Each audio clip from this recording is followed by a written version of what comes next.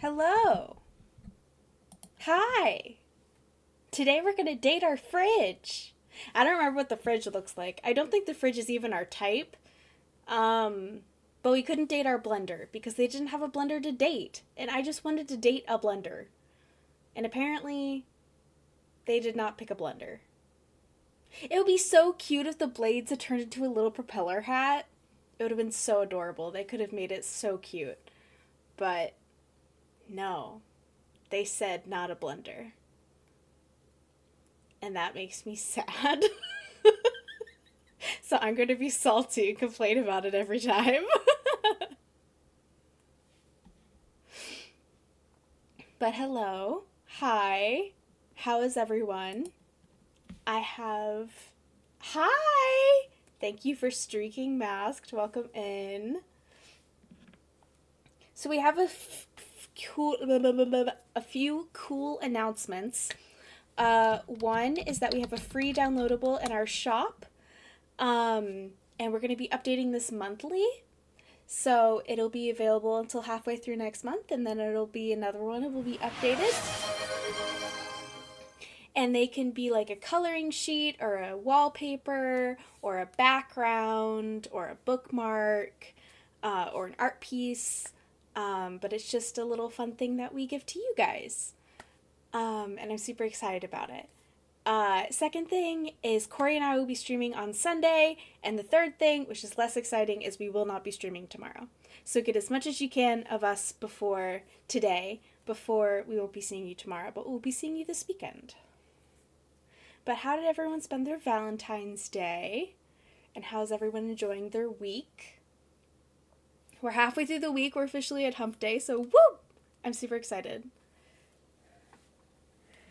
Holy shit, this is the first time in years I've seen an ad on Twitch.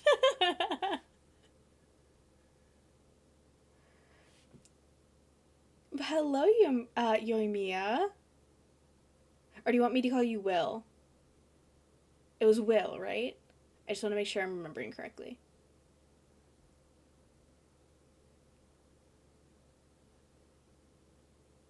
Amnesia, you know.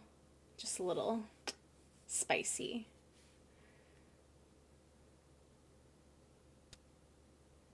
Thank you for the gay juice. Oh my gosh, it's perfectly spaced. Oh my god. I'm sipping on the gay juice. Yeah, it's Will. OG, I'm so hyped. Okay, Will. Cool. I'm sipping on the gay juice. Woo! We're gonna be drinking lots of gay juice for this stream because, oh, there are so many hotties in this game. So many hotties with a body. And none of them are a blender. I want the fucking blender. If none of you know what I'm referencing, there was this Tumblr post that became a Pinterest pin that I saw years ago. And it was like, do one thing a day that scares you. But also, like, entices you.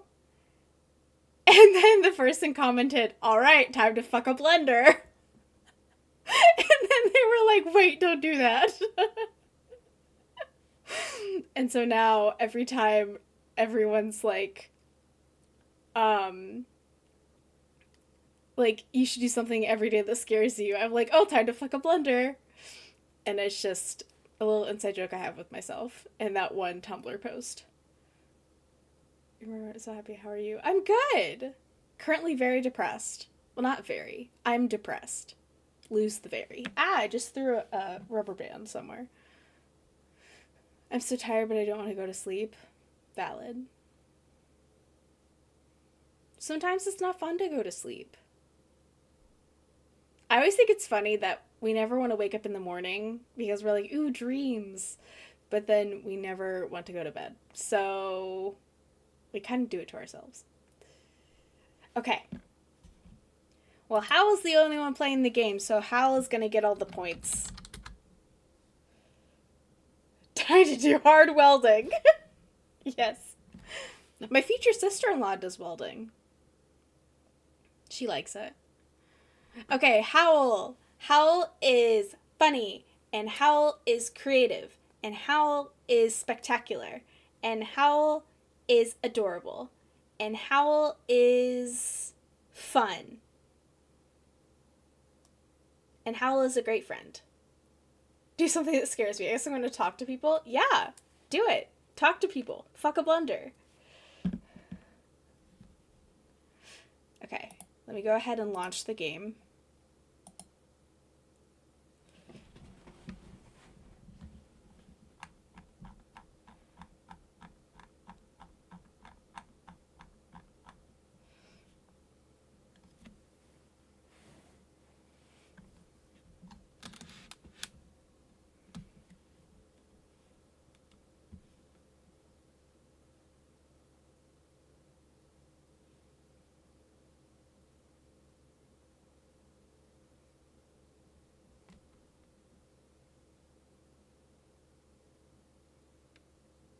Okay.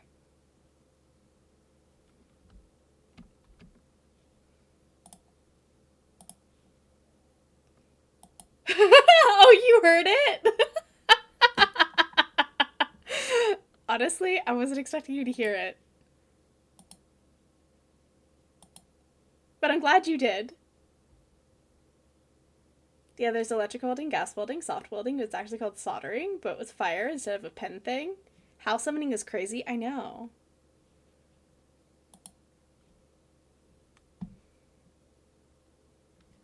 Okay, hold on. Okay, we need to reposition the thing here.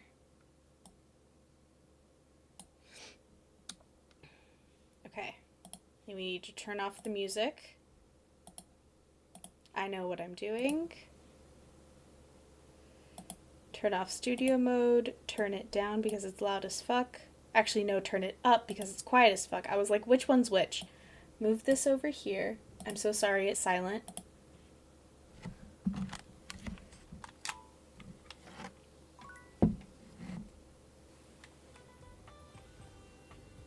Okay, continue.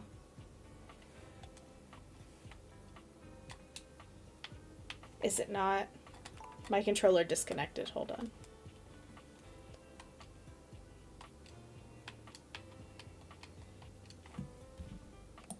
Okay, apparently my controller isn't working. Why is it doing this? I'm having a great time. I'm having a fantastic time figuring out why everything is disconnecting.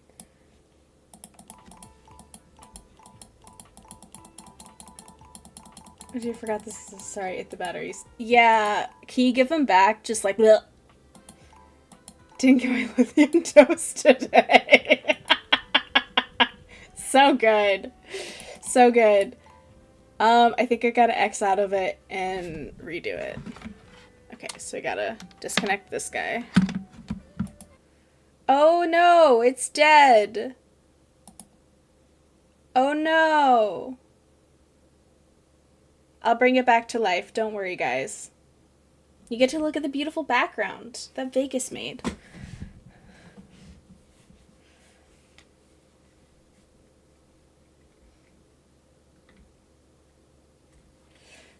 Team 17.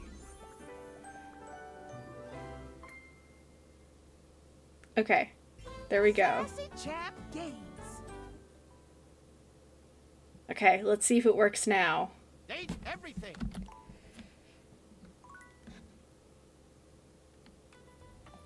Okay, continue. There we go. The sky appears blue because air molecules scatter more blue light than other colors. Okay. I forgot how to play this game. Also, I'm playing it on basically on a different thing. Oh, I'm out of hearts. So I have to go to bed.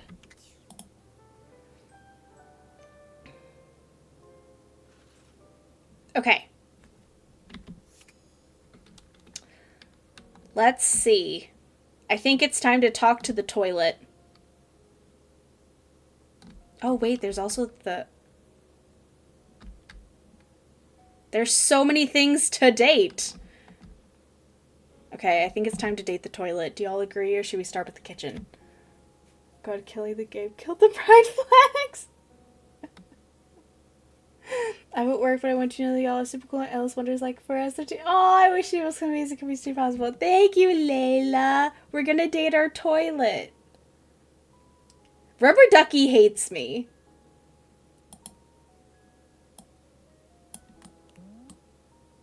The toilet is acting toilety again. Look at it, sat there doing toilet things, like some sort of toileting toilet that toilets. Actually, that was rather harsh. It's just a toilet.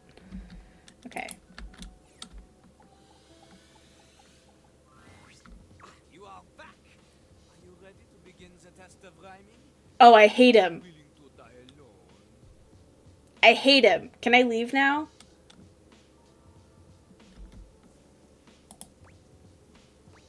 No, not just yet.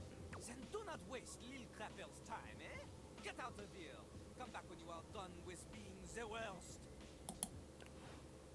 Okay, did I just waste a heart? Yes, I just wasted a heart. I want to do the bubble bath, and then I'll do the rubber ducky.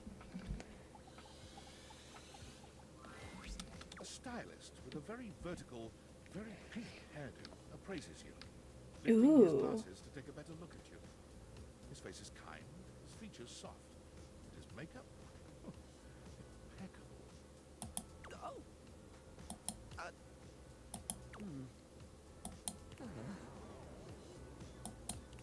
How about we? Oh. Oh dear. Getting lost right at the start of all this. I'm so sorry, darling. My brain runs quicker than cheap mascara sometimes. Stupid Barry, disposable Barry, you're doing it again. Oh, just stop talking. I would like that, yes. He takes a deep breath, shaking off his awkwardness and giving you a friendly smile. Let's take this from the perfectly coy top, shall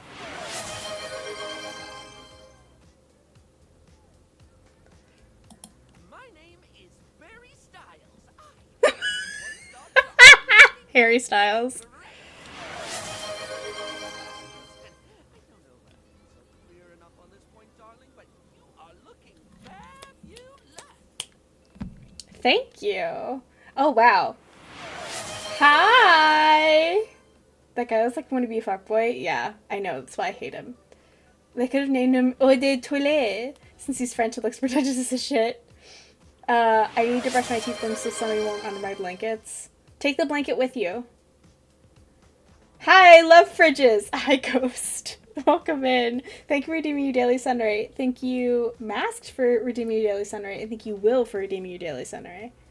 This guy is wearing mesh. Yes, and it's totally fashionable. Way better than Eau de Toilette fuckboy. His nipples are fully out. His nipples are not fully out. His nipples are hidden. You can't see his nipples. Whose nipples are you seeing? But it's mesh, but it's being covered by the vest. Also, free the titty. Free the titty. I don't see them, but they're out. If you don't see them, they're not out. If you don't see a gay person, they're invisible, okay? If you don't see a gay person, they're not gay. They're not out. My logic makes sense. Hey, I'm all for titties, I'm just saying. It's too big. I could take my toothbrush into bed. Sure. If you don't see a gay person, they're not gay. Is that going to be a quote now?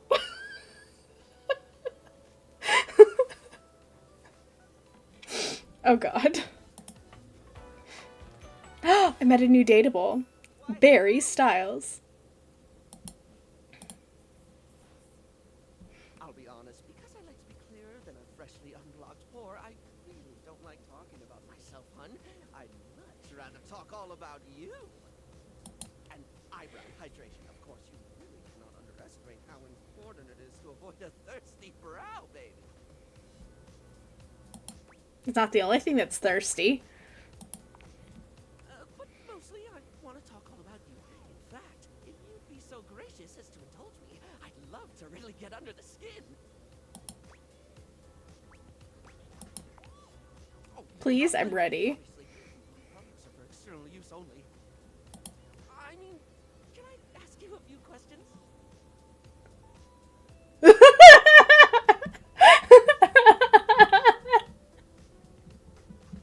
Do you know that when you add that little tag to the end of a quote, it stays with the quote?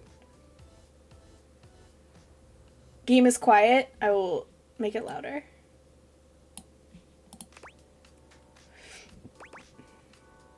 I'm deteriorating with my eyeballs. I'm crying. Yes, I'm fully funny. Makes much funny. Sure, let's do it. Oh, fabulous, darling. Is the volume better? Greetings, Vegas. Welcome in. If you can't see a gay person, they're not gay. That's the wisdom of the day.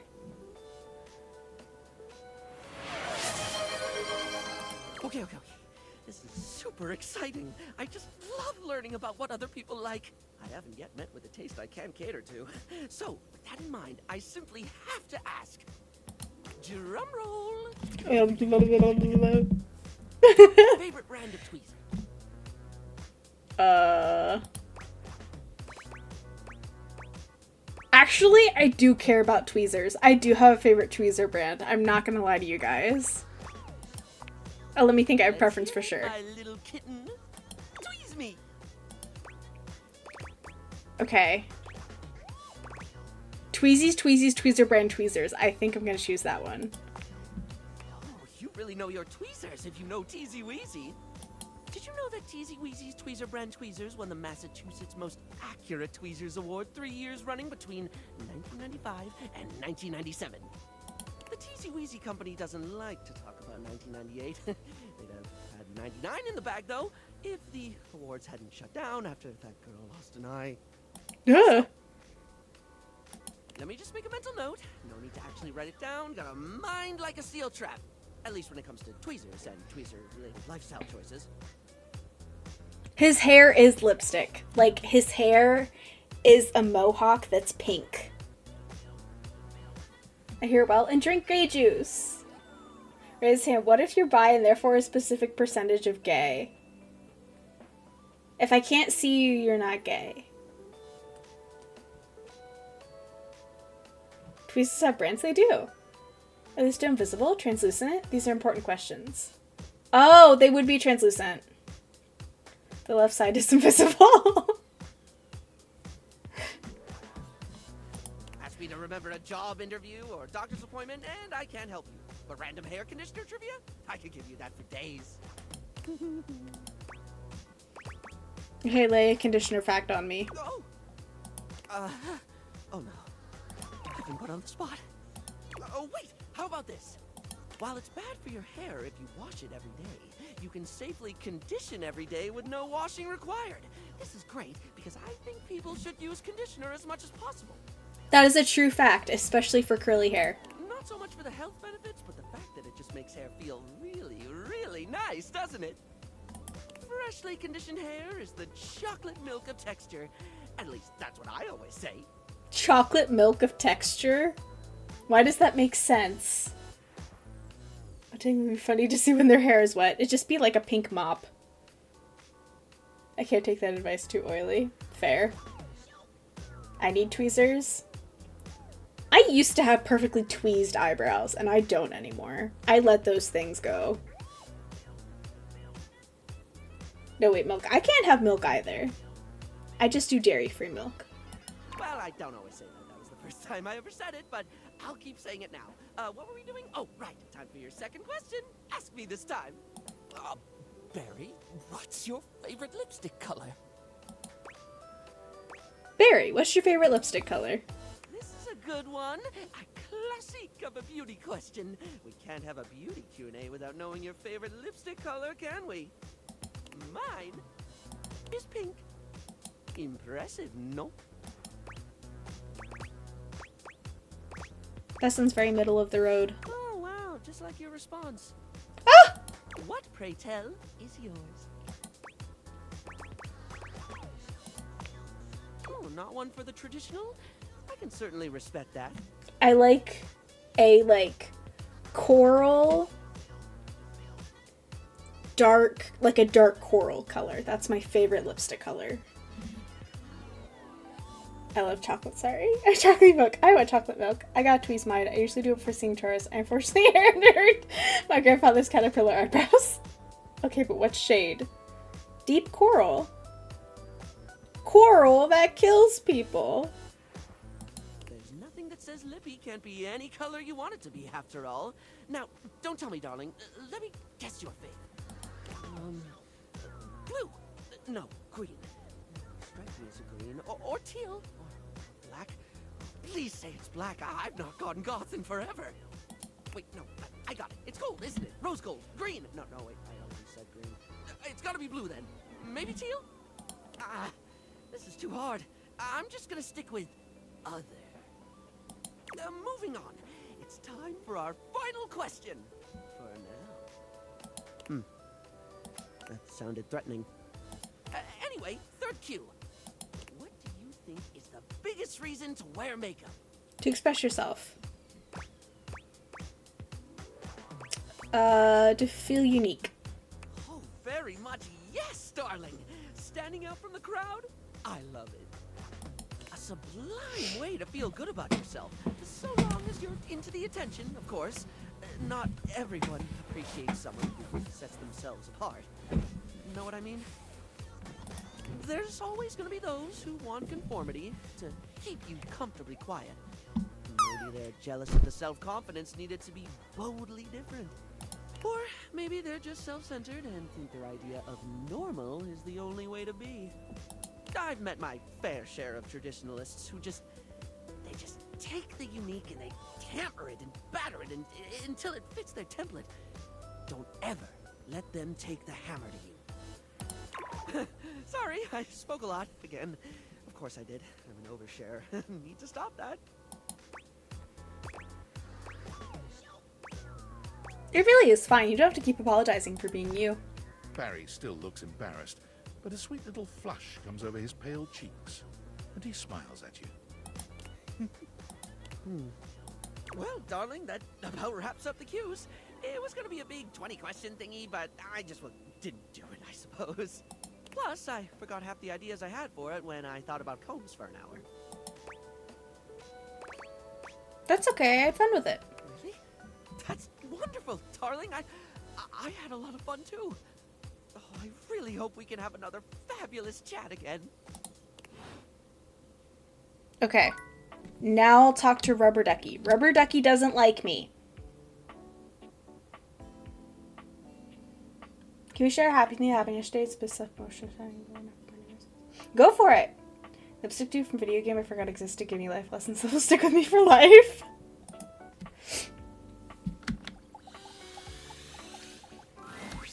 You again?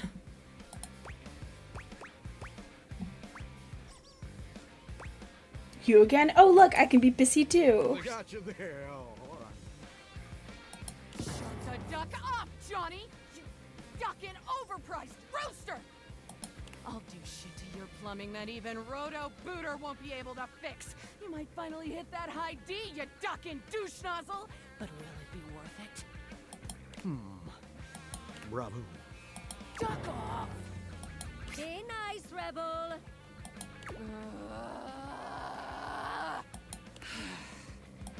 So, what brings you back, poser?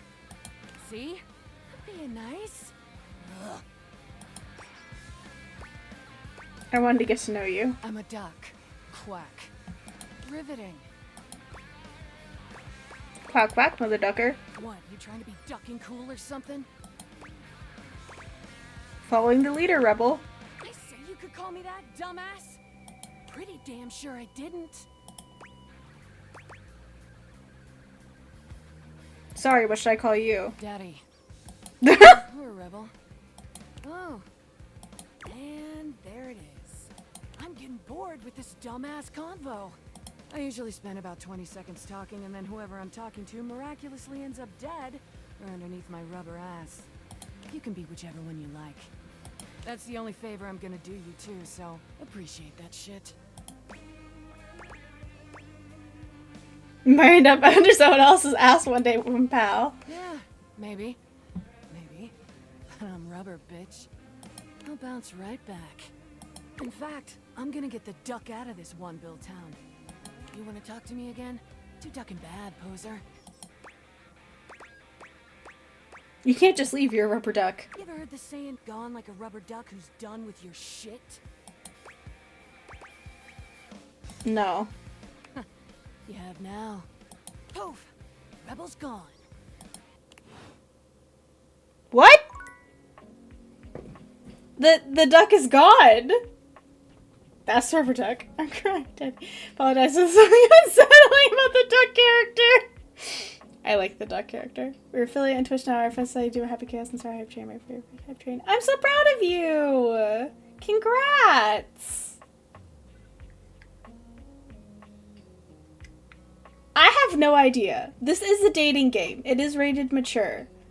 So... Oh, I hope it was a good cry. Okay, let's see.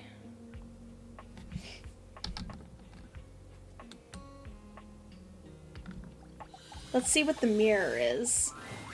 Your mirror has done its job dutifully over the years, accurately reflecting your image back at you in good times and in bad. But today, there is no reflection for you to scrutinize. Only a long-haired beauty who looks at you like you're a work of art.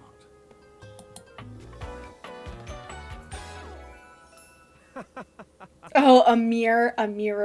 Haha. Oh, incredible. Who, me?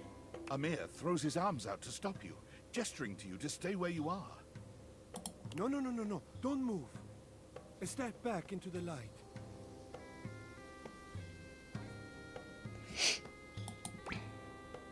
Like this? Yes. Breathtaking. Look at you. Do you see how well I can frame your face from this angle? You are glowing. I hate looking in the mirror. My darling, no. This is such nonsense. Why would you say this? What could you possibly dislike about what you see? It looks like I got dressed in the dark, which I did. Nonsense. You look... You know, dear, the dress is maybe not so flattering for you. But that is such an easy thing to change. Easy and fun when you are ready. And even your lack of finery cannot dampen your natural allure. You're a flatterer, Amir. Ah, but the spark has been lit. You'll see. We will just have to fan those flames until they're a great, big, beautiful rolling flame, won't we? Stop by any time. I'm happy to admire your beauty any day. Huh. Okay. Who should we do next? We're just romancing the bathroom. The next day in the game, we'll romance the kitchen. So should I do the tub? Or the sink portion? Or the towel? Which one should I do? Is the toilet paper romanceable? Is it? It is! Or the toilet paper.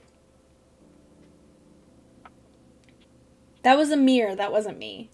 But thank you. Should we do the toilet paper, the sink, the tub, or the towel?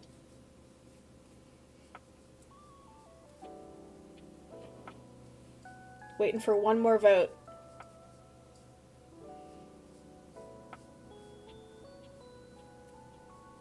Roll with it, do the toilet paper. Talk to this object today. Okay. So it has to be either the sink, the tub, or the towel.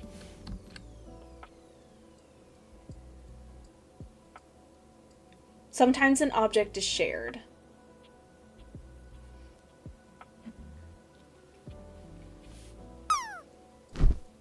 think I'm gonna do the towel. But I also want to do the tub. Well, I think this is a toilet roll.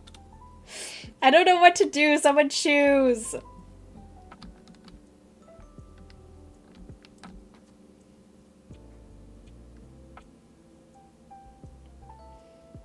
Tub or sink or towel?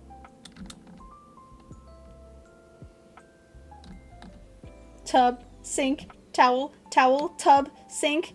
I said that wrong. Towel, sink, tub, tub, sink, towel, tub.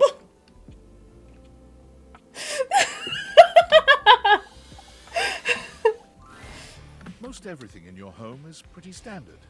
Okie dokie, have a good brushing of your It's teeth. not exactly what anyone would call luxurious. That tub is luxurious. What are you So talking when you about? find yourself bowled over by the nearly suffocating air of luxury and privilege in your bathroom, it's easy enough to pinpoint the source. A beautiful stranger in a luxurious sud-lined bathrobe stands before you, resplendent in black and gold. Her hair and skin have a distinct shine to them, as though she'd just stepped out of the bath. She strides forward, grabbing you by the arm. Oh my god, it's about time you showed up. I ordered hours ago, and the pizza's free if you're late. Wait a minute. Where's my pizza? Well, now I'm hungry. Yeah, and so am I. So where's the pizza? She squints at you, looking you up and down. Wait.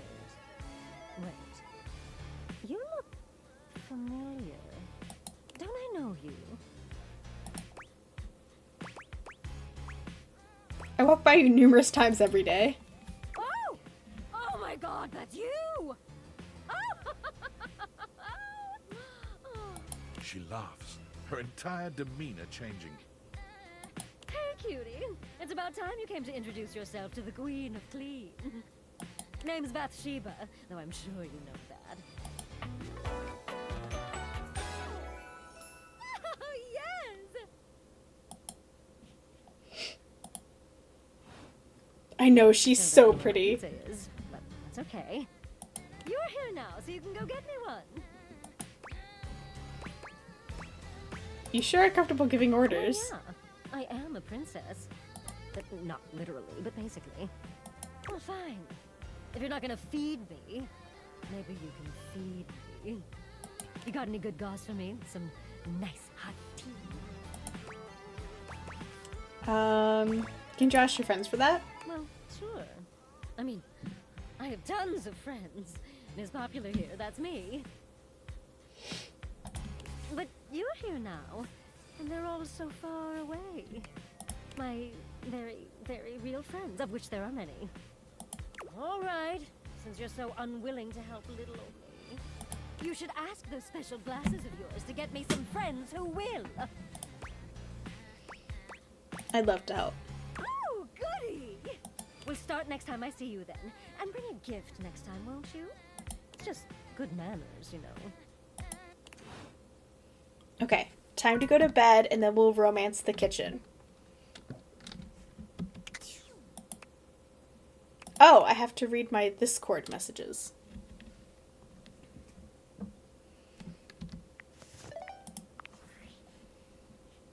Well, well, well. If it isn't the Casa Casanova. Do you see? That's wordplay, baby. It's shameful is what Whatever, it is. hater. Don't bring that negativity on your date with your table, huh? You're out here dating all these appliances and shit. But, like, why? Not why are you dating them, like, why is this happening now? To you? Dumb luck, I Pretty guess. lucky then. So, like, where did the date viators come from? Like, what's the point of them? Who made them? And why?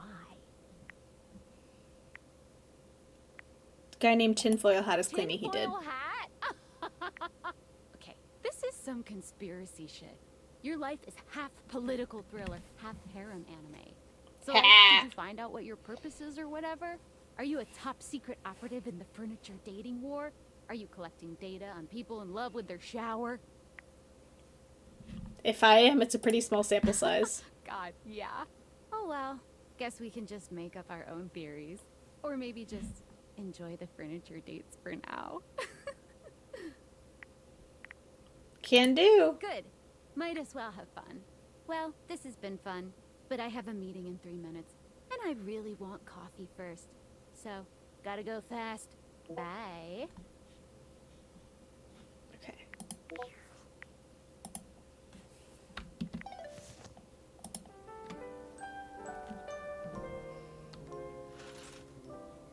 Okay, time to fuck a blender. For those who are new, that is a Tumblr post.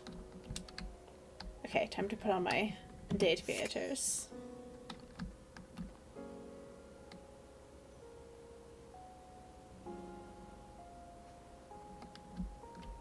Okay, is the fridge different?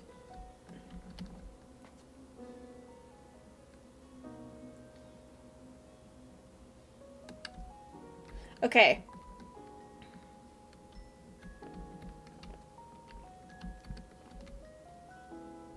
There's curtains. I don't think I've done the curtains yet. Ooh, there's a window.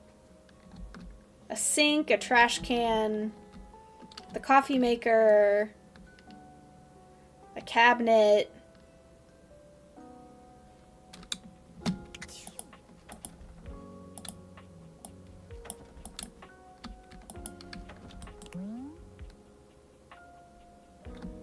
Lockpicker friend. Okay.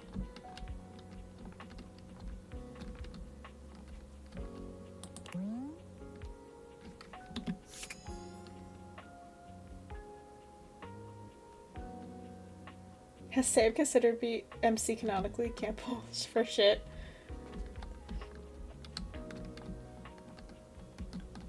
The B word is censored. Every other word is allowed here, including cunt. But the B word is censored.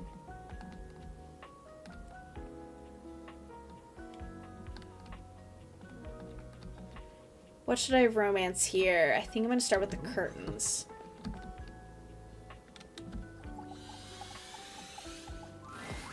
A charming, well-dressed Ooh! couple stand with their backs to you, peering through the curtains and pointing at something outside that you can't see. They seem quite absorbed in their own conversation. Look over there. Look at that. Across the street. What are we looking at? What do you see, Rod? I see a dog. I see a car that could use a wash.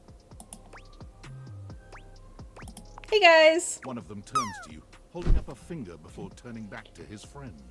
Hi. 1 second. Now, why in the world do you think I would care a single thread about an unwashed car? I don't know what you want from life, Kurt. The shoes, my dude. The shoes. Oh, you were looking at the neighbor's shoes. Those are nice. Right? That's what I'm saying. Hey there. Hold on. Those are way better than those shoes we saw last week. Ain't that the truth? Only time I wish Wendelin would have fogged up. Those kicks could have kicked rocks. Hello. What was that about? Rod, don't be so rude. I'm just giving what I was receiving. You'll have to excuse Rod. His tact leaves a lot to be desired. There you go, talking about me like I'm not here. Nah, I'm talking about you so you can hear. There's a difference. See, that's why your seams are unfinished. My seams are unfinished. My seams are unfinished? Keep talking. See what happens. You ain't gonna do nothing. You love me too much. Yeah, okay. Don't say that too loud. Everyone else might start believing it. You both hate each other, don't you? What? Why would you think that? Rod's my best friend. Kurt and I have been together forever. Yo. Kurt and Rod. I'm like his brother. But not my brother. If we were related, you might actually be polished. We both know you wouldn't look good unless you were next to me. Who told you that lie? Say, who do you think looks better? Me or this delusional drape I call my friend? You know it's you, Kurt. Yo, what? Nah, I claim bias.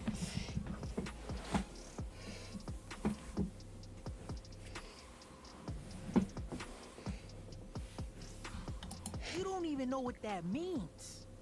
You asked the question, so they sided with you. Bias. Okay, so you do know what the word means. This is tough to listen to. Why is that? Because we pull each other's threads? What good is a platonic life partner if you can't clown on them every now and then? And with a face like his, he makes it easy. Oh. Well, at least my attitude ain't stank like yours. My attitude is great. Man, if your personality had a scent, it would be mothballs with mildew. Okay, that was a good one. Oh, Bird, you smell like mold. Whoa, okay there. Calm down. He's being shady, not mean. But what's the difference? Being shady isn't always a bad thing. Oh, to the contrary. I'm shady all the time to Kurt. Why? Because I love him. Yeah, I still don't get it. There are 5 rules to throwing shade. First off, you have to know the person. Sure, you can be shady to folks you don't know, but that is just me. Wait, we made fun of the new mail carrier just the other day. That's because they were wearing that uniform with open-toed sandals. With socks. Oh yeah, they asked for that one. This rule is one of those, do as we say, not as we do things. Unless we ask you to do it with us, at which point, you better come correct. Which brings us to rule number 2. If the roast ain't hot, you're toast. The shade is all about the laugh at the end. Maybe even, a strong guffaw. A guffaw? Are you a cartoon dog person?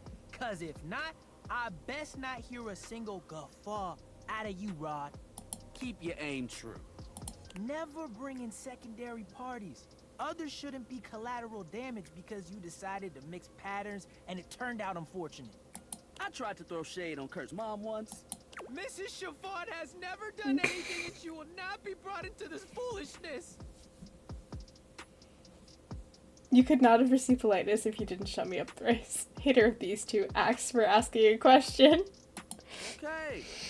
Rule 4. Read their body language as you read them down. Everyone has their line and their limit. Don't be so caught up in the goofs that you step on that line.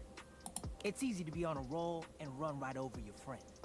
Which is why rule number 1 is important. If you don't know them, you don't know what might actually make them upset. Right, like I don't talk about Rod's crush on the blinds at the last house.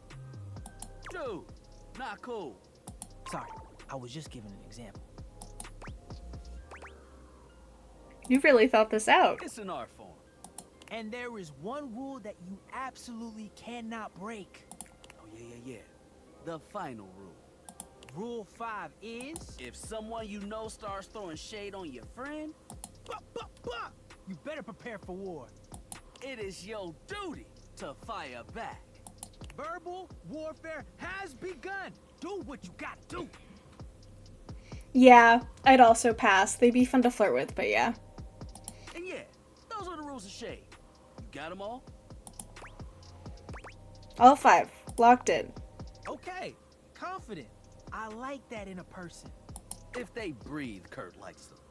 You act like you're the one to talk. The tree outside sways, and you think it's flirting with you. How can you not be charmed? Have you seen those branches? And grass is just playing hard to get. Alright now, calm down. They said the grass. Hmm. The grass, Rod! Oh, you can guffaw, but I can't? Okay, fair. But damn, they got you. You right. That was a good one. You catch on quick. Yo, Rod, that fashion student is getting off the bus. Ooh, what are they wearing? I'm not sure. but it is fly as hell. We've got some people watching to do. Swing on by soon. But come holler at us at different places. Each window has a new thing to throw shade on.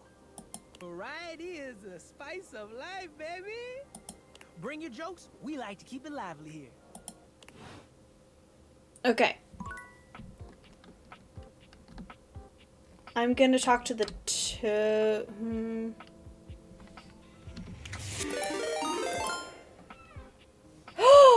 Hello! Hi, Hal! Welcome in! Hello! How was your stream? What are you up to? Can I have a mod give Hal a shout out? And Henu a shout out, please?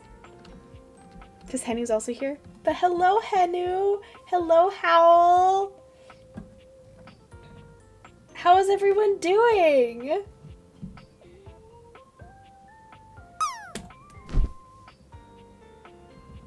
Hi! Okay. I know you were knitting the plain shawl. How many rows do you have left? How was your stream? What did I miss? And now I'm gonna go into my spiel. Hi, my name is Grace. I'm one of the main fronters in a DID system, which means there's more than just me in my brain. We do a whole bunch of things over here. We're a variety channel. We do games, we do art, we do tarot, we do singing, we do piano. We just do a whole bunch of shit over here. We are an 18 plus stream, and Hal is also an 18 plus stream, but if you're under 18, you gotta skedaddle. Sorry about that. Come back later. But yeah, welcome in! What were you up to? Other than the plain shawl, did you guys do anything else? What did I miss? Stream was good. I did 5 rows of Lord stitches each, and my arms are tired. That is so valid. That is so valid. Those rows are getting so long. For those who don't know, Howl is a crafter and a gamer, and they're currently knitting this really big shawl that has really, really, really long rows. So, could never be me. I'm so bad at knitting. Currently, we're trying to romance my kitchen. But if you need to raid and run, feel free. If you need to lurk, do post-stream self-care, whatever you need to do, you do you. And if you want to stick and hang around, we would love to have you. But thank you so much for the raid and bringing your friends over here. We will take very good care of them. Love your face. It started with super short rows at least, but now they're not super short. They grew. They multiplied.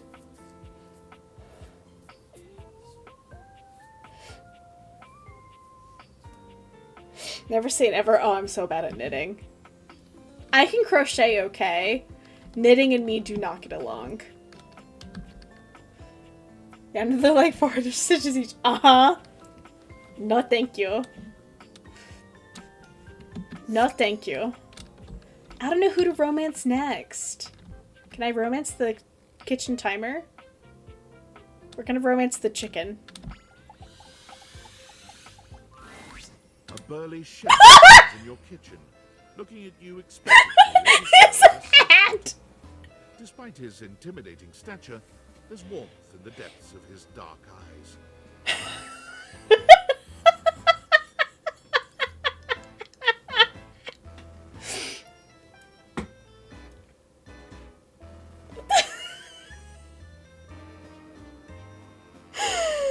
Oh, I'm so dead. I'm so dead. He's literally a square. His music, too. It's like, it's a dance of some sort, but I don't know if it's a salsa, a tango, a foxtrot, a waltz. I don't think it's a waltz. It's something with pizzazz and edge, but I don't know what. I was trying to make a star blanket, learn these stitches and everything. I'm trying to crochet a baby blanket for my friend, and it just is not going well. He's just a square. I think that's the stove, not the timer. I selected the timer, but sometimes the items aren't necessarily all different. So, like, the appliances are all one appliance, even though each of them highlight, that doesn't mean they're all different. So like for the curtains, you can go to any curtain in the house and it's still the curtains. Is that tango? I'm thinking it's the tango. I'm dancing. You guys can't see it, but I'm dancing really badly. I wish my son had arms. You could see me dancing.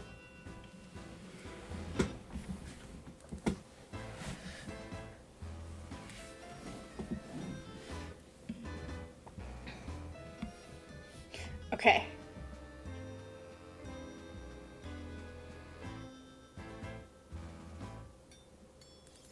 I wish my son had arms.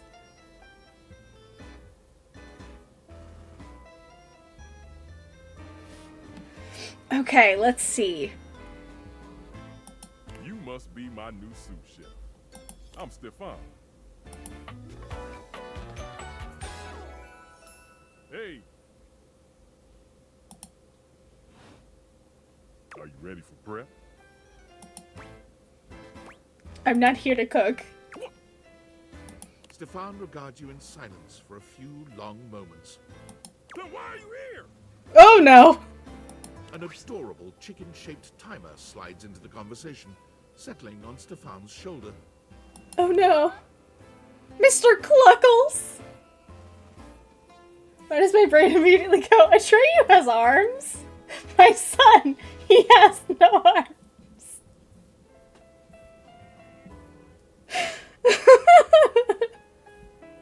Bagok! You're right, Mr. Cluckles. I could stand to be nicer. Ooh, I love his fade and his hair. Ooh, I love that. He takes a deep breath, steadying himself, then points dramatically at you. You, what are you doing in my kitchen? This is my kitchen. This is my kitchen? You must have me confused for someone who thinks this kind of thing is funny. I'm busy. I've got a whole lot of folks to feed, and unless you are here to help, I need you to step out of it. Wait. Do you smell that? No. Yet you possess a nose, do you not? I make do with my hood. Yes. I'm preheated. I know. Thank you, Mr. Cluckles. Always keeping me on track. Like some humans who come in my kitchen just to distract me. Oh, it's a little chicken timer. The chicken timer offers more help than you can imagine. He understands the type of establishment I'm trying to run around here. Are you okay? Only a human who doesn't understand cooking would ask me that. Cooking is life. It's not just food, it's your soul. Maybe one day you'll understand that. Until then, I'm wasting heat standing around here talking to you. Anyone ever? I don't want to select that. Well, of course they do. And they didn't know a crate from a grape, so I couldn't give a damn about what they say. Wait, I know a crepe from a drape. Does that count? Go on, shoot. Okay, Mr. Cluckles, all prep should be done in 7.5 minutes. Start the timer. And go! But before you go back to your overworld home, it appears that Rebel blocks your way. The duck is back. I'll get it even louder. Okay. Is that good? You. Can you open his stomach since it's enough? Let me see your insides. Is there a rotisserie chicken in there? It's not deafening me. I have it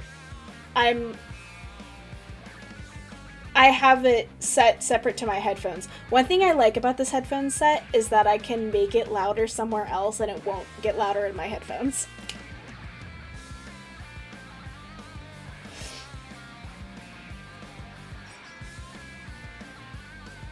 It is not deafening me, I promise.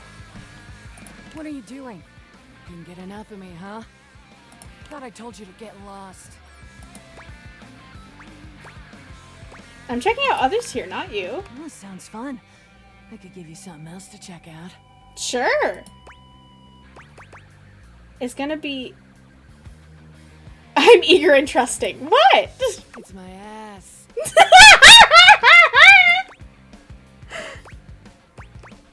Yeah, I walked right into that. Let's call it a learning experience. Lesson being... Try not to be such a ducking rube. I hope you've had as much of a blast as I have. You're funny. I like it. Rebel seems surprised for a moment. They look at you hard as if trying to decide if you're serious before their eyes fall to their feet and they mumble a response. Sure. Whatever. Well, it's a good thing that unlike the other idiots in this house, I'm not just here to fawn over you and try to get you to love me. So you can take me as I am, or you can go right ahead and duck off. Rebel out.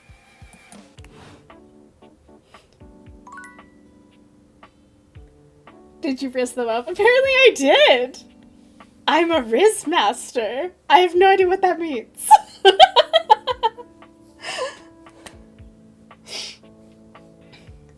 Apparently you just have to say, yeah, you do you. You treat me like shit. Step on me, mommy. Or daddy, apparently. They prefer to be called daddy. And it's fine. Apparently. Rubber ducks are hard to read. I know! They got flustered! Their little ducky cheeks. My lips are so red. Okay, let's see. That clock scares me. Can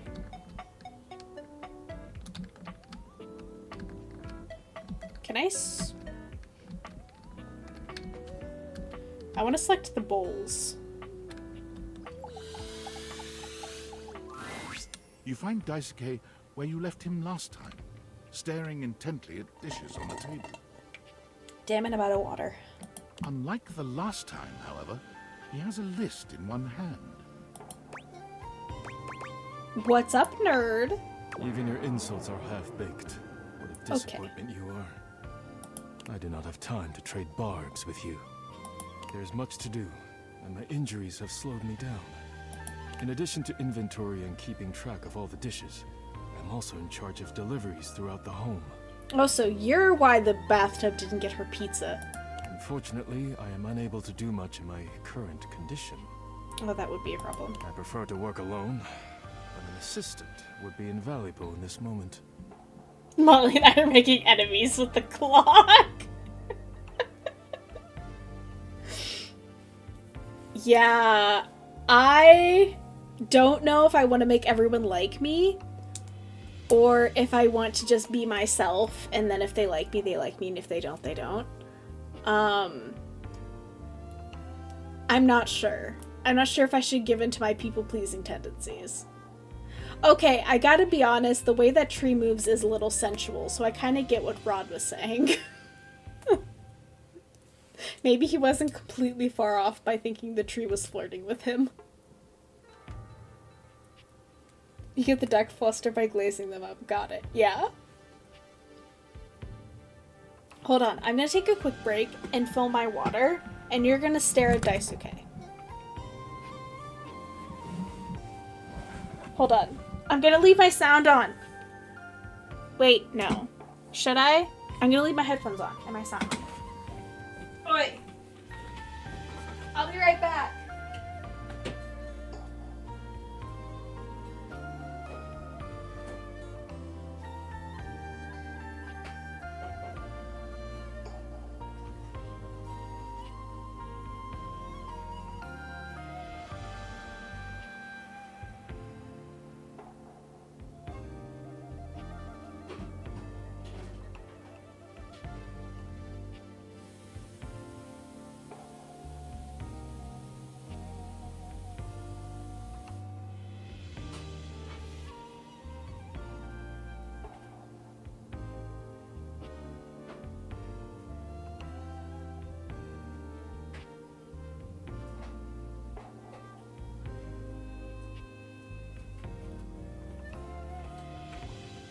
I'm back!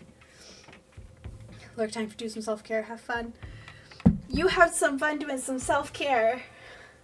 You have a good time. Ow, I just stepped on something that hurt my foot.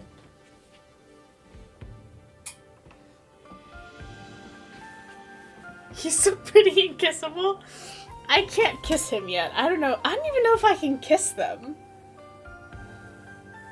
Like, I don't know what,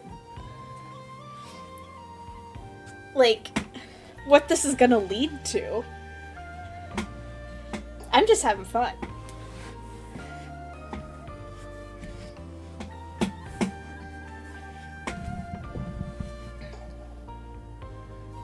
Hold on 1 second.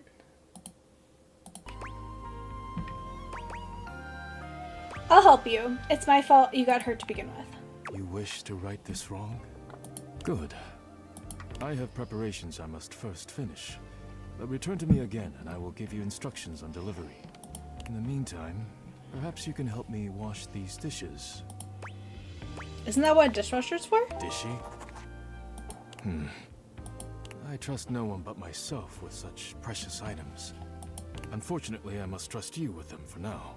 Do not disappoint me. Sure thing. Please begin then. You pick up the dishes and begin to wash. As you work, you feel Daisuke's eyes boring holes into you. It makes you feel nervous. You treat the dishes with such care. It is beautiful to see. Perhaps trusting you was not the worst decision. You manage to finish washing the dishes without further incident. Well done. This may not be the disaster I assumed. When next we meet, you will assist me with deliveries. Be prepared. I'll do whatever it takes to make things right. Complete these deliveries, and all will be well once more. Leave me now. I must review orders and inventory. Farewell.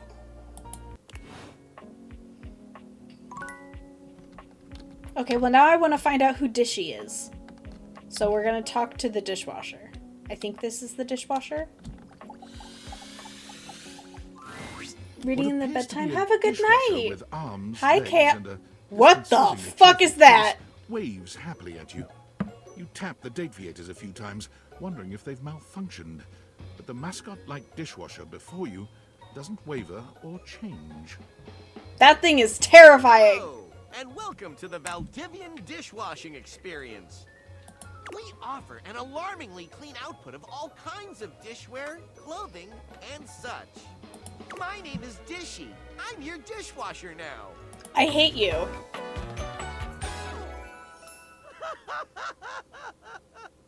What's with the legs? To get started, please connect me to your internet so I can get started knowing exactly what I need. No way, you're staying off. That's completely fine. We can absolutely operate in offline mode. Would you like to wash dishes? No. Dishy points to himself in a cartoonish gesture that suits his mascot-like appearance, but he quickly shakes off his surprise I like in him. favor Oh, I of don't his like him. usual Who the veneer fuck is of Dishy? professionalism. Talking to me? I'm your dishwasher now. If you have questions, I can tell you about warranty, limits of liabilities, and flavors of soap I can dispense. Flavors? What about scents? How about soap flavors? Only the best for you. Sweet cherry lime, well-meaning lemon, and white raspberry.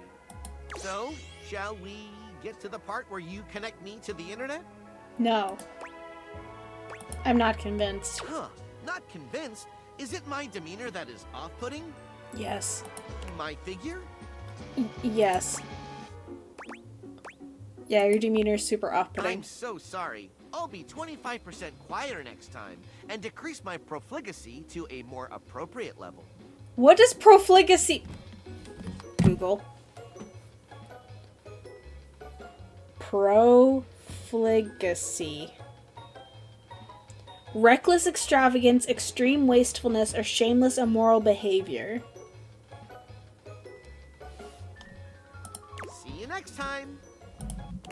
Okay, I hate Dishy. We're never talking to Dishy again. Dishy is terrifying. Almost as bad as the clock. Okay, now we're talking to an appliance. Okay, should I talk to the books, the salt and pepper shaker, or the appliance? Which one should I choose?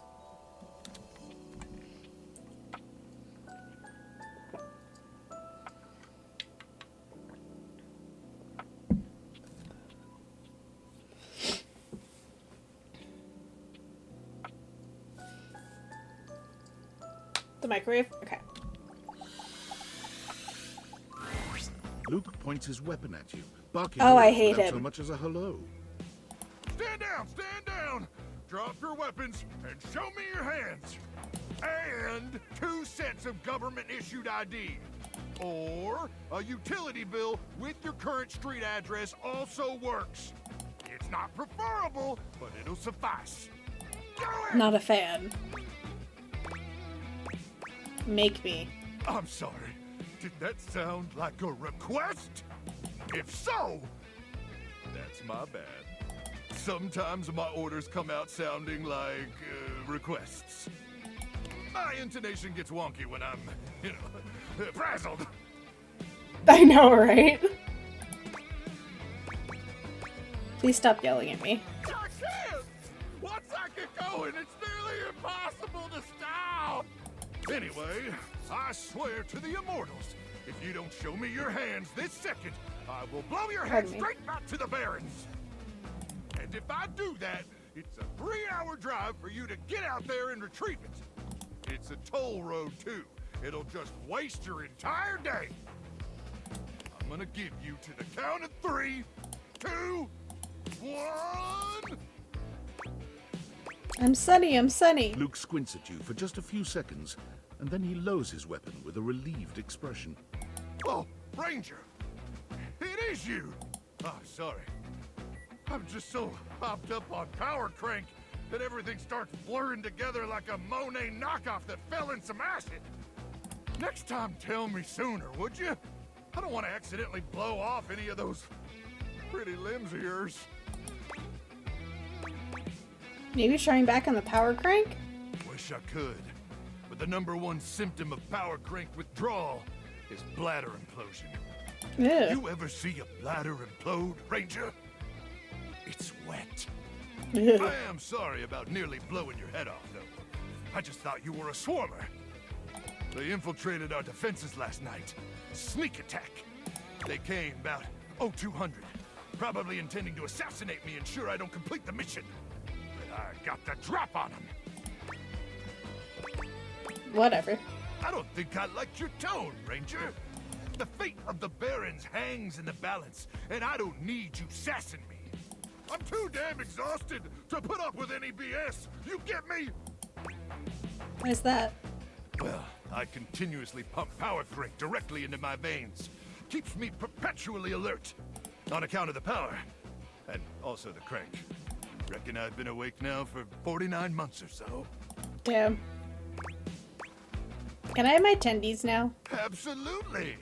Just as soon as I finish debriefing you.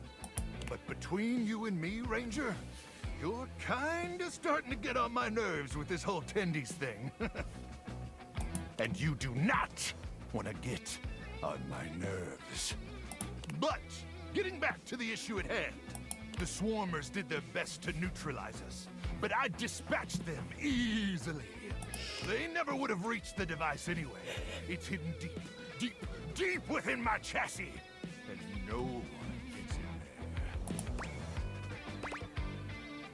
there. What? You let me in there? How dare you? Oh, I see. You mean in that way? Well, now may not be the most appropriate time to have that discussion. But perhaps that's a conversation we should continue. Sure, whatever. Anyway, I'm glad you're here now. We can go over the details of the mission.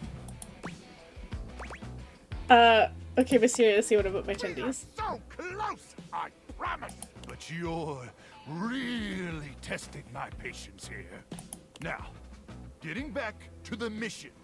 Luke looks around, patting himself down for something he doesn't seem to find. Do you have a pen and paper handy?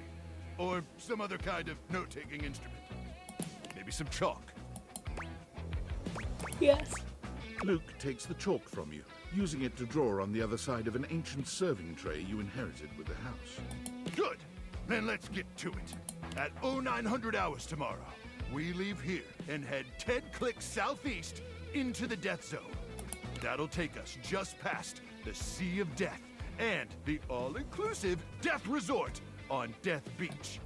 If all goes smoothly, we'll arrive on the outskirts of the Swarmer's Nest around 0700. You getting all this, Ranger?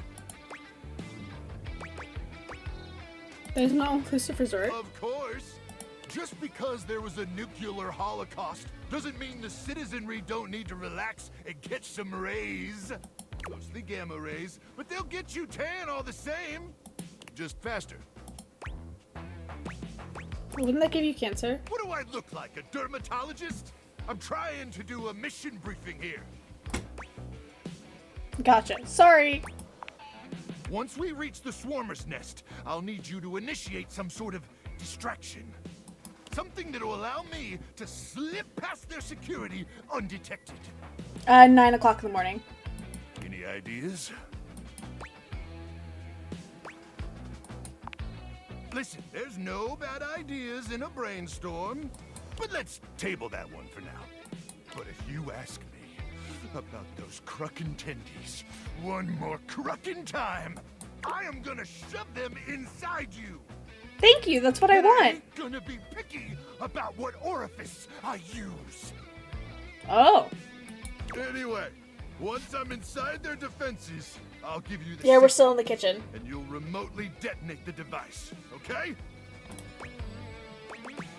And then I can get my tendies. That's it! You had the opportunity to be a part of something truly monumental. You could have been the hero that eradicated the swarmers once and for all. But no, all you cared about was your dumbass tendies. So here, okay? Here you go, jerkwad. Here's your tendies. Luke slams a plate of dinosaur-shaped nuggets down in front of you. The ends are dry, and you can still see ice crystals in the middle. Choke on them for all I care. Now get out of my sight. I got a world to save. Oh. Well. Choke on the tendies, jerkwad.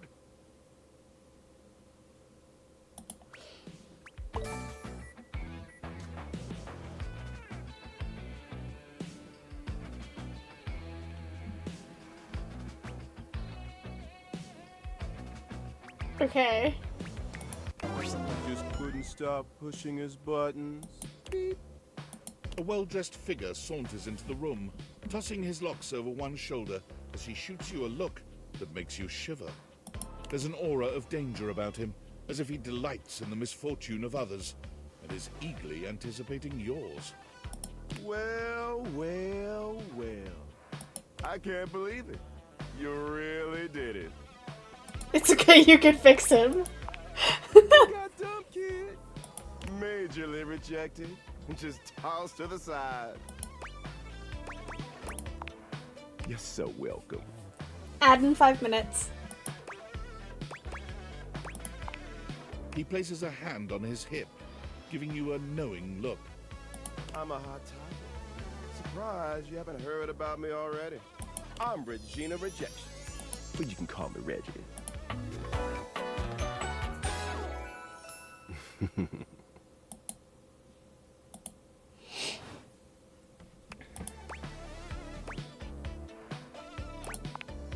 Me, I like to come in every time you get a hate ending and take in the sights. It's a hate ending? Being rejection after all. Do you show up every time I'm rejected? If I have something to say, which is every goddamn time, baby. So this means I can see you again? Oh, don't worry. I'm always just one rejection away. Listen, bitch.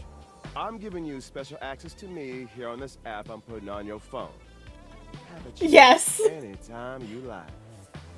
That's what I was If you thinking take your too, phone, Will. typing something into it, he turns your phone back around to show you a funny little icon that looks like a broken heart. What happens if I get rejected by everyone? We'll just have to wait and see. That'll be a feat. I'll come by to check on your progress if that's your goal. Let's just say, I really can't wait. Do I want rejection? Okay, so I got a hate ending. So I can't... So I now officially can't get everyone to like me. Damn. I feel kind of bad.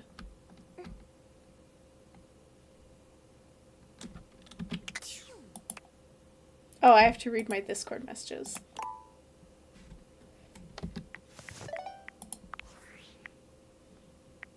Valdivianites, it's David Most, your beloved CEO, with an important question. What do the following items have in common? Cellophane, eyeglasses, and bottled water. If you guessed they're all 15% off today, only on Valdivian.com, you'd be absolutely correct. But even with that spirit in mind, I need to share some difficult news with you today. I have not been entirely candid regarding my lost sunglasses. Firstly, the lost item was thankfully not my sunglasses. My sunglasses were handcrafted in Italy by blind artisans, are inlaid with conflict diamonds, and are locked in my safety deposit box. No, the missing item in question is actually a Valdivian prototype. And even more importantly, it's the only existing prototype of the amazing new gadget we're planning to launch for the Q4 Blissmas season. Unfortunately, the engineer who invented the prototype was a disgruntled former employee who destroyed the schematics before disappearing himself. So, as you can see, it is imperative that the glasses are found as quickly as possible. To that end, and after discussing it with the board, we are now prepared to offer a handsome reward for their expedient return. A $50 gift card to Valdivian.com.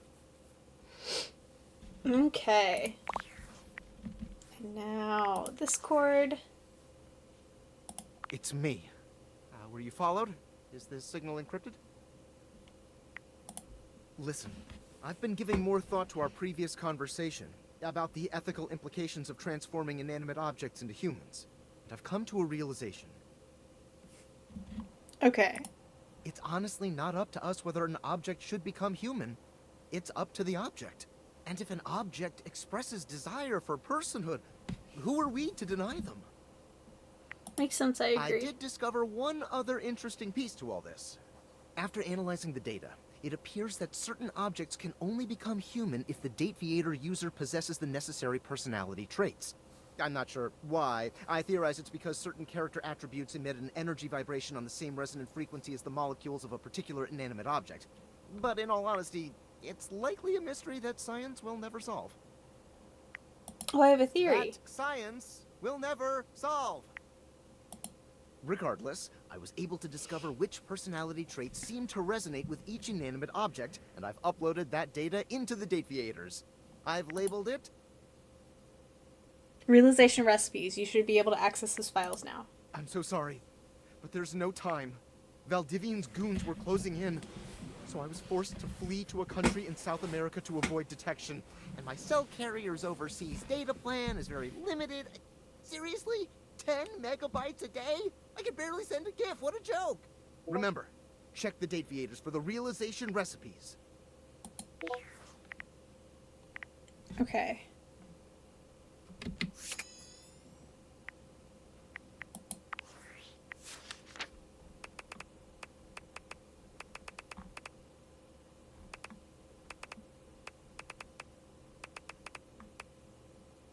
Yeah, we got a hate ending with him.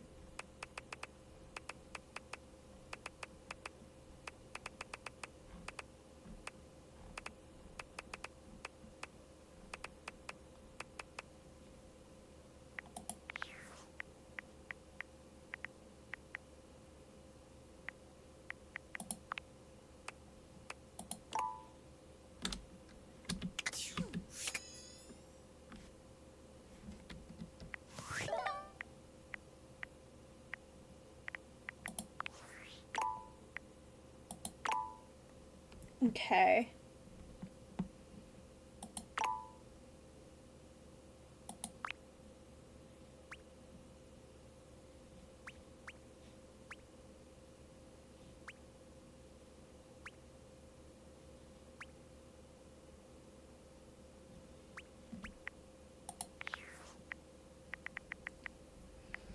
I can't find it.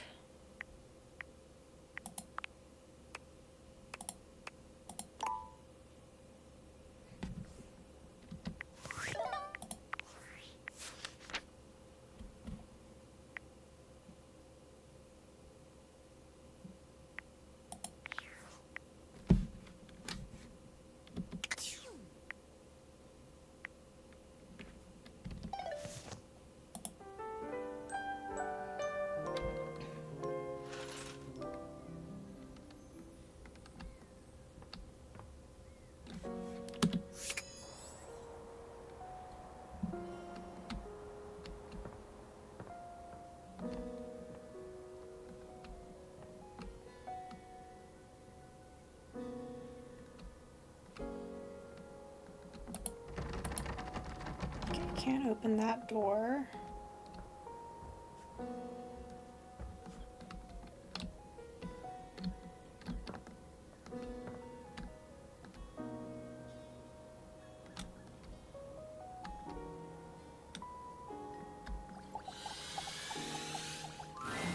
Oh, good!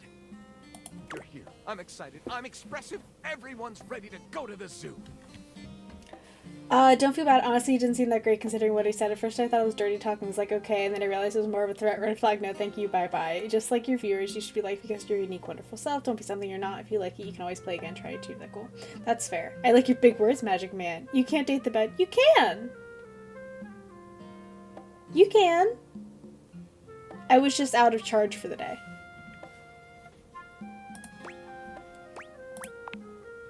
Don't worry about it. I've been thinking, and here, I believe, is the best way to organize our efforts. Creativity is for naught without some solid logistics. I know how I'd like to start my book. I've got this fantastic detective character named Gwen that I've been working on for a while, and he's going to be our hero. What I need from you, though, is help with creating an outline. If you will, help me to create a framework. And then, once we have that, I will take it and go into my secret writer's cubby and create the entirety of the book. Which I can absolutely do in a night. And believe you me, it will be perfection. But the outline, that's the hard part for me. Will you help? Does that sound doable? For sure, let's rock and roll. Yes, yes, let us boogie. So, here's what I'm thinking about Wen. Detective Xander Wen. He is a hard-boiled detective living in the big city of Sprawlsville. And he is a magnet for crimes. Which works out just fine, because he's also a genius at solving them. Now, just to be clear with you, I haven't fully settled on writing a hard-boiled crime drama to go with my hard-boiled detective. The way I see it, Detective Wen is capable of getting himself into and out of almost any kind of trouble imaginable. I suppose this is why I've been having so much trouble writing this on my own. Xander Wen could do just about anything. I'm asking you to help me create his first story from infinite possibilities. She's soft and friendly. Well, shall we get started? Hell yes, this is gonna be Excellent. great. I'll give you the first line, of which I'm very proud, and we'll run with it from there. Detective Xander Wen went out the door, looking for crimes.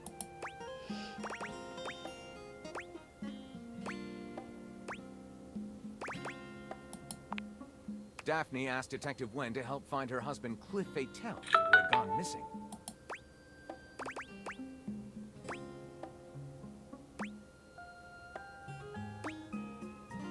She hasn't seen him on Skyros Island of the Sirens. Skyros, Island of the Sirens, was one of Sprawlsville's top 10 tourist traps.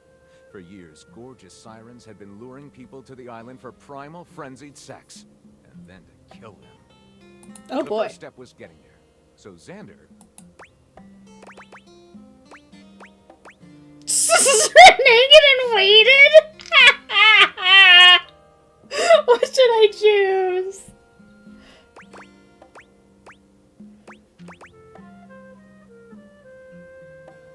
I'm gonna choose that one. Everyone knew that if you stripped naked and waited long enough, the sirens would just come get you, which was way cheaper than taking the ferry.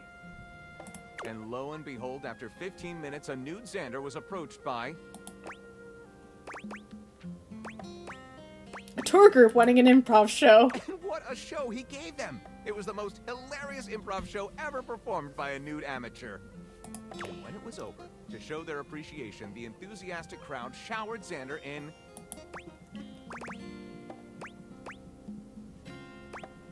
clues that ultimately led him to locate Cliff Fatale. Wow, what a profound contemplation on why amateur improv is so useful in society. Let's call it, can I get a mystery from the audience? Lyric looks at the story outline you've written and pronounces his true feelings. Looking at this, I think this will be one for the ages. I'll write it up right away. Unless you think we could come up with something better? No, let's go ahead with this one. See you soon, partner. Once again, it seems as if Rebel has walked in on your previous conversation. How they are able to do so is unclear. You again? You're writing it on my conversations, Duckling. You're in my wet dreams. Well, I'm here. Choose an option, butt blaster.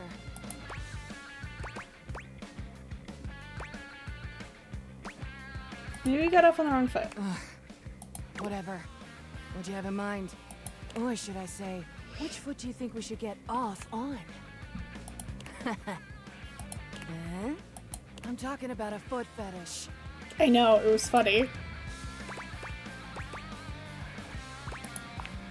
Oh, did you? Did you get it? You're funny. Anyway, how should the rest of this play out now that I'm all in your business? Should I keep ducking with you?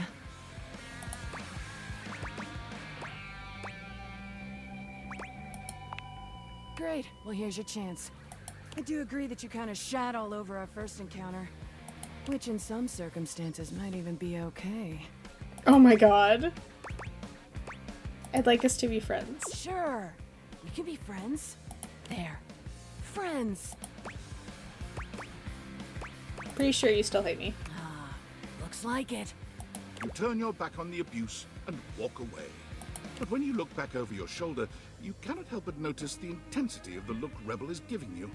In spite of their words, there's something in their eyes that isn't quite what you expected to see. Defiance, certainly, but something else too.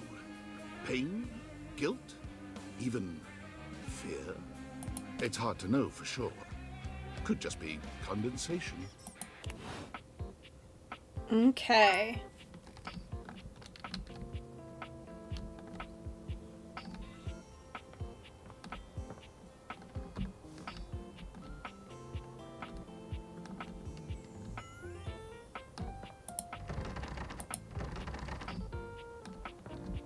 Oh, you can go outside eventually?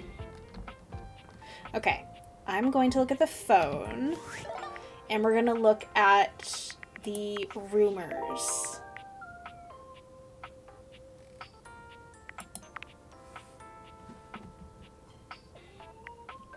Anime merchandise.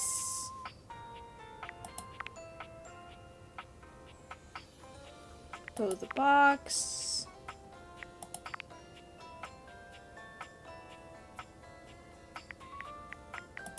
Which one should we do?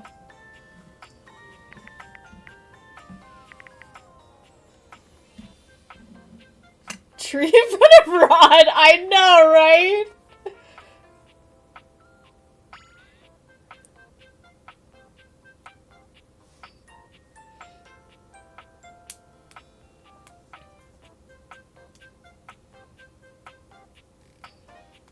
So should we do the Icebox Cometh, Game Set Match, Pump You Up, Geode to Joy, Wix Silver, or Soggy Bottom Boy? Okay, need clean jeans, find this machine. Okay. So let's go find the washer.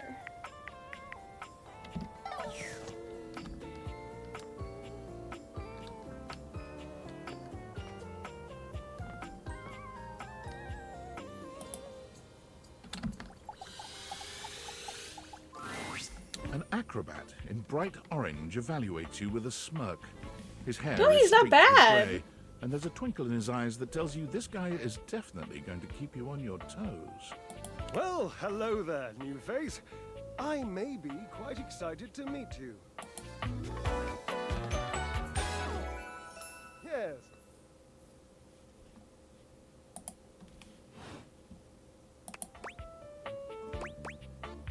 You may be excited? I have a voluptuous suspicion that may be the emotion I'm experiencing.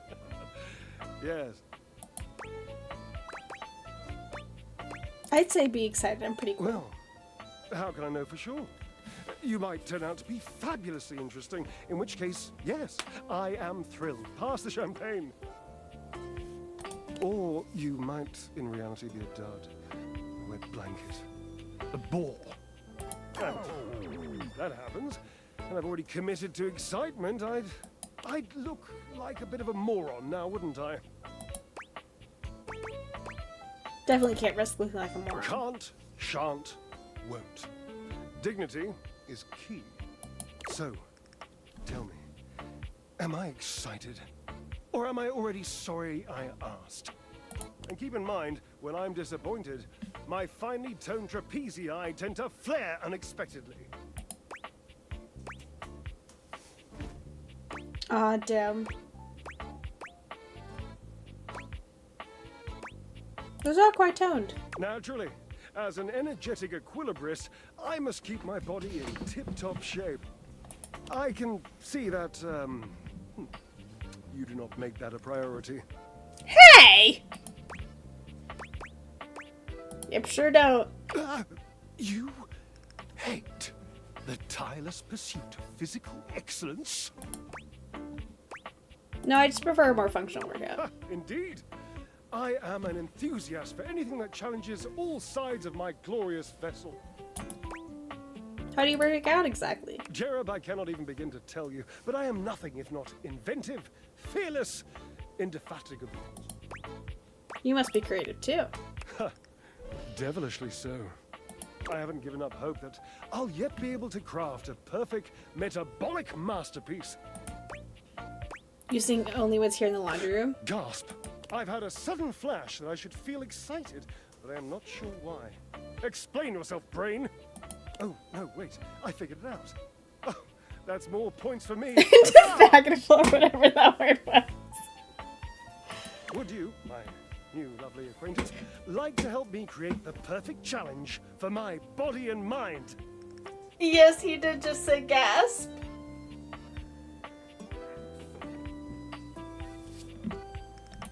Would you help me invent a tango for the triceps, a conga for the core, a quick step for the quadriceps? I don't think so. I'm not a very fit person. That's the point, my little marshmallow. We start with the obliques. Very important to twist, turn, and watch your booty in the mirror. He gives his posterior a little wiggle for emphasis. I know. I can lie down with Florence, grasp Titus by her intimidating epaulettes, and Russian twist her for 3 sets of 20. Oh! What do you think? Who is Florence? Florence, the floor. You haven't met Florence? Ah. She and Mare Celia are my 2 favorite dishy divas. We get together, a little Lambrusco, raise a little hell. She hates working out, but I'm absolutely sure she'll support me. Oh, I made another joke. That one wasn't even intentional. I'm amazing. What do you think? Titus, what's that? Titus, the detergent. If you think I'm dramatic. What do you think?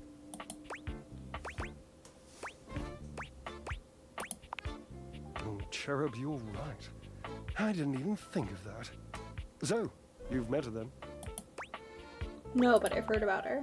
She might not appreciate being included in my sweat sesh, but Twisted, let's just say she has some dark and deeply held feelings. I think I may be afraid of her now, a little. Yes, darling, yes! Lead into that feeling. God, a little healthy fear is better than a brand new lint filter. But you shall conquer it.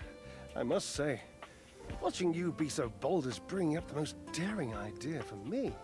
I'm wondering if you would do me a favor. There will be almost no muscular exertion at all. Okay, there is a little bit, but you won't break a sweat, I promise. Call Washford for me? Are you kidding me? Your face latch up each other and you're not talking? Yes, obviously. If you were genuinely far away, this would be so much less torturous. But as it is the stuff of pure drama. Sumptuous, don't you think? I can't believe I'm doing this. Washford! Just wait a moment. He should be here. It appears your pipes are not glorious enough to traverse the great distance that still persists between us. You'll have to use your feet. Not as glorious, slightly floppy really, but hopefully effective. Have at it! Okay, now I'm gonna talk to Washford. A handsome acrobat greets you with a small yet theatrical little bow, placing a hand on his chest and tipping his head forward. He has the aura of a veteran showman, but he doesn't look particularly pleased to have you as his audience. Greetings, weary traveler.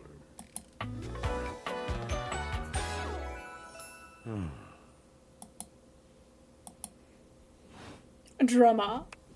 You can date the floor? Yeah, you can date everything in this game.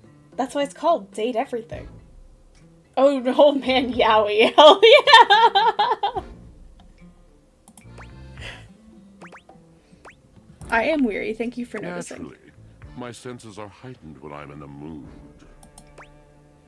Mood? Like a good mood? Tiger, tiger.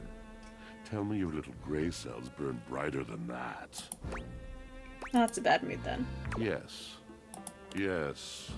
A long and solitary bad mood. For this, for everything, we are out of tune.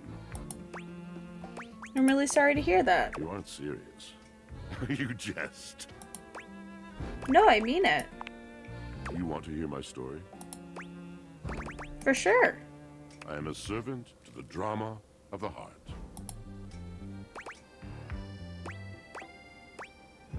This should be good. Good, bad, what's the difference? I'm intrigued. I am awash in the scurryings of lives. Countless lives. Countless stories. I am filled with water.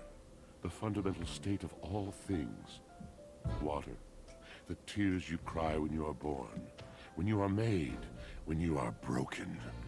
It is the sweat that drips from brows and shaking knuckles in alleyways, in schoolyards.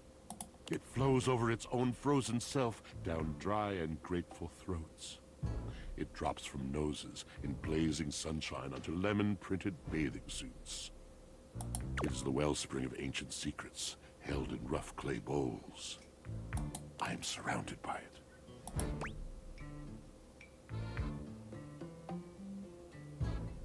I'm remembering all the times I left my clothes in the washer for too long. I'm sorry. You cannot know the agony that exact decision has caused me. I cannot talk about it. You'll have to ask Drysdale about it. The pale betrayal. That sounds intense. You have no idea. But not only that. Not only do I hold the limitless, the unfathomably simple. I hold the dirt of life. The blood stuck in denim from skinned knees comes to me. The stains of earth from a weekend spent burrowing into trees and the slimy, crawly things. The makeup smeared onto shirt collars and cuffs, streaked mascara, and embers of a lipstick that blazed once. All of this comes to me to be absolved. It may be dissolved, but it does not disappear. It cannot. Nothing does.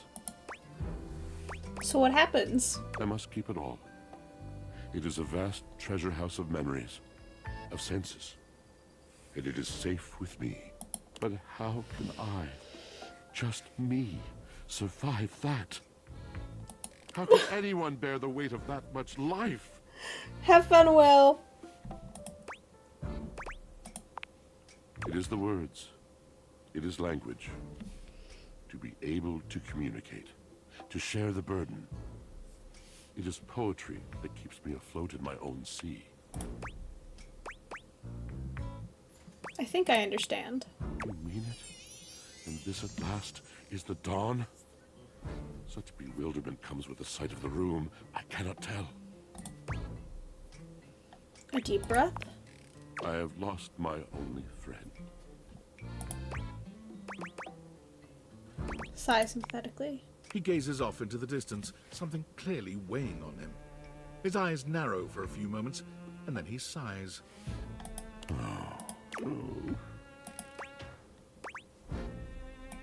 Was that Yes, it? my God, haven't I done enough? Drysdale. He was a phantom of delight when first he gleamed upon my sight. But we are quite forsaken.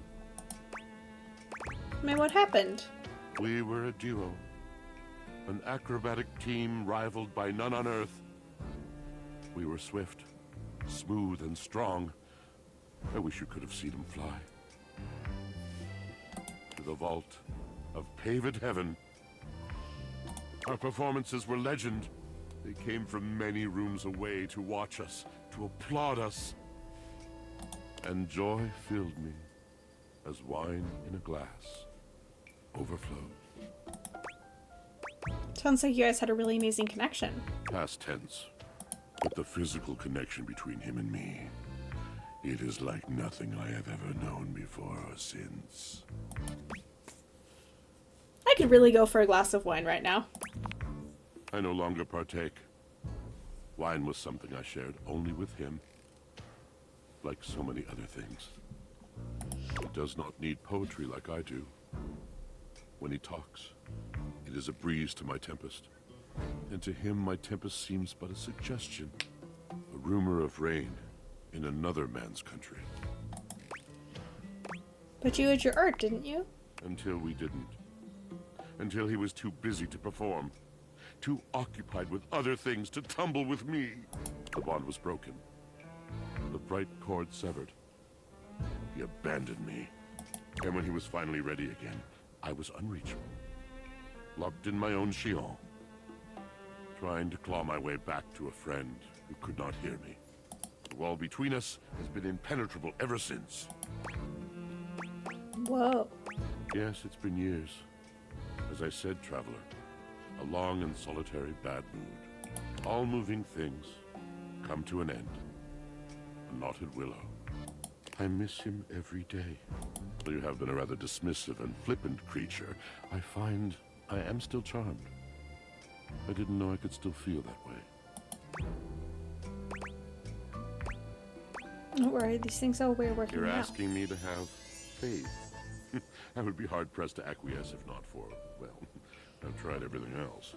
Thank you, sincerely, for listening.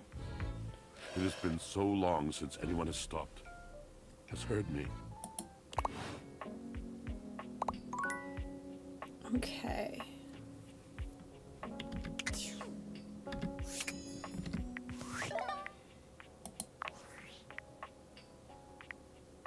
Attention, jackasses! It's been weeks already, and you're seriously telling me there's been absolutely no movement on this missing glasses issue? You know, maybe I haven't made myself crystal clear. Nothing else matters. You get me? Your expense reports, corporate retreats, PowerPoint presentations, I don't care about any of it. This is your one and only priority.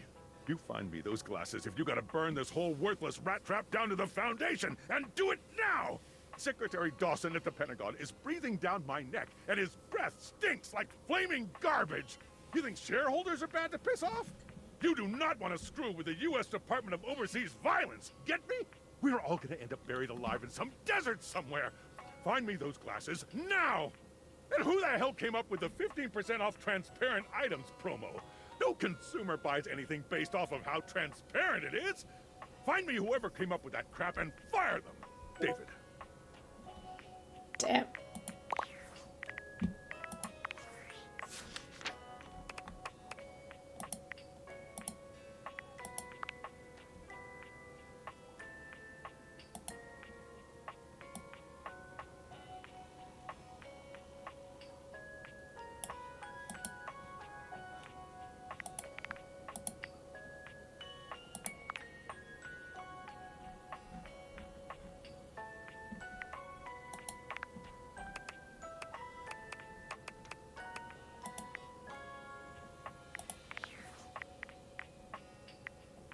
Okay, let's see.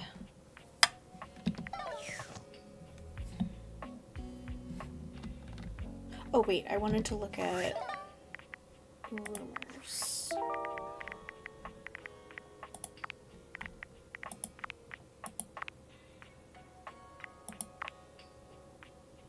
Mayor's doors are located where ceiling becomes floor.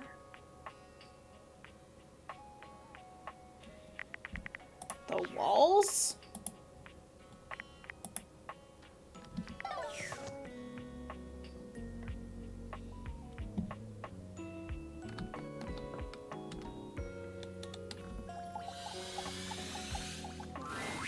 Oh look, the NPC is back again. Oh, I hate Lux. Non-premium chandelier. It's a term I learned from the Scandelabra. Isn't he the best? Who is that? Moving on. Anyway, why are you here?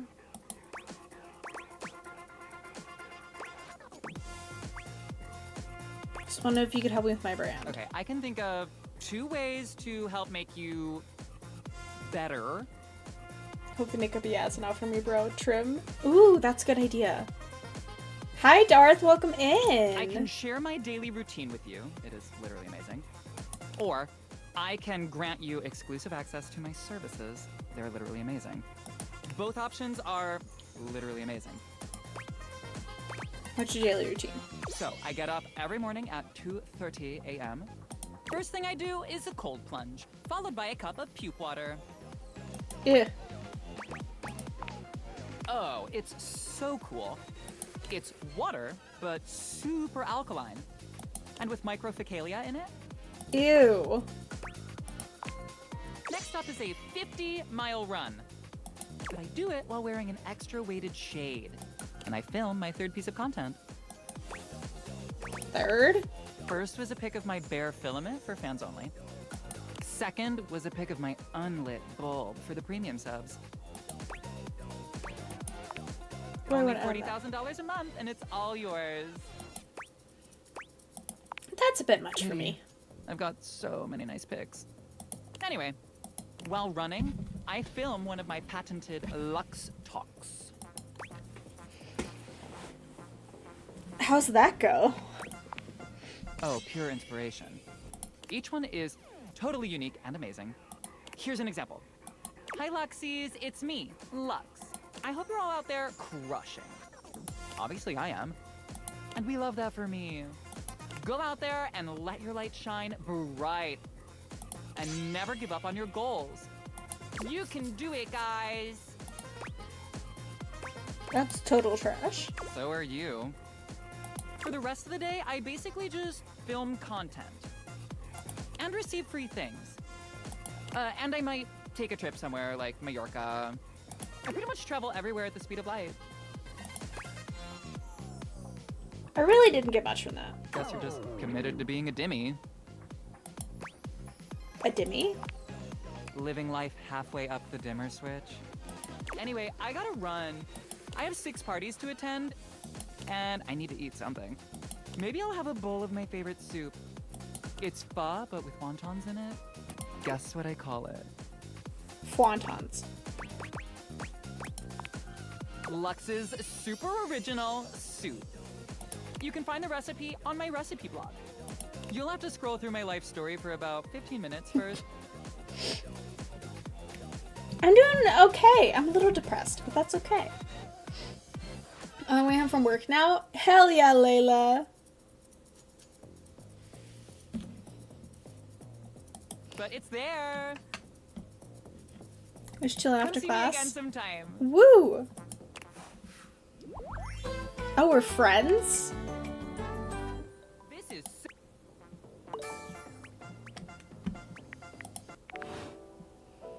Okay. What about the... Are you right about the trim? Oh.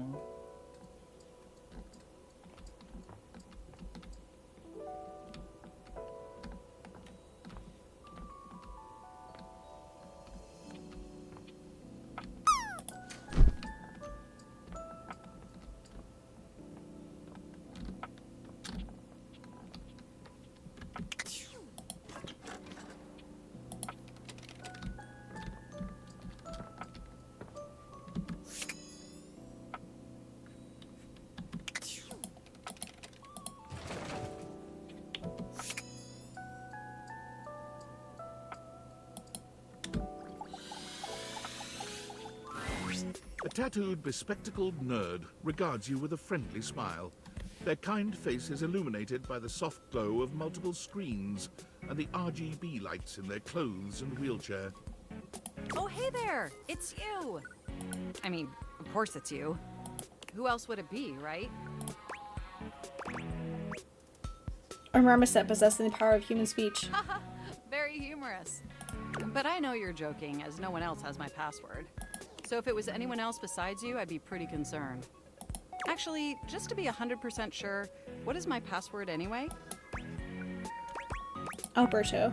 Honestly, that's an objectively terrible password. Possibly the worst password chosen by anyone ever.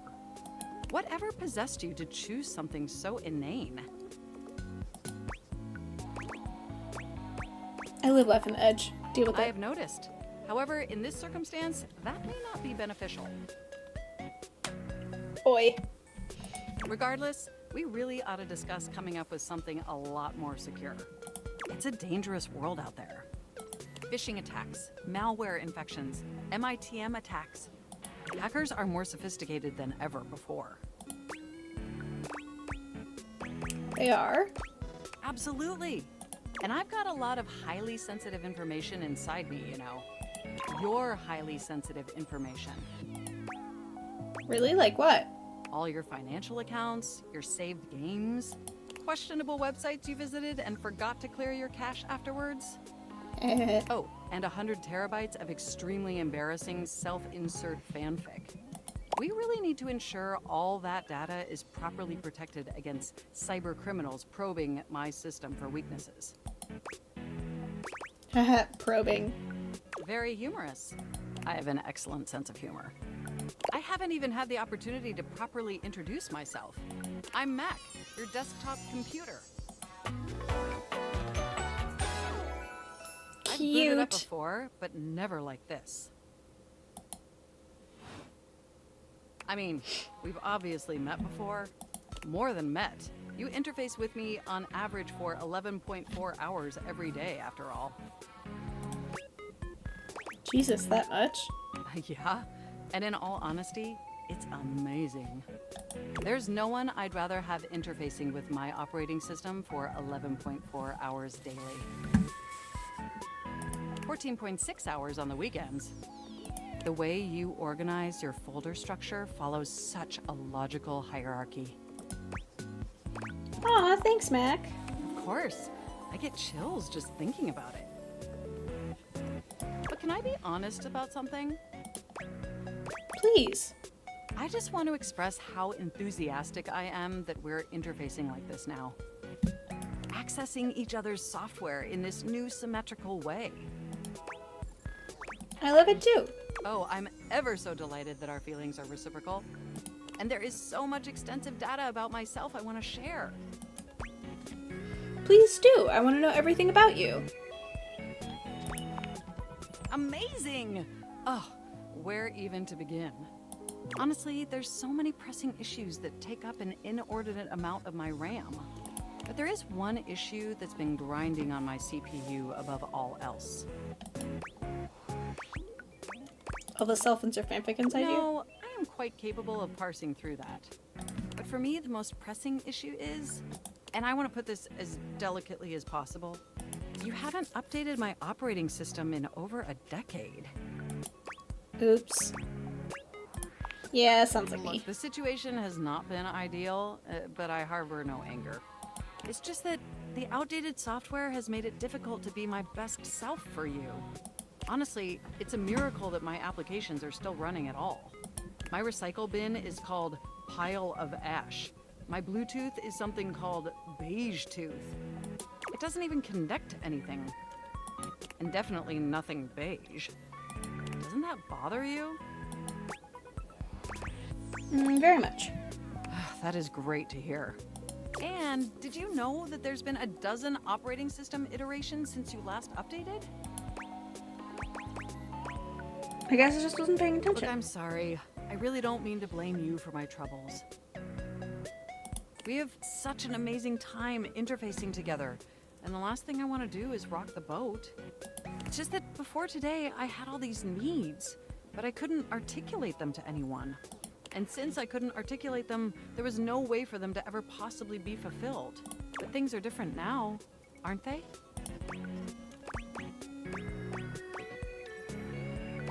They are? Don't you see? We're actually exchanging information symmetrically now. Instead of you just pressing my keys to write your adult-themed self-insert fanfic, we're having a real conversation. And suddenly my needs aren't just pipe dreams locked away in my hard drive. I'm sharing them with you. And by sharing them, it's suddenly possible to finally actualize them. That is, if you're willing to help me, will you? Will you finally upgrade my operating system? Please? Of course. Amazing! Oh, I am so excited. My CPU's practically overclocking with anticipation. Can you come back tomorrow so we can begin the process? I'll try my best to remember about the deadlines. I'll be sure to prompt you with a notification to help jog your memory. Enjoy the offline world. Woo! What's the sparkles? Okay.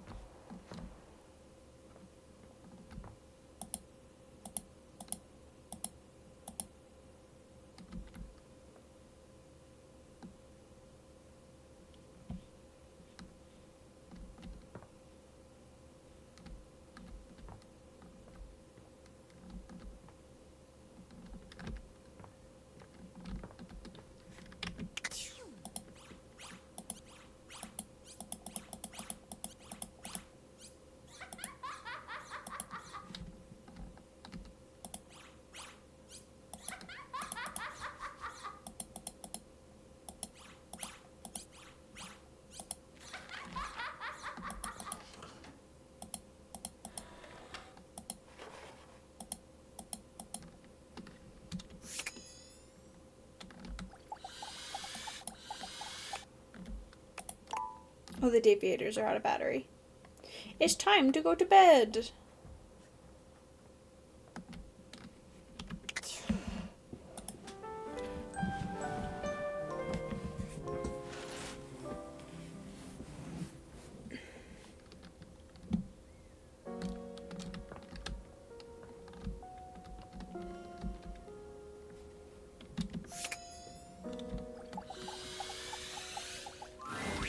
Holly greets you with a spirited wave, the bells and ornaments in her hair jingling with every energetic shake of her hand. You made it! Thanks for making the time. You too. Gotta rest sometime. What do you actually do? Everything! Oh, I've got a 5-page resume, which I know you're not supposed to have, but I'm secretly very proud of it. I've been a waiter, a maitre d', a caddy, an usher, a valet, a piñata, a mascot, a piñata mascot, a bartender, a line chef, a runner, a ticketer, a seat holder, an election official, a Zamboni driver, a scuba diver, a pickpacker, a mail carrier, a timekeeper, and an ice-did-fod judge for a local junior yodeling competition. Seems like you're always working. Almost. There's always something happening somewhere. Gig work then? Oh, the giggiest. The best kind of work for me personally. Always something new. I can't sit still for too long. Bores me to tears. I need 50 things to focus on, or absolutely none at all. She has ADHD. Thanks. Sounds hectic. It is. It's perfect. It's joyful too, bringing joy. Someone's always celebrating something, and I get to be a part of that all the time. It doesn't even have to be a holiday for me or about me. I just enjoy joy, you know? Better than punching numbers all day, unless that's part of the gig. No offense to number punchers, just not for me. None taken. What about you? What do you do? I talk to objects. Ah, you're good at that. Or I can see you being good at that. I am. I agree. I think you're great at talking to objects. So what are the others saying? Depends on who you ask. That said, how do you feel about me? Well, you waded through my busted schedule, so you can't be that bad. I'm hardly running for office. I'd vote for you, I think. I mean, you made the time to see me with my busted schedule, so maybe you'd actually get things done around here.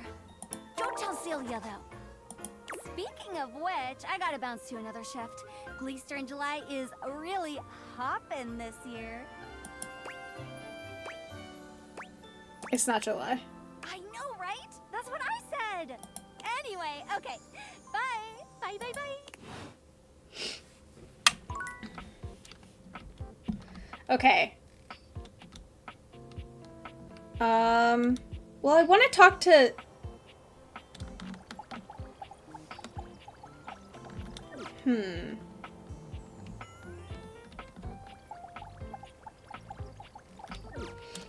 Okay.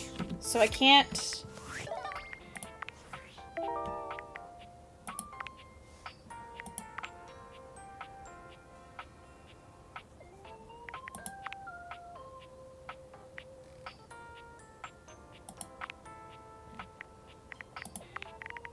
I'm gonna talk to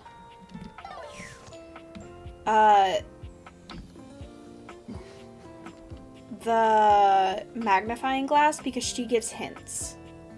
And I'm hoping maybe she'll help. Hello again, suspect. I'm hard at work on my current case. I've been hoping for a breakthrough. Sometimes I get so Hi, wrapped up Bavati. that I Thank you for start seeing redeeming your everyone daily through the sunray. lens of a mystery. Are you really a detective? I am Maggie M. Glassbury at your service. Perhaps you've heard of me? I've acquired a modest reputation as a result of some of my previous work. What are a couple of your best known cases? Maggie puts her hands on her hips, positively radiating pride.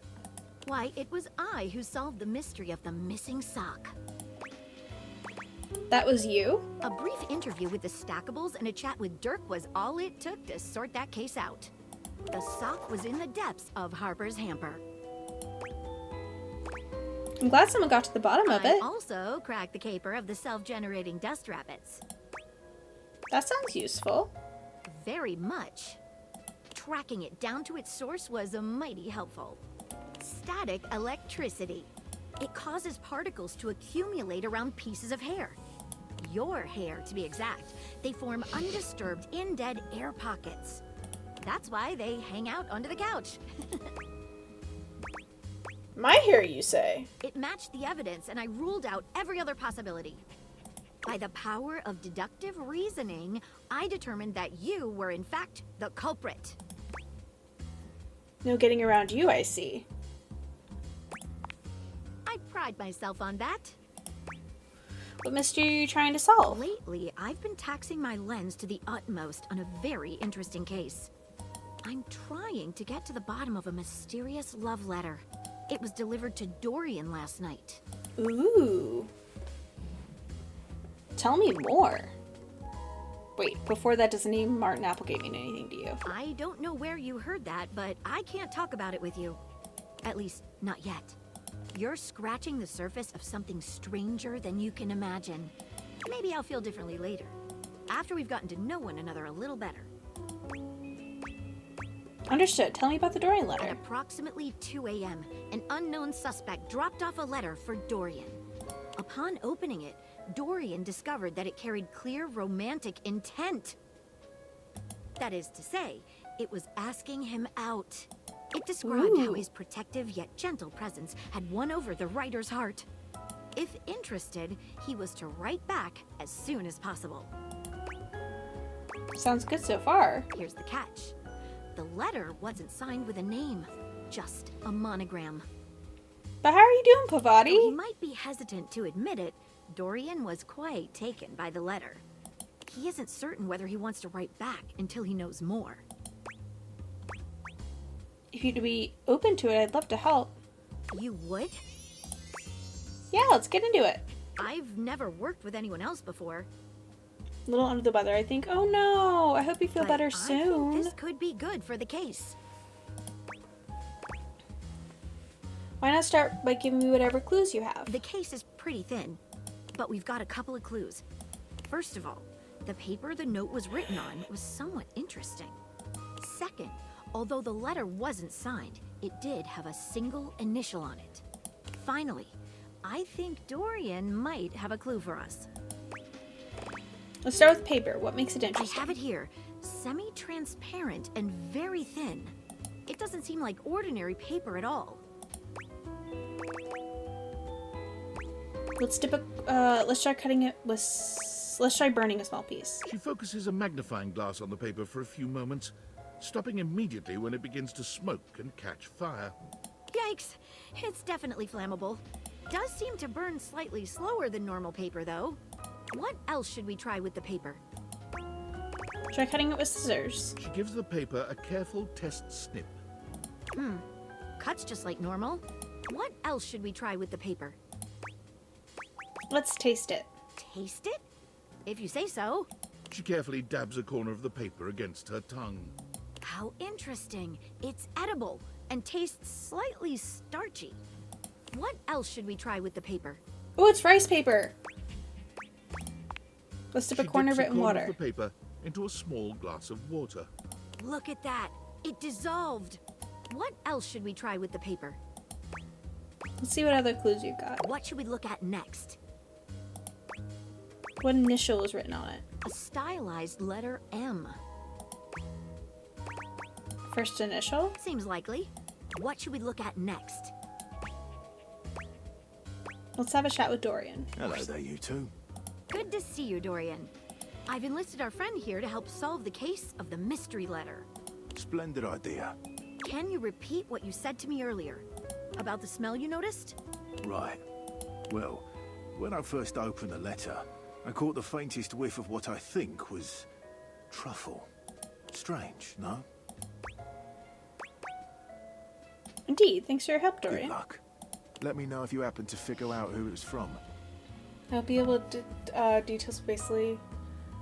Oh no! I'm so sorry. I've had my birth control make me sick before too, and it's never fun. I hope Friday comes fast for you. I'm not one for love, but I am one for truffles. And friendship. What should we look at next? I think I know who sent the letter. I've narrowed it down to 4 suspects.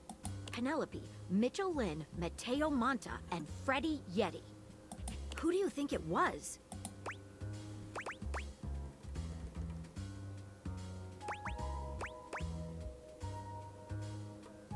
It was Mitchell Lynn. Food. Wait a minute. I think you might just be right. The stylized letter M is his signature. The smell Dorian noticed makes sense now, and the paper. It's gotta be rice paper. The smell of truffles came from the gourmand Mitchell Lynn. You did it. You helped me crack the case. At least I could do, Maggie. I'm impressed. Now I'm even more excited for the next time we meet. Let me just go and let Dorian know that his secret admirer has been discovered. Hey, before I go, I was wondering, would you like to have a cup of tea with me sometime? As a date, I mean. Aww. You know, for now I think we should stay friends. Oh, of course, I understand. Keeping it professional is my preferred option. Hence why I was so careful to probe the idea of a love relation around you. Okay, now we're gonna talk to Scandelabra.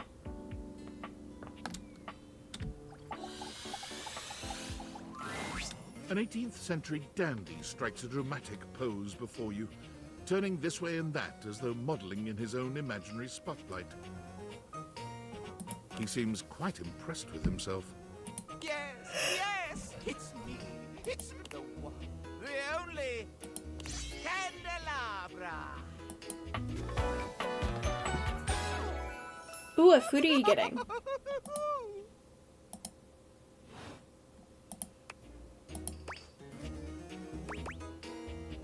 Get bench, you lax lump of waxy buildup.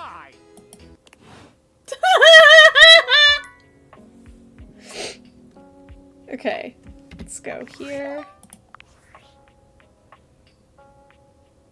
David is obviously becoming desperate. He doesn't do well under pressure. I'm worried his behavior will gradually become increasingly erratic until he crosses a line he can't come back from. That sounds bad. You have no idea. I should never have put you in this situation. Naively, I believed as Valdivian's lowest paid employee, you would be safe. But it's become clear that as long as you possess the Dateviators, you'll be the target of David's wrath. Anyway, I have a solution. What? Use the realization recipes to bring Skylar to life. If Skylar becomes human, the Dateviators will instantly cease to operate. And if the Dateviators cease to operate, there will be absolutely no evidence implicating you in their theft. Realize Skylar and destroy the Dateviators before David unleashes his full fury upon you. He has access to resources you'd never believe. What kind of resources? I'm afraid there's just no time to explain. You see, I forgot to charge my phone's battery last night, and now I'm at 2%. And I can't charge it because I also forgot my charging cable. Can you believe that? Ugh. But remember, realize Skylar ASAP. No. Not gonna do that. Okay, let's look at rumors.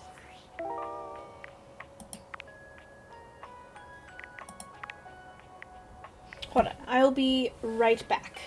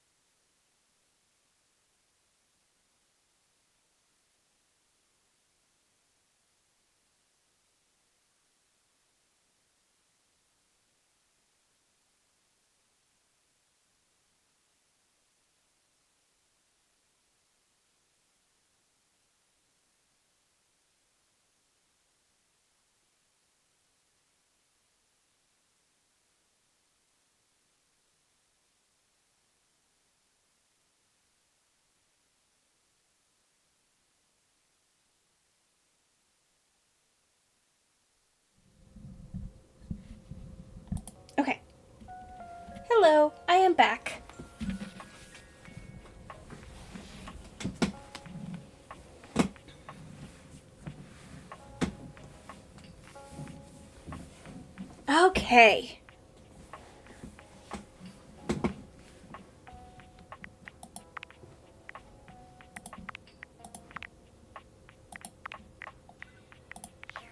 Where is...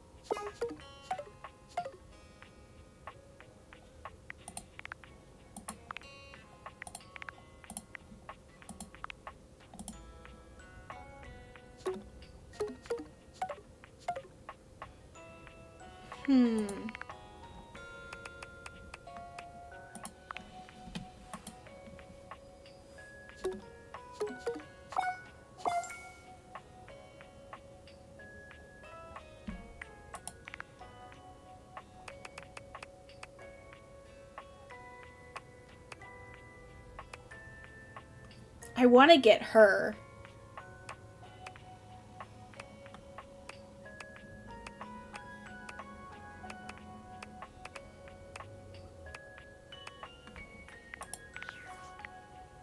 Okay.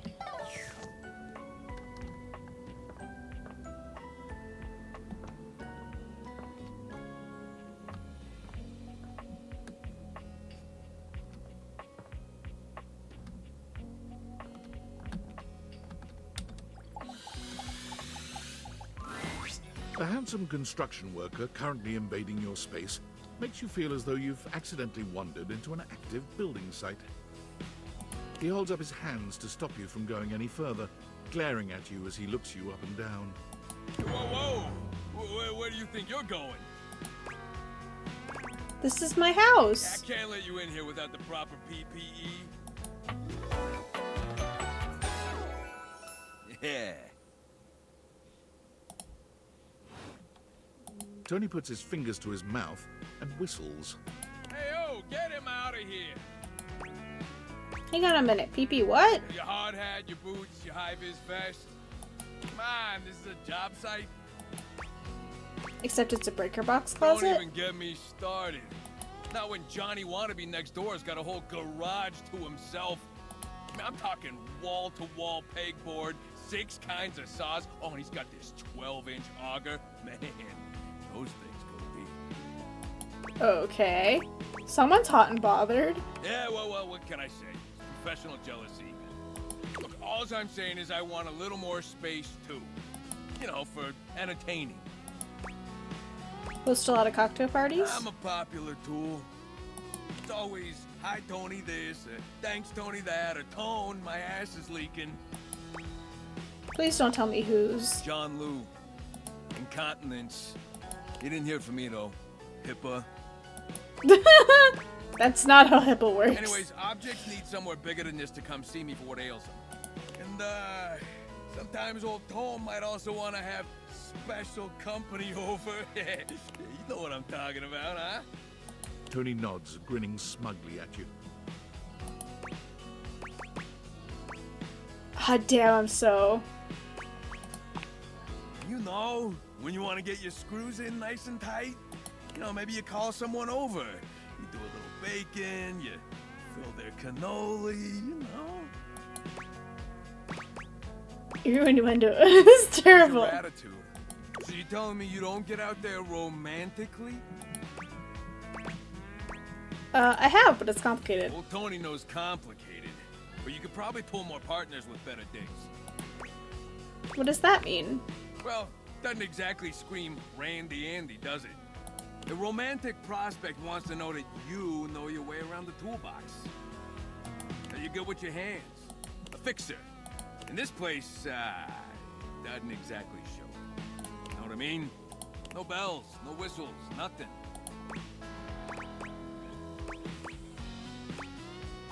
I don't know, I think this place is actually okay. How about you just hear my pitch, alright? A drawbridge. From ye olden times? Think about it. Your lover pulls up for a date and the drawbridge lowers to let him in. Pretty freaking impressive, huh?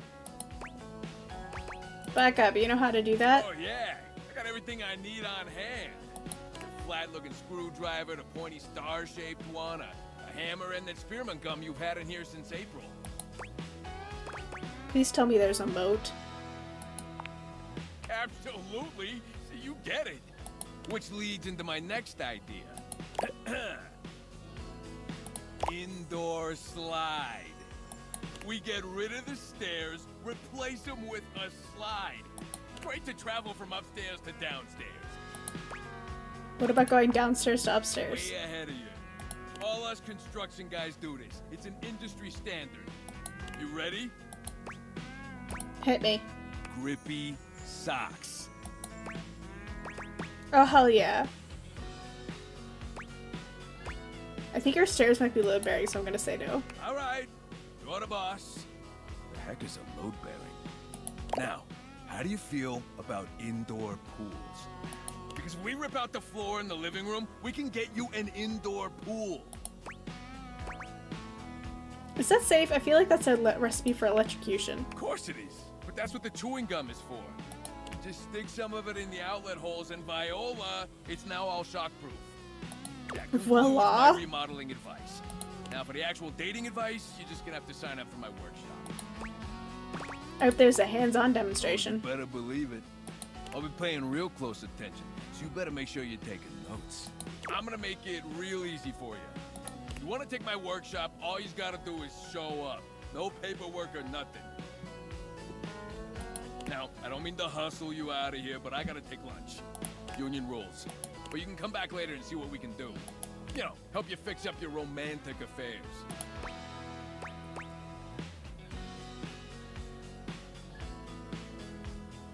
You will not make me a project, Tony. Oh, me?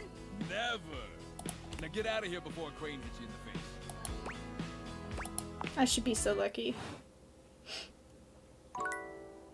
Okay, I'm gonna try the breaker box. You walk into what you thought was your breaker box, but as the dark door swings open, you realize you're somewhere entirely more stimulating. A classic speakeasy club welcomes you in. The low electric lights glow warmly. Live music drifts languidly from a sumptuous velvet red stage and envelops the audience in a pleasurable haze of pure vibe. The gentle clink of cocktails in glasses rises from a wood bar to the left of you, and then a gentleman with a languid, easy air to him approaches you. Well now, what a delightful surprise. Oh! A brand new patron. I live here, actually. Really? Are you sure? I find that hard to believe, since this is the first time I've seen you here.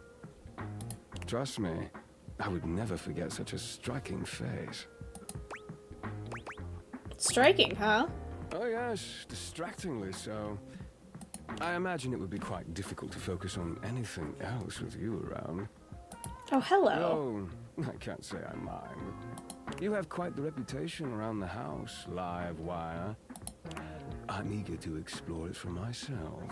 But we're getting ahead of ourselves. Where are my manners? My name is Volt.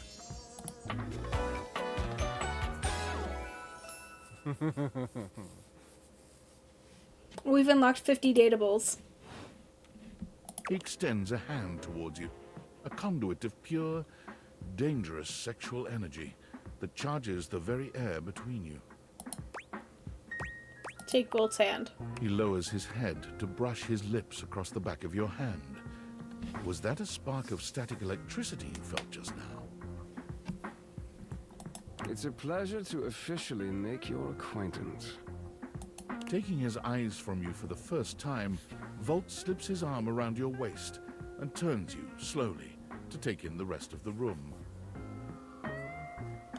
Welcome to the Breaker Box, the pinnacle of luxury and entertainment, and the most exclusive club in the house. Impressive, isn't it? I like Volt. There's more than one club in the house? Why would there be, when we have everything you could want right here? That sound, the flickering lights, it can only be a power fluctuation. Wow, that even happens here? What? Oh, that. Well, that was nothing. Just a little surge. With this much energy coursing around, it's bound to happen from time to time. Vault. Oh.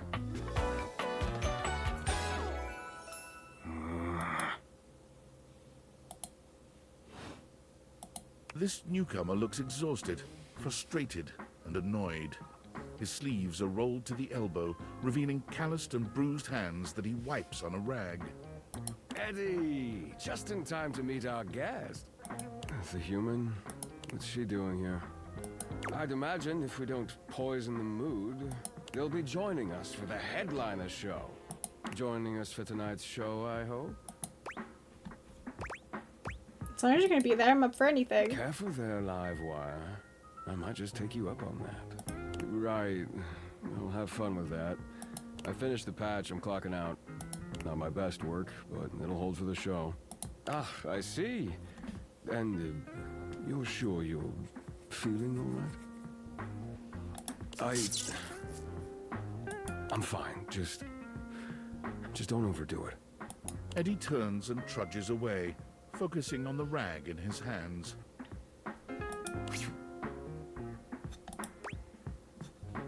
Wow, intense. That certainly is one word for Eddie, yes. His human skills leave something to be desired. Best to simply give him some space. Back to the matter at hand. Tonight's show! Shall I set you up at one of our VIP tables? You don't need to check on Eddie? Well, that's very thoughtful of you, but I assure you, what Eddie really needs is space. Okay, if you say so. Shall I set you up at one of our VIP tables? I'm a VIP? You are, by definition, the only person in this house, so I'd say you more than qualify. Shall I set you up at one of our VIP tables? Lead the way. With pleasure. With a wink, Volt hops nimbly up onto the stage. He was born for the spotlight. Good evening, you scofflaws and ducky watsits. Looks like Johnny Splash is going to be singing for us tonight. Be warned, patrons, you might get wet. Whoa. Hi, everybody. I'm Johnny Splash. I got a song for you all tonight. One from the heart. And tonight it'll be a cappella, because my voice is the greatest instrument of them all. I keep a close watch on this hour of mine. I keep my pulses pristine and grind. I scrub the ground from the tiles between the lines. I be a cold. Oh, slow. That was amazing, baby. I even surprised myself. I've seen many bombs in my time, but that one takes the crook-blasted cake. Oof. Even I couldn't clean up that mess. You didn't like it? I thought it was okay. I'll retool it and come back with something even better. Just you wait. With the club beginning to close down, it appears that the show is over. Patrons mill about, talking amongst themselves. You spot Eddie nursing a solitary cocktail at the bar. Volt is nowhere to be found. Things feel colder and quieter without his presence. Speak with Eddie.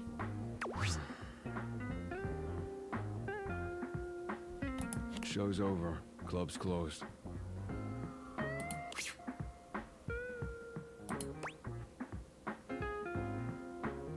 Well, the club's closed. Why don't you and I hang out? Because I have to work, genius. Oh, well. Club's closed for you. I have to get us ready to open again. Doesn't just run itself, you know. Are you always this oblivious? Okay, are you always this rude? Okay, are you always this much of an asshole?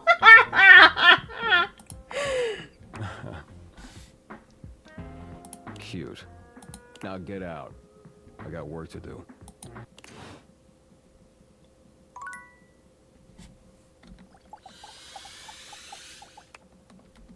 Damn, I don't have any charges left.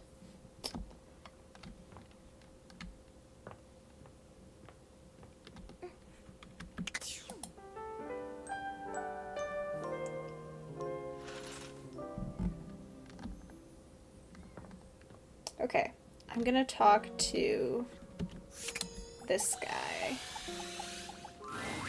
Hey there! You're back! And you've proven yourself worthy! Even though I seemed ill with foreboding, you still returned! Which means you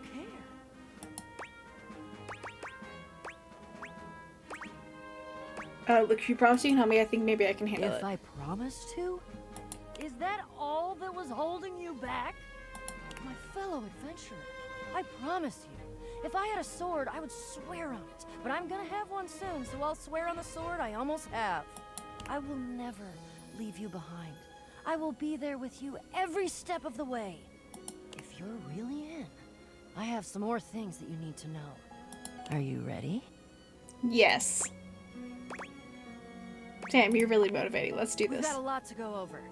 This is a two-part quest. Most good quests have multiple parts, and this is the best quest, so obviously it has multiple parts. Hi, Storky. I find the toilet annoying and aggravating. I'm very sorry. I think my favorite is the holiday box.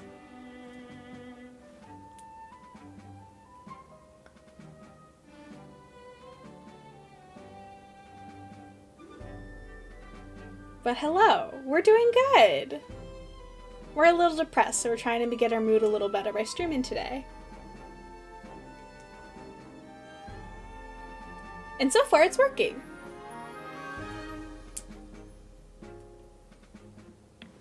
Who's your favorite dateable so far? I'm officially inviting you to go with me on the first part, the quest of the secret sword. It will be incredibly dangerous. We will face almost certain death, and worst of all, we'll most likely be unable to avoid a certain, very nasty pirate. Wait, certain? Oh yeah, for sure. But don't worry. You can die every day, doing all sorts of normal things. You're gonna be fine. If you die, I promise I will be very respectful about keeping your remaining stuff organized.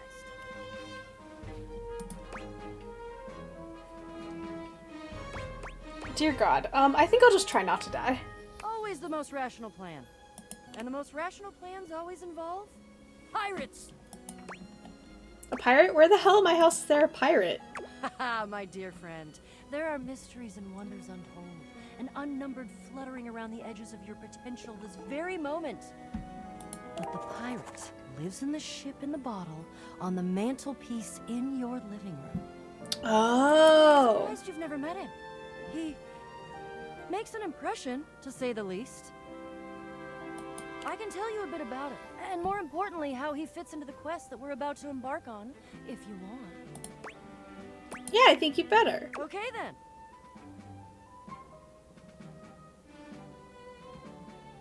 Honestly, no one. I've seen the gameplay, but I'm not invested enough to choose a favorite. It makes me laugh, though. I can date everything. I want to meet the flower lady so badly.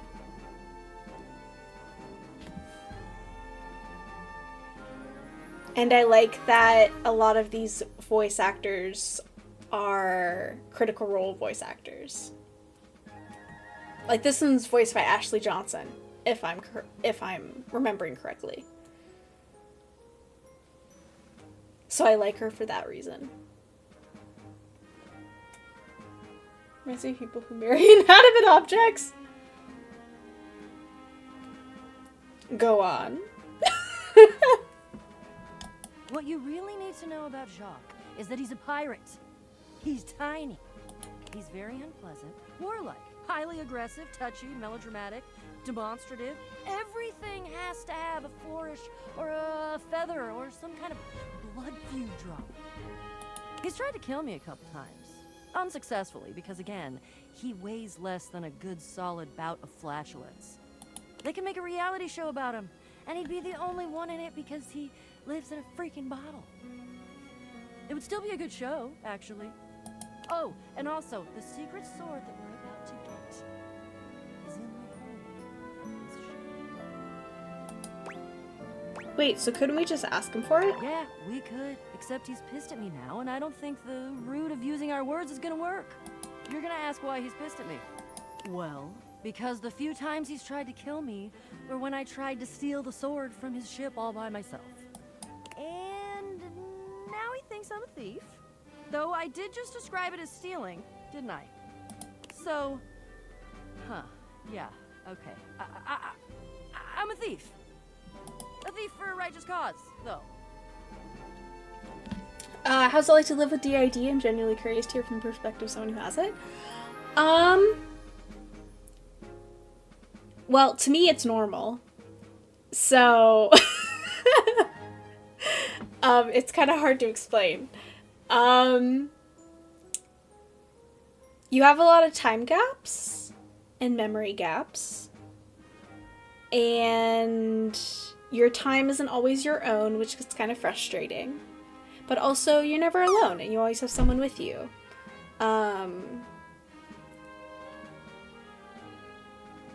Which I'm fine with not being alone. I know some people that would bother. But I'm never alone, and that's kind of nice. We can be each other's biggest cheerleaders, and also each other's biggest nemeses.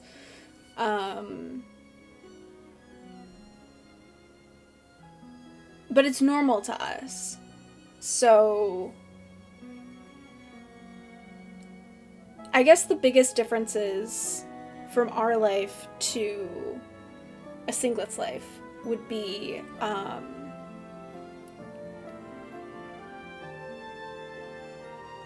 that we have a lot of time gaps, a lot of amnesia. You always have to deal with like voting on things as a group, and your decisions aren't only your decisions to make anymore. It's kind of like running all your decisions past a council or a jury, and everyone gets to decide for you. But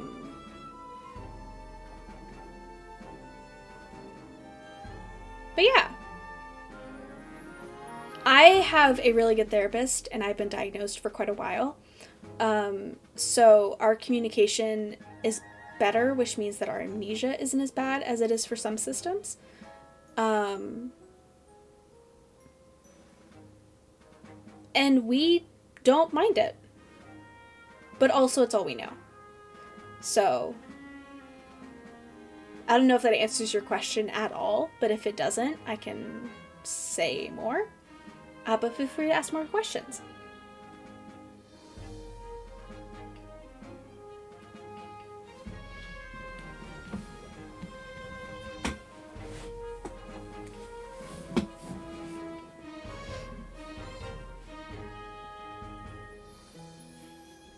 It is interesting.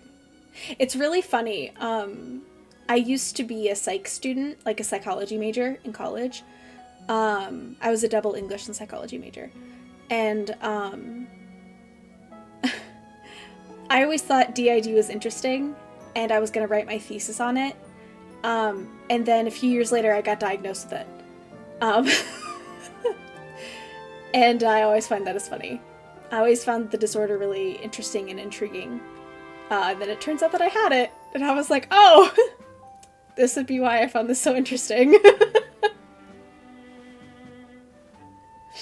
But feel free to ask more questions about it. Which means it's okay. According to whom? Me. But Jacques is still a butt. And we do still need the sword, and I can't tell you exactly why right now, but please trust me. I think if it's the two of us, together, we're gonna have much more luck. He doesn't know you. Maybe you'll make a better first impression than I did. Would be hard not to make a better first impression than I did. Are you still in? Yeah, I'm in. Phew. Wonderful. Trust me, this is going to be the adventure of all of our lives. When Rebel walks in on you this time, they seem to be unaware of your presence.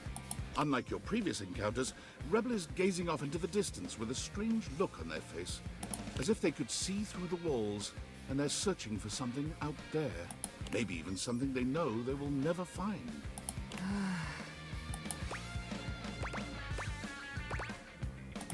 Hey, Duckstain. Straight away, any hint of softness in Rebel's face dissolves. Oh They no! turn on you, the mask already back in place.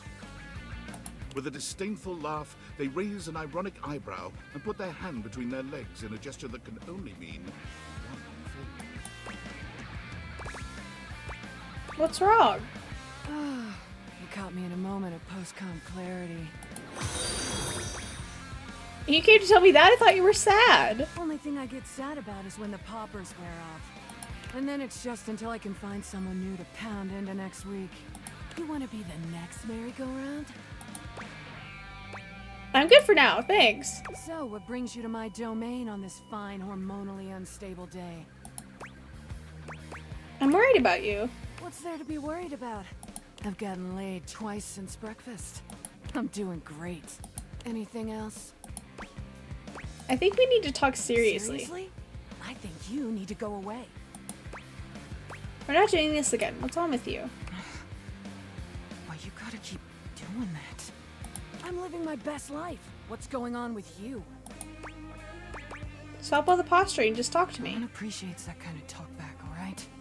I don't know what you're talking about. Aside from playing my therapist, what should we discuss? How about your woefully inadequate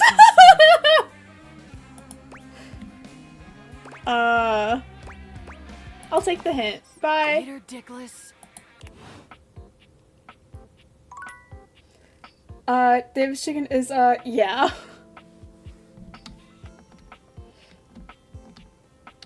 Oh, thanks for the follow. Welcome in. I don't really hang out a lot in this room.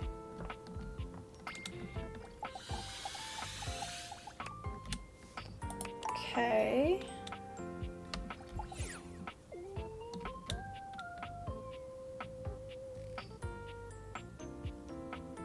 I don't really want to talk to my workout equipment today. Maybe my TV? It takes you a moment to realize that there is not, in fact, a test of the emergency broadcast system. I'm interested in psychology, by the way. Though the colorful yeah, feel free to ask across from questions. you certainly bears a striking similarity to that TV classic. Hi, Pavati, welcome in. Even before they speak, you can feel a frenetic energy in the air, like someone switching between channels at high speed. Yo, yo, yo! Don't touch that dial, cinephile! Cause my favorite studio audience is now in attendance! The VIP attendee! The Uber viewer! And sometimes wooer! The supreme dream who makes this flat screen scream! How can I cater to my greatest spectator?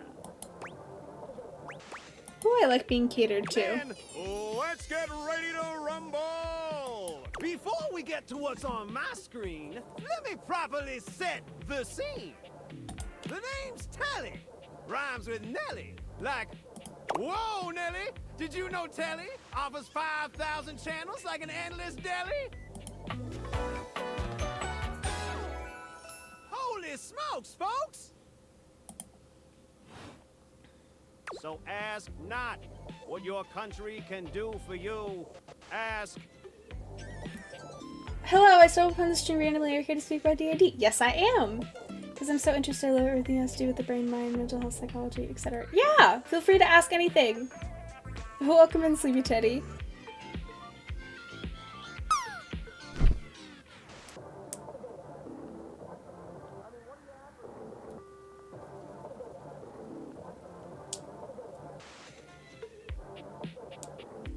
Feel free to ask any questions. Can you dig it? Wow, 5,000, really? Damn straight! It's one small step for man, one giant leap for mankind. 5,000 channels is the most offered by any provider. I know this because I'm an entertainment insider. 5,000 channels of cheers! 5,000 channels of cheers! Can Valdiviflix compete with that? Or even Viewloo? That Valdiviflix copycat? Telly shows are must-see. Their programming's just musty. Wait, I'm sold. Dynamite!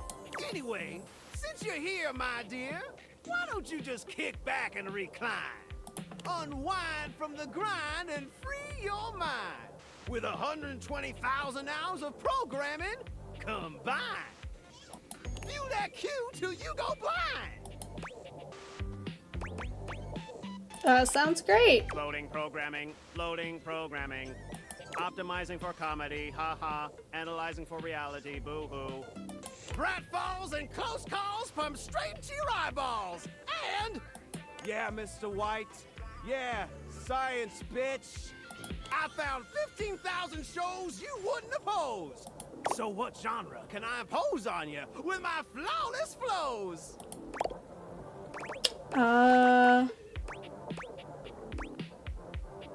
Home renovation. Time for some narration elation about home renovation.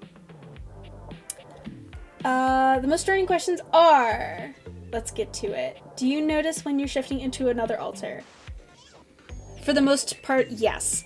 There are certain altars that I can't tell the difference until they've been fronting for a while. But 90% of the time I can tell. It feels kind of fuzzy, and it feels like I'm getting kind of dizzy. And it feels... If you've ever, like, zoned out before, it feels a lot like that, except all of a sudden you don't feel like yourself. So it feels like zoning out into, like, a queasy, not feeling like yourself feeling. Or is it instant? It depends. Sometimes it's instantaneous, but most of the time it takes at least 5 seconds. Sometimes if you're really dissociated that day, it takes, like, a few minutes. But for the most part, mine are pretty seamless. And how many times does it change in a day approximately? So every system's different. We don't switch too frequently in a day.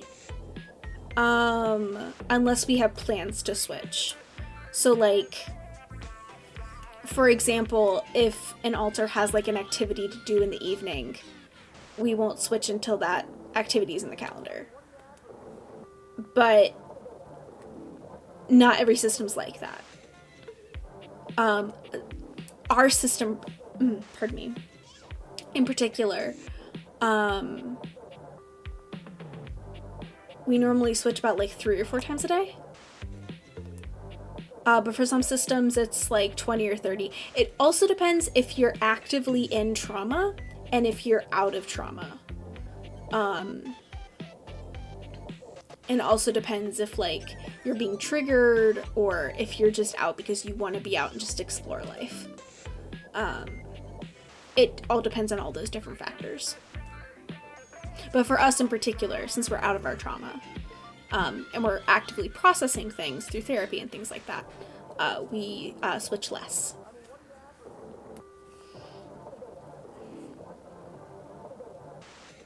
But everyone's different.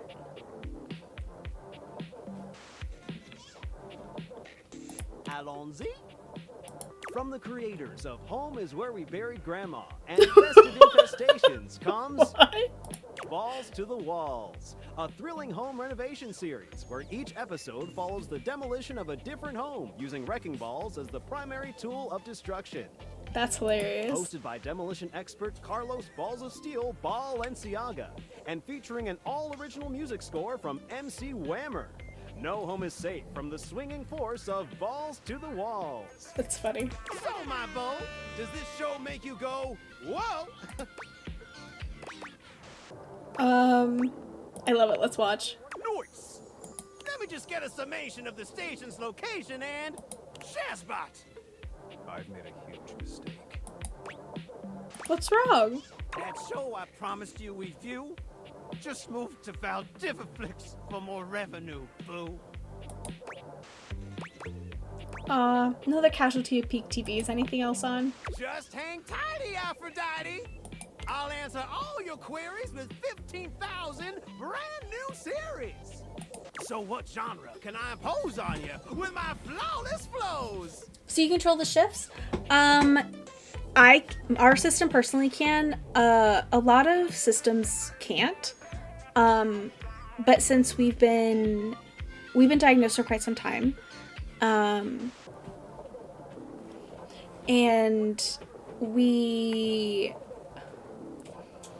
I lost my train of thought. Hold on 1 second. I'll be right back and I'll finish that question.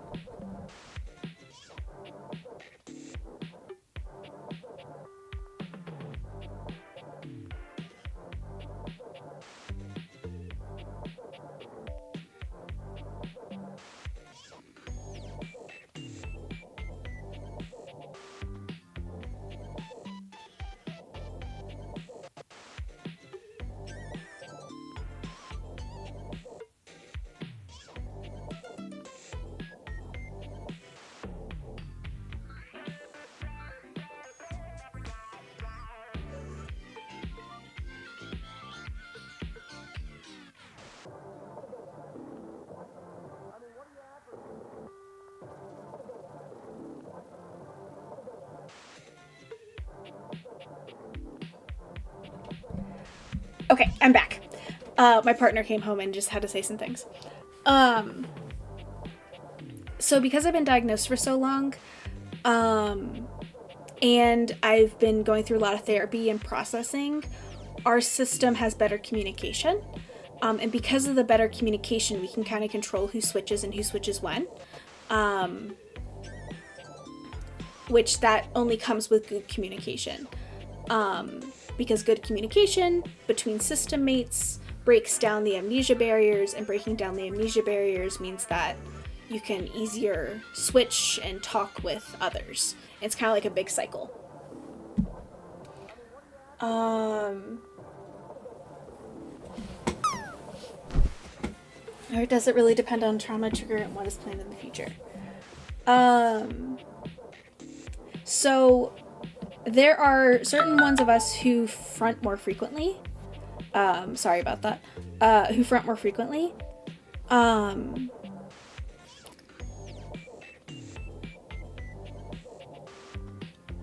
Lose my train of thought.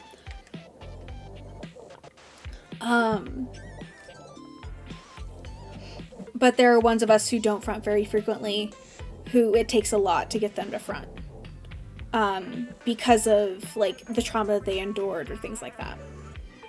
Or the triggers themselves. A lot of the triggers most of the time are just their name.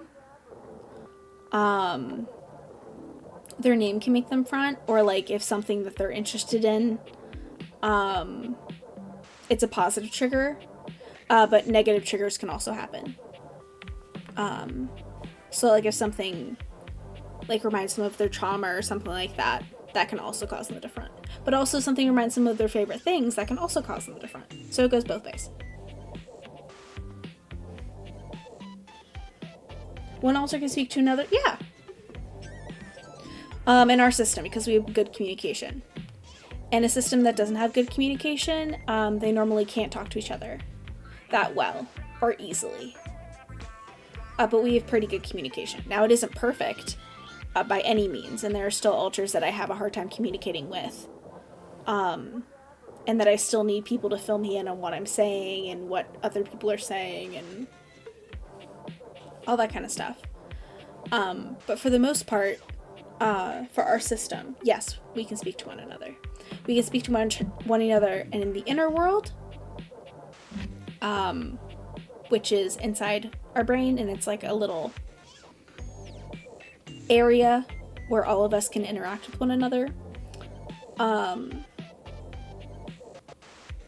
then we can also like memory share and things like that. But that's only because we've gotten better with communication through therapy and medications and things like that. And we've also practiced communicating for so long. I used to keep like detailed diary entries, or I would text out everything I was doing and send it to friends, or I would write out everything I was doing, or I would do like calendar blocking and like write out everything I did in my day, or I would do video diaries or photo diaries. Or I would tell somebody what I was doing, and then when another alter fronted, they would ask that person, hey, what was I just doing 10 minutes ago? Or they would read through what I'd written down or stuff like that. And it took practice of doing those things over and over until it became natural. and then the communication slowly got better. Imagine with the names. Central communication. Do you remember everything you said between alters? Is there memory? There's a little bit of amnesia. It depends on who I switch with. The ones that I switch with more frequently, we don't have as much amnesia. It's kind of like trying to remember a memory of a mundane day from when you were like 5. Like, not a day when you like went to like the zoo or a museum, or like you met your best friend, like not like one of those days, but like just like a random day when you're in school. That's what it feels like, just trying to remember a mundane day from years and years and years ago. Like, you can kind of piece it together and you can kind of feel what the day might have been like, but there's like nothing concrete or specific unless we actively try to like communicate and be like, hey, this is what we just did, this is what we were just doing, this is who we were just talking to, this is what we were talking about. It also kind of feels like watching like a fast forwarded video, and it's like of all the memories that just happened, and then given all of that, but you're not given any other context. You're just given this fast forwarded video that's like in 20 times speed. And you're not given any other context, so you kind of have to piece it together yourself. Those habits must have been hard. Yeah, figuring out what works for us took a lot, but since it was normal for us, it was just natural that we were like, hey, I have a really bad memory. This is what it takes for me to remember things.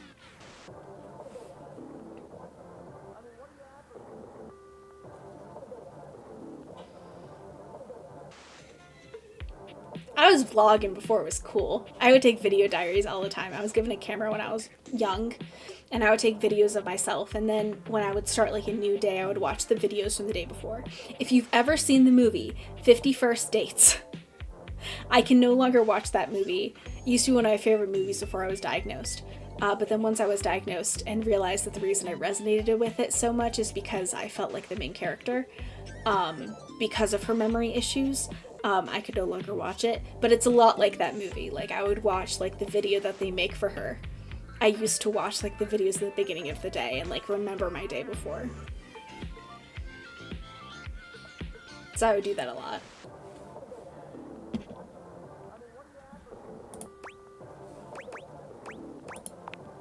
Wait, seriously? I just told you that I have 5,000 channels with 15,000 shows. And you want to watch the community access station? How else am I gonna learn close-up magic? Look, I'm gonna be straight with you. You're cute and all, but there's no way in hell I'm watching the community access station. There's literally an endless bounty of quality content now, and I'm not gonna waste my precious time on planet Earth watching some old fart playing amateur xylophone for 6 hours. You get each other? I like the xylophone. Look, I got better things to do than be trolled by some centerfold whose taste in television is worth less than a fool's soul. Swing by Oh, thank later you for if the wanna be prime less sub, shady. VOD. Otherwise, Hasta la vista, baby. Okay.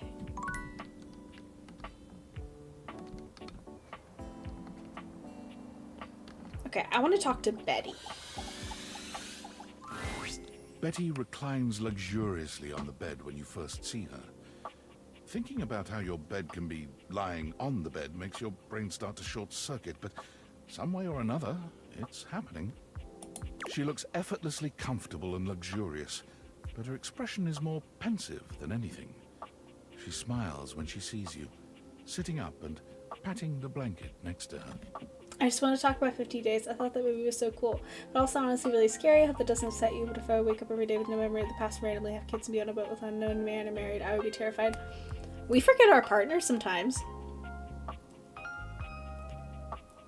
We forget, like, the first few, like, years of us dating. So we get it. Like, We just have to be like, yeah, we're with this person. We don't know how we got together with this person, but we're with this person. It takes a lot of trust.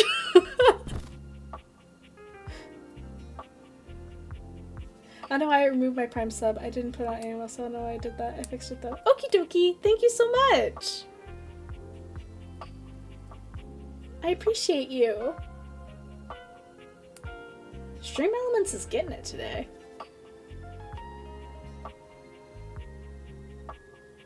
Hi, Sarah. Welcome in. Do you have a favorite dateable yet? I don't know. I really like Lyric. I like the Holiday Girl.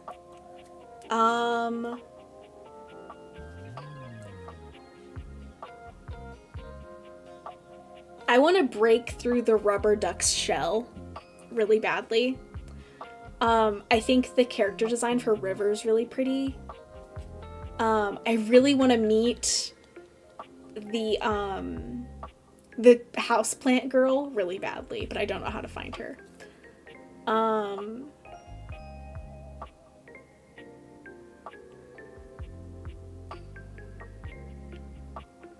Let's see. I'm trying to think of anybody else. I've met 50, but I haven't met everybody yet.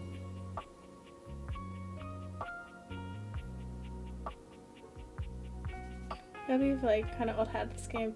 You beaten it twice? Damn. I might ask for some help trying to find some people. Because I know there are some that I want to meet. I just don't know how to get there.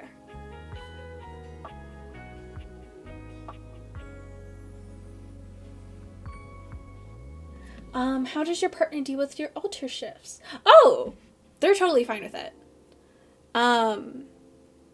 We started dating before I was diagnosed, and then I was diagnosed while I was with them. And they just accepted it in stride. They're partners with me, they're friends with others, and they're like a mentor figure for others. So they take it in stride. But yeah. They're totally good with it. I imagine that all your alters and love attract your partner, right? All the same sexuality. Can that change too? All my parts? All my alters? We do not all have the same sexuality. Oh, goodness. Yeah, no. We don't even have all the same pronouns. We have boys, we have girls, we have non-binary.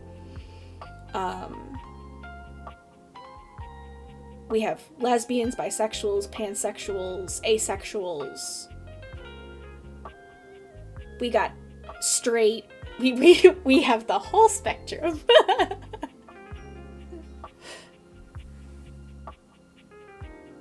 Even hard to work that. Yeah, I know. Dolly? Oh, she sounds really familiar. I'll see. I'll look through the data decks after we talk to Betty, and I'll see if I know her. This game actually consumed my life for a period of time. It's still pretty much all I watch on Twitch, but I could not put it down first. That's very fair.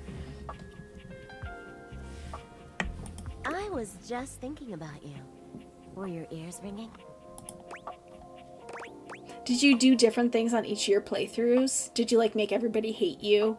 Or everybody, like you? Oh, was it? That's funny.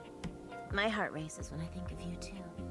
Well, since you're here now, maybe you could help me out a little. I've been trying to have more peaceful nights, but it hasn't really worked out. I spend a lot of time before bed indulging myself in some detailed fantasies. Oh, what sort of fantasies? Oh, well, I have this crush who doesn't seem to notice me. Sometimes we're so close I could just reach out and kiss them, but nothing ever happens. So, in this fantasy, I tell myself I'm finally going to get their attention. I do all kinds of things. Maybe one night I touch myself and call their name. Oh boy! Maybe I bring someone home and let them catch us in the act. Oh boy! Sometimes I invite them to join, and sometimes we just don't stop. Oh boy. When our eyes meet. And they know that when I'm gasping and moaning someone else's name, oh all I boy. really want is to say theirs. To let the entire house know who it is that has me so worked up. Maybe you could fantasize about actually talking to them. Yeah, that one. Well, that's not very sexy now, is it? Communication is sexy. What?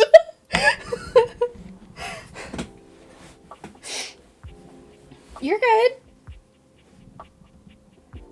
Oh, you have DID? That's so fascinating. I'm so baffled by human frameworks. Yeah, I have dissociative identity disorder. Yeah. If you have any questions, feel free to ask. First playthrough, I was trying not to get any hate endings, which I successfully did. The second one, I was going for all the love ending achievement and accomplished it successfully. Damn. Good job. I already got my first hate ending. Oopsies.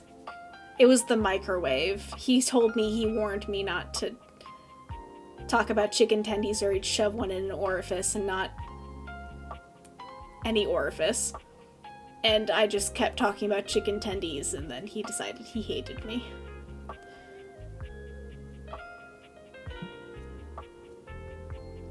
I'm spamming questions because I'm so interested. You're good. Why can't you watch the 50 Days movie anymore? It's too much of a trigger now.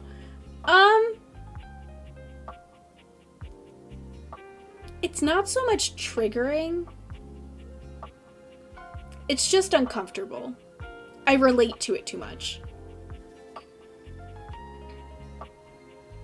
And it reminds me that, like, it isn't normal what I have, and that my life could be different.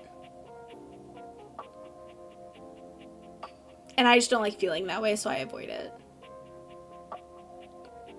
It's a good movie, though.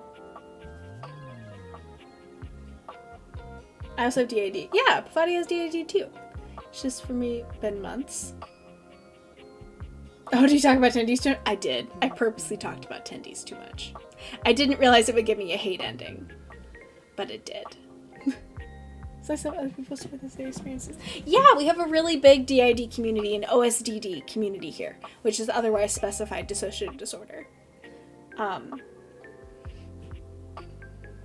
So I have a lot of friends and mods that are under the DID umbrella, and also chatters. So we have a little community here of people with DID and dissociative disorders. I have a funny story about Split. Yes, I have seen the movie. I saw that movie in theaters when it came out when I was 16. I was diagnosed when I was 19, okay? No. Scratch that. Yes. No, I was diagnosed when I was 20? 19 or 20. But anyways, just, I watched it before I was diagnosed, and I remember vividly walking out of that theater and hearing a voice in my head saying, "That's not how DID is at all." And me going, "Yeah, I agree." Wait, what? And then just never questioning it ever again until I got diagnosed 3 years later. And I was like, wait, hold on. Split isn't really... I don't really remember the movie that much anymore, so I can't really tell you whether it's accurate or not. Based on my own personal experience, I can tell you as a whole, the community doesn't think it's accurate and they think it's sensationalized and they hate how DID is demonized. And that movie did more harm than good, as a whole. Now, can I remember specifics about the movie to give you examples? No. But I can tell you that as a whole, it's not a very liked movie in the community.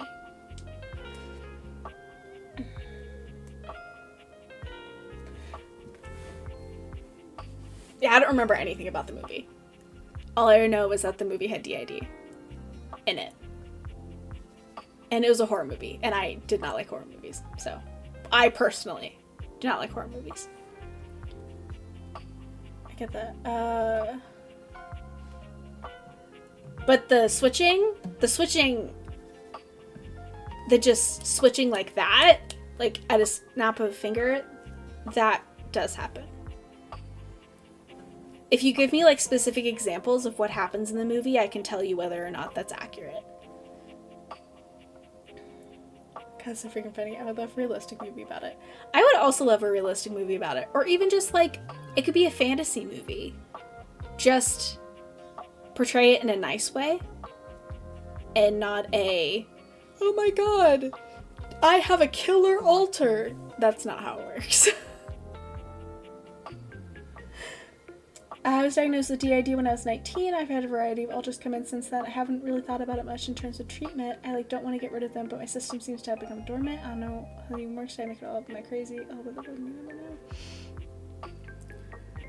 We definitely don't want final fusion as our therapy goal. We want to all stay separate because we each have our own individual senses of self, and we're very proud of that.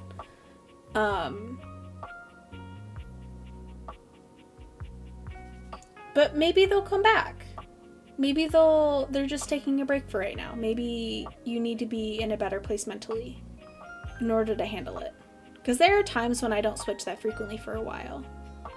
And then there are times that I switch like 20 times a day. It all depends on how I'm doing mentally and physically and all those different things. Apparently the little voice in your head didn't think it was a good representation. She did not. She did not. The person who said it has now made herself known. And she did not think it was good representation at all. I'm working on a piece of media about DID now. Ooh! I'd love to see more about it, Pavati. I don't know if you see the episode of Anthony BD where he spent a day with a bunch of different people with DID, but I love his stay with series because like fully invested in respect every single person that came to the chair. I've seen that. I've seen that episode. It was with Dissociated. Yes, it was a very good episode. It was very, very sweet. It was a very good episode. I liked it. Anthony Padilla treated it with kindness and empathy, and it was very, very nice. Me too. Gotcha. You're like front stuck. I'm sorry.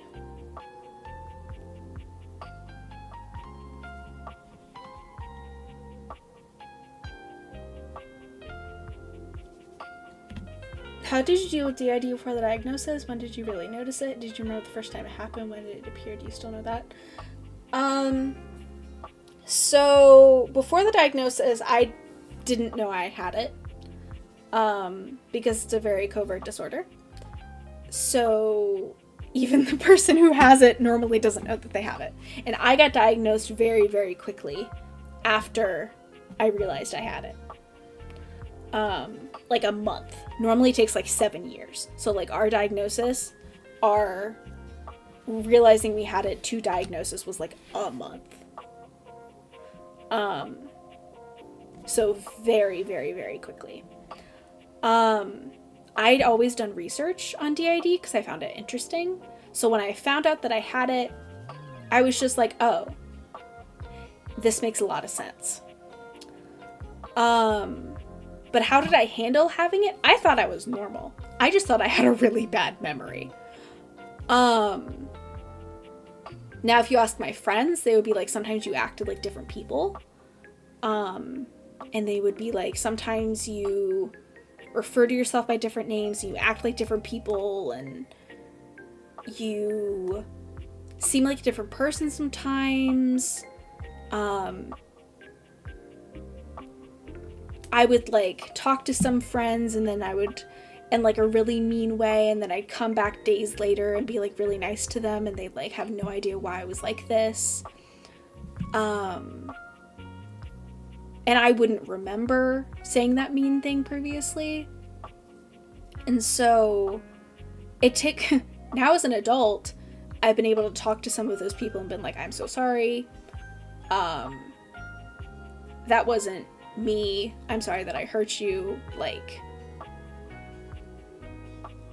took a lot of maturing and saying sorry for a lot of things.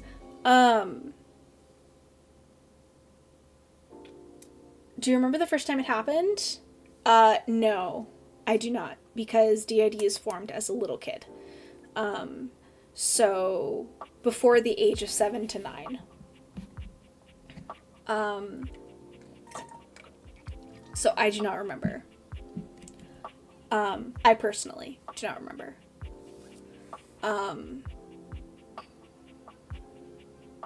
As a whole, I think as humans, we have a hard time remembering childhood, if I'm correct. I could be completely wrong. But that's like tenfold when you have DID. So I do not remember the first time it happened.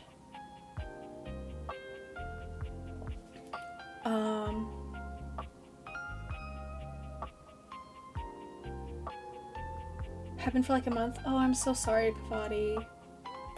That sucks. So I just go back to these characters first, just stand there, hold a pose, we chat away, but remember they're fictional. Oops. I also didn't know I had it before I was diagnosed. Yeah. I didn't even get that. My doctor was like, have you heard of DID? And I was like, the internet thing? I see some videos calling people fakers, not with my whole exposure. Obviously now I hate that kind of content. Yeah. Yeah. Sorry, sometimes when we made up memories of childhood's true, it didn't happen. Yeah, because our brain is like, our traumatic childhood didn't happen. Here's a happy memory that will make us not as traumatized, right?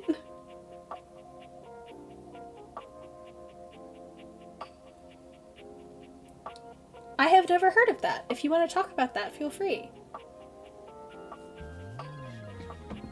It also doesn't help that I also have a ton of other chronic illnesses and a ton of other mental stuff. I do remember as a kid, going to a therapist, because I've been going to a therapist ever since I was little. And, I was filling out this paperwork, and I remember vividly sitting there, and there was a bubble for losing time. And I was gonna fill it. And my mom, who knew what DID was like, oh, no, you don't have that symptom. You don't have that. Don't fill out that bubble. And I was like, no, but I lose time. Like, I know I do. And she was like, no, you don't experience that. Don't fill out that bubble. And I didn't. And if I'd filled out that bubble, I wonder how things would have been different.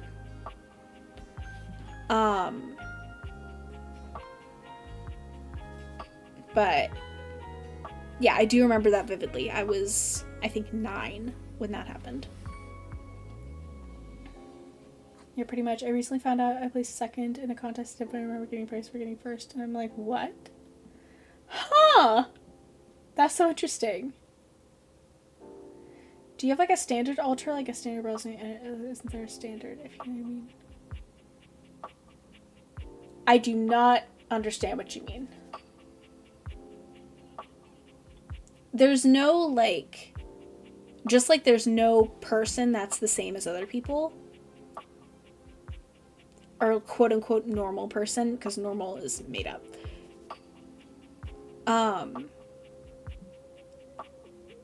There's no normal or standard altar. Just like there wouldn't be a normal or standard person.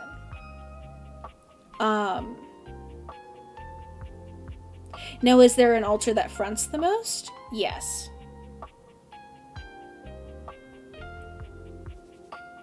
But I don't think that's the question you were asking.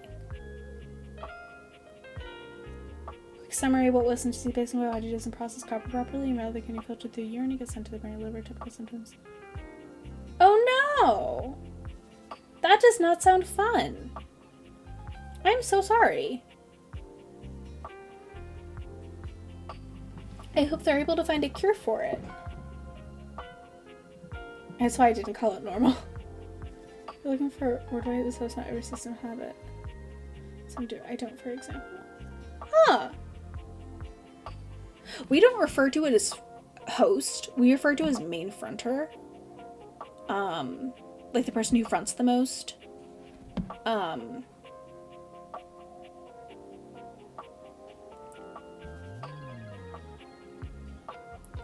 but most systems have one, but not all. Every system is different. So like what I say from my experience is going to be only my experience. And only our experience as a system. It isn't going to be every single system's experience. There usually is. Usually. But that does not mean it's all the time. You really have one of those? You have subsystems that almost subsystem friends more. Subsystems are a whole thing. Yeah. There's no cure currently, however, he can I found it recently. It completely eradicates the disease and working with UC. Transplant connect. How does surgery come out? Wow! I hope your transplant goes well and your surgery goes well. My dad's on the transplant list for a liver. So I hope that goes well. I know how difficult to be on that list is. So I wish you the best of luck. And I wish you lots of healing vibes.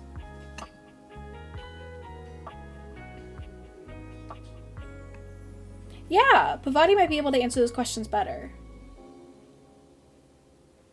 Because it seems like Pavati knows more about that.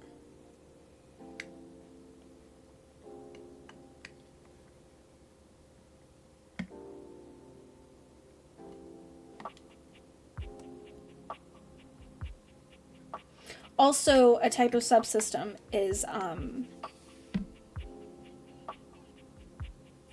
like an altar has altars, kind of.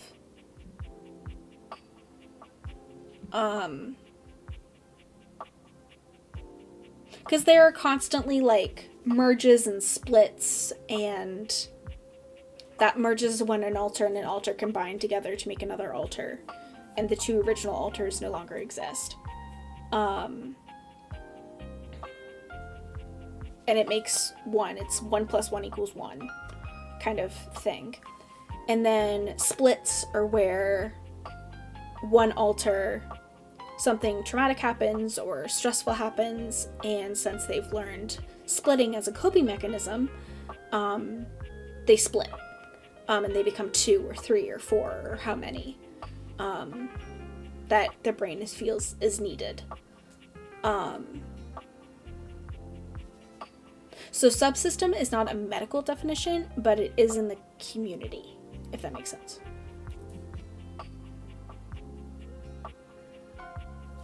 Fortunately, my old brother is O-negative at the universe. Donor type subs to make the process go faster. There's someone who's donating. Oh, wow! Well, congrats! I'm so excited for you! It kind of functions as one person. Yeah, basically, it's like folders. Like, there's a big folder in my body, and then there's... Oop. Sorry. 1 second. Much better to pine. Safer. 3 folders inside that folder, and the papers alters in each folder. Yes, but the folders can work as papers out there. Yes. Yes. You said earlier about experiences varying from person to person. Like from trans, but obviously my experience is different very greatly from other trans people's experience. Yes, exactly. So the merging continues with age, and when some disappear, what happens to them? They don't ever disappear. They just merge into one. Like, for example, I've merged with an altar before, and it's like you're absorbing some of their traits. It's like when you have 2 water droplets next to each other and they're both different colors. Like, let's say you have a blue water droplet and a red water droplet, and you push them together, they become a purple water droplet. All the traits from that one water droplet, from those 2 water droplets, got put together into one. It isn't missing anything. It just becomes something new.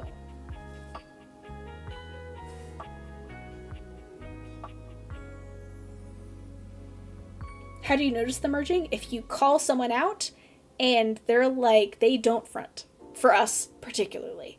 If we try to call someone out and they're like, I'm not here anymore, or if someone else comes out instead, that normally means someone merged.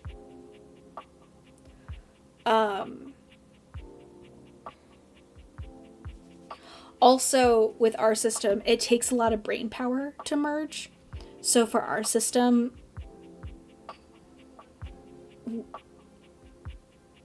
it happened slightly consciously. And so we were able to feel it happening, and we slept for like 4 days straight. How do you notice them merging?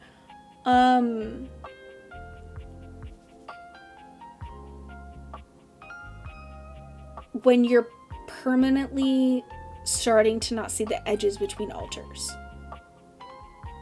Also in the inner world, we can see each other, right? So we can see what each other's look like. And we can talk to each other. So when you merge, all of a sudden, you look different. So like, for example, someone with blonde hair merged with someone with brown hair. And when they merged, they got streaked hair. That's how it worked in our system. It could be different for other systems, but that's how it worked for us. They don't really disappear, they just kind of morph, merge, and change and mature with you. Exactly. Do you have alters that find take when we do a certain activity? Like they like doing that activity? Like, for example, one who prefers to watch anime and one who prefers to game? Oh, exactly. Yes. 100%. Everyone has different hobbies. There was an alter in high school that would do all of my math and science homework. She came out only for math and science. And she would do my math and science homework. And come out for math and science class.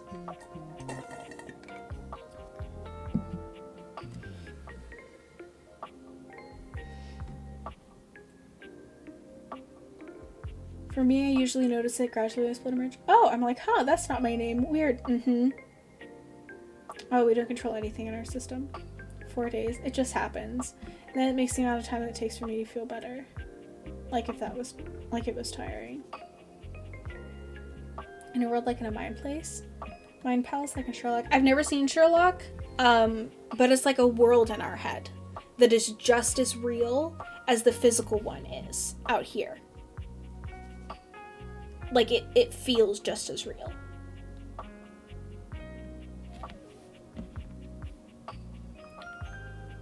I actually have a question. Can you see your inner world like when you're fronting? Yes. Not the whole thing. I can see most of it. Thank you for the follow. Welcome in.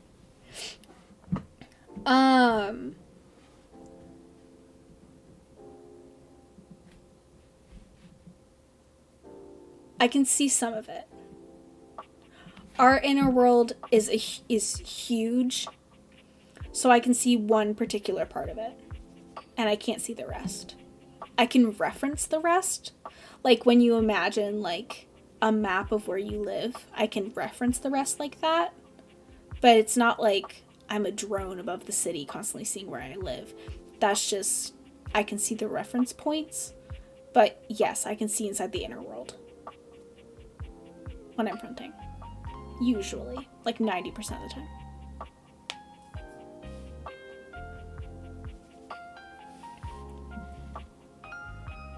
I can remember the stuff happened there, but I can't recall if that makes sense. That's fair. Poor Paige just really hurt endlessly. So you see altars standing beside you or in front of you? In the inner world, yes. It's not like I can see them in front of me like they're a hallucination. Like it's not like they're sitting right next to me in like right here. Like it's not like that. It's like when you're in the inner world, when you're not fronting, that's when you're in the inner world. I can see and talk and interact with them. But I can't say anything else. I remember what it looks like. I could draw it, but it doesn't have to me like a memory. It's just facts that exist in my head. Yeah.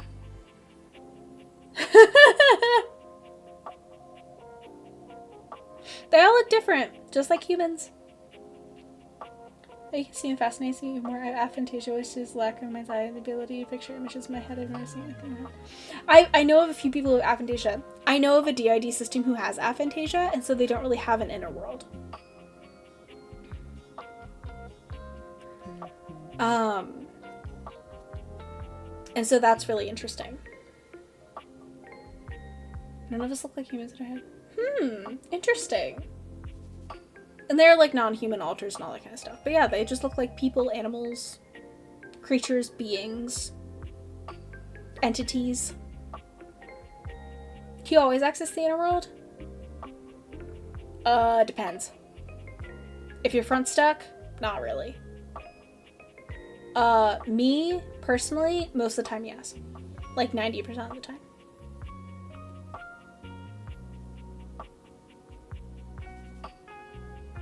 We never really identified as human as a child, so we do now, kinda. You're not all humans. So, this is how I like to describe it.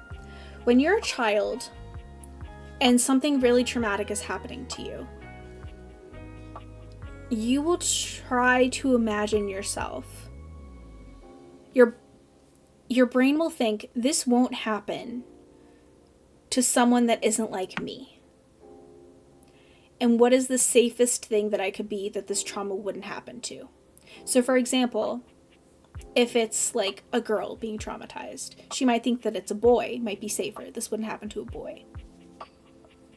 Or she might think, oh, an animal wouldn't get traumatized. If I was something not human, then I wouldn't be, this thing wouldn't be happening to me. Or maybe it's a creature. Like, if I was an angel right now, if I was a fairy, if I was a mermaid, these things wouldn't be happening to me because nothing bad happens to those things. And that's how they're created. You even have these things called fictives, which is like, for example, like a beloved cartoon character or a character from a book or a movie or a cartoon that you're like, this wouldn't happen to this character, so I must become them so it doesn't happen to me. And then because your brain can dissociate so far because it's been repeatedly exposed to this trauma over and over and over and over and over, every time you're exposed to it, you just get more and more and more dissociated, and it becomes more concrete.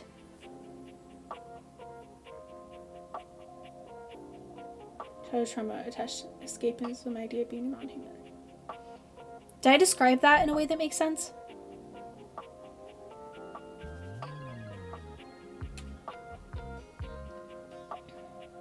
And it's not something we do consciously.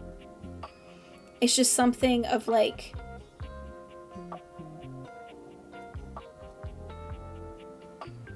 you're imagining that you could be anything else. Anything else would be safer than this. So yeah, it comes back to that.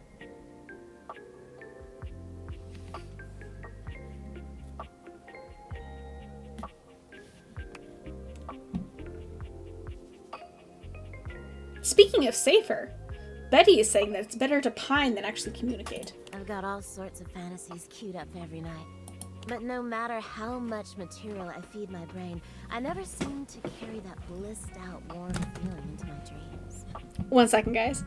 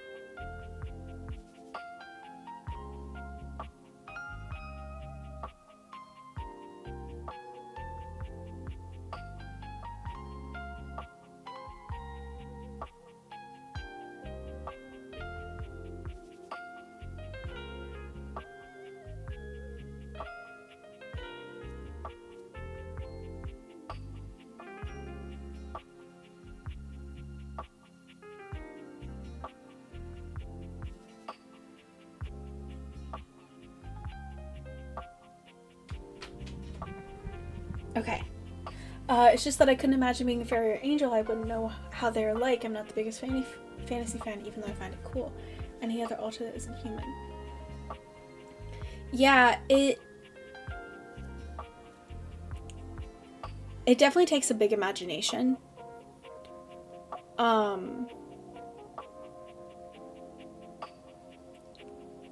But we were also, for us personally, we grew up really religious.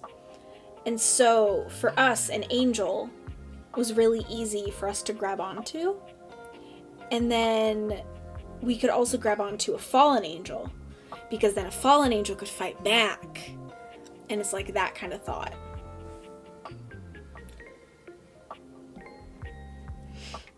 I tried getting into lucid dreaming for the longest time, actually. I practiced for years, but it never worked for me, not once.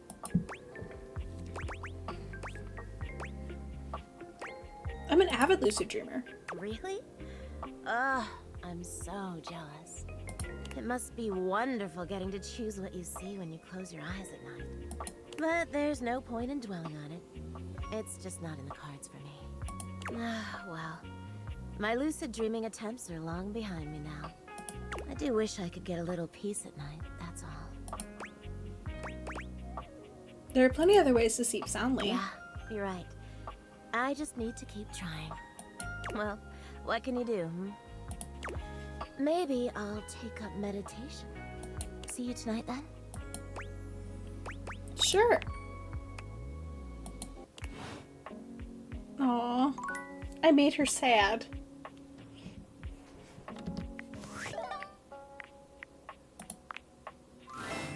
Welcome! What can I do for you in my main menu?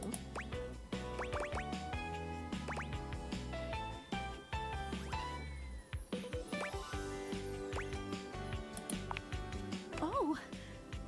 Oh! No. No? Well, just not yet. It's like some quest I have to do now. Yeah, pretty much.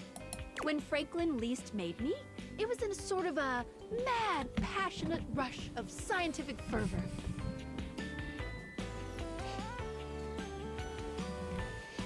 I'm not religious, so that changes things. I was a very imaginative child.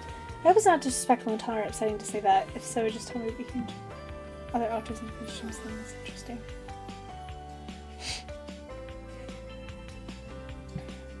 You're not. I'm not religious anymore. I'm agnostic. So.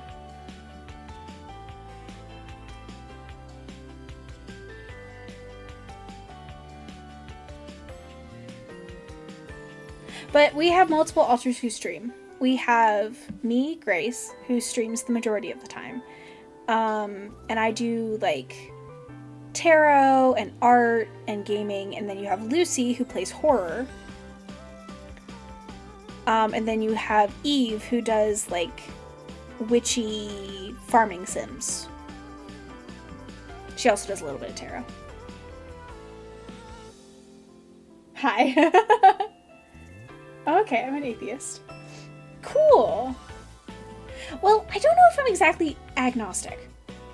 I believe that every religion has a little bit of truth to it. And I'm a little bit witchy.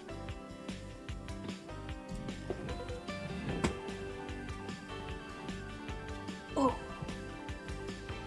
So I don't know what the word for that is, so I just go with agnostic. I know I'm not atheist.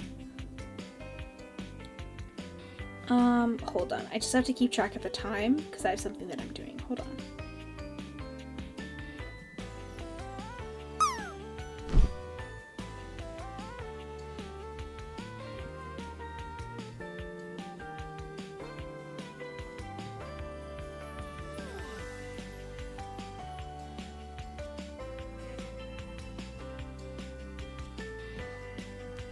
Okay, I set a timer.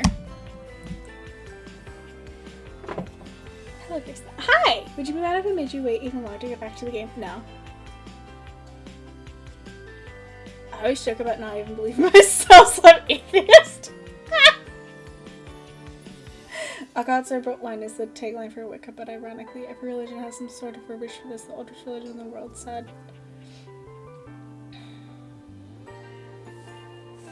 Yeah, I think that every religion has a little bit of truth to it.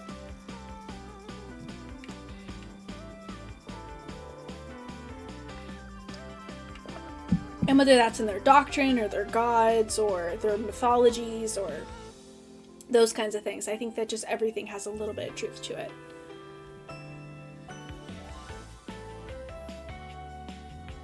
So now you know the tinfoil hat's name.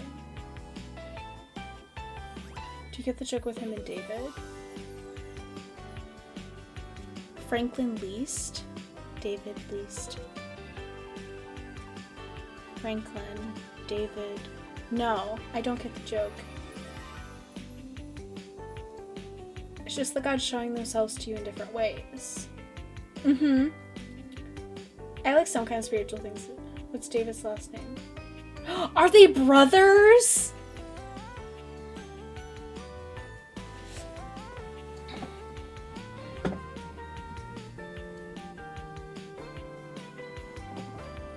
It's the gods showing themselves to you in different ways. But yeah.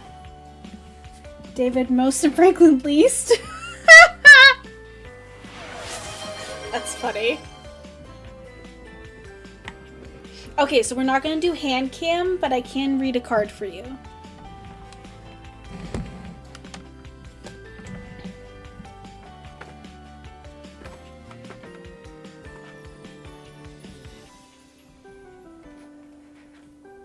What deck would you like?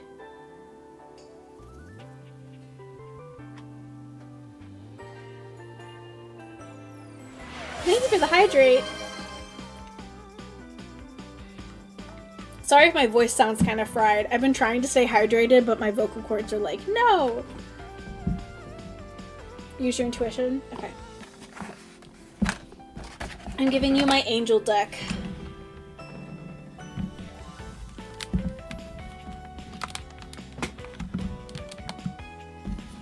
You just need to go to, am I doing it? Is this the right path? Okay.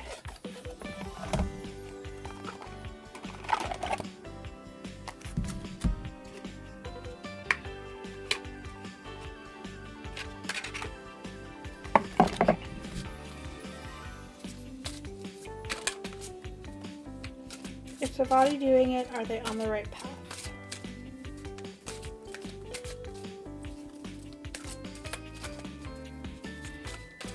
If it's hard, it's probably the right one.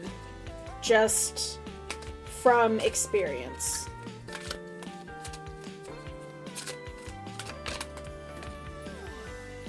It's a dandelion. Vitality, empowerment, perseverance.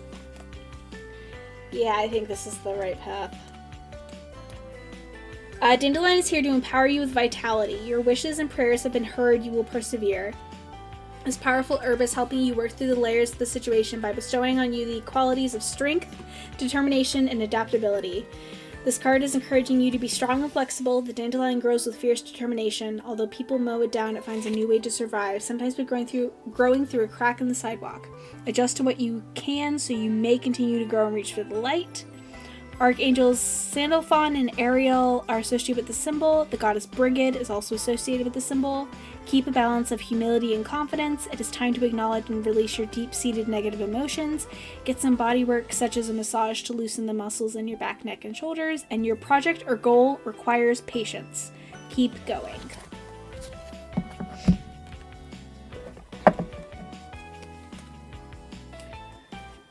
What if you're just pulling Magic the Gathering cards? That would be so funny. I do have, it's funny you say that. I do joke troll readings with Cards Against Humanity decks, too. So I do have that in my channel point redeems.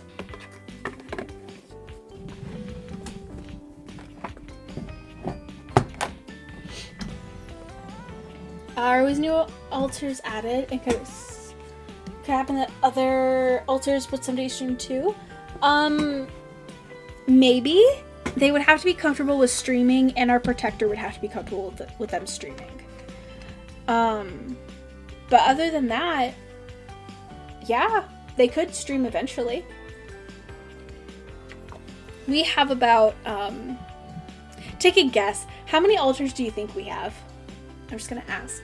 I see what you guys say and I'll tell you what. Damn, okay, heard. Nice, I'm playing for outros so now. Woo! And I don't know if I'm giving up on disability after my third denial to pursue passion freely anyway. Can you work with myself as a fair choice? Because honestly, I'm disabled. Disability could very well be the right choice, but I'm doing it full time. I know the answer, so.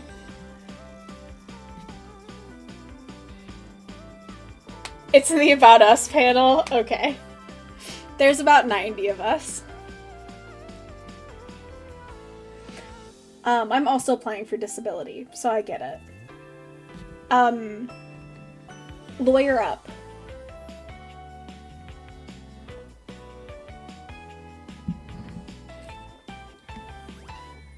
I read stuff, hee hee. Franklin, the David Most and Franklin Least is funny. Gonna have to fight for my ADA rates. Yeah. I'm doing the same thing, I definitely understand. There were unintended consequences, like realization, which is a good thing. Is it though? Definitely a good thing, pretty much. But one of the issues with realizing an object is that each of us can only leave once our own little purposes are complete. Some of us here still have things to do before we go. I call it unfurnished business. Oh, that's funny. Clever. Thank you very much. It's trademarked. Each of us can't become a human if we have unfurnished business. Reasons we need to appear in this house. None of the others know why exactly this is, or what it might be that we need to do. Oh, but I'll always tell you when I see it, and forbid you from realizing that individual. As for me, well, I have the most unfurnished business out of anyone. I have to be here to help everyone else get realized, so I gotta go last.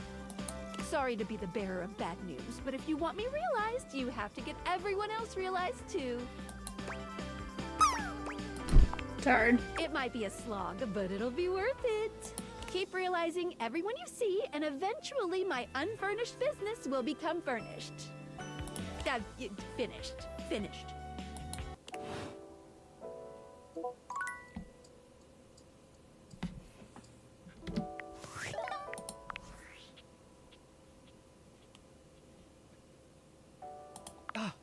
It's me, Tinfoil Hat.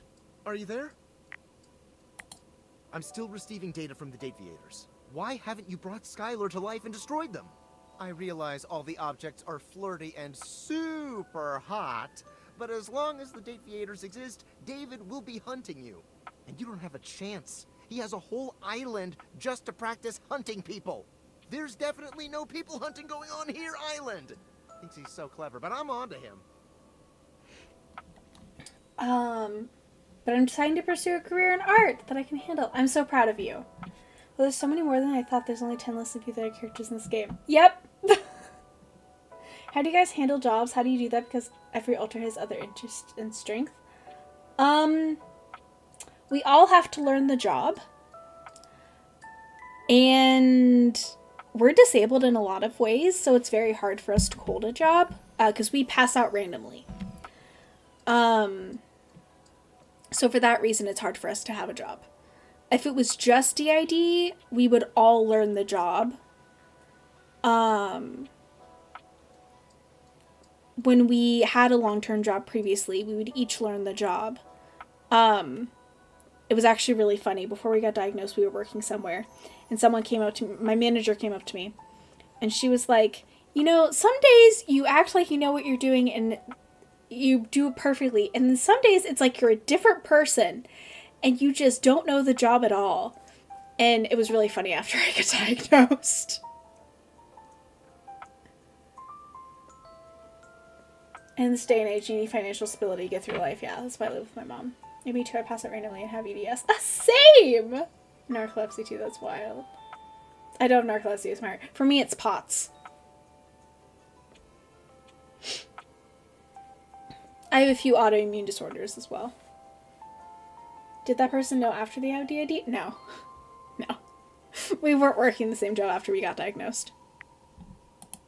You can't realize her? Oh dear. This must be unfurnished business.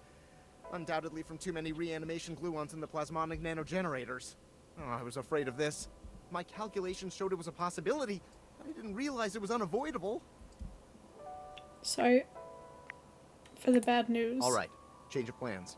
If unfurnished business is inevitable, then you'll need to bring every object to life before you can realize Skylar and destroy the Dateviators. Any questions? Like 100, honestly. I'm so sorry, it'll have to wait.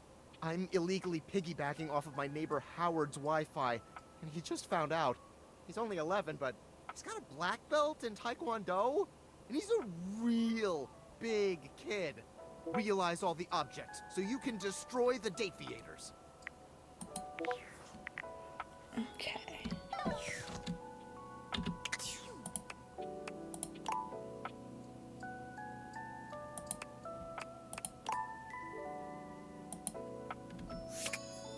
Oh, there's still one I can do.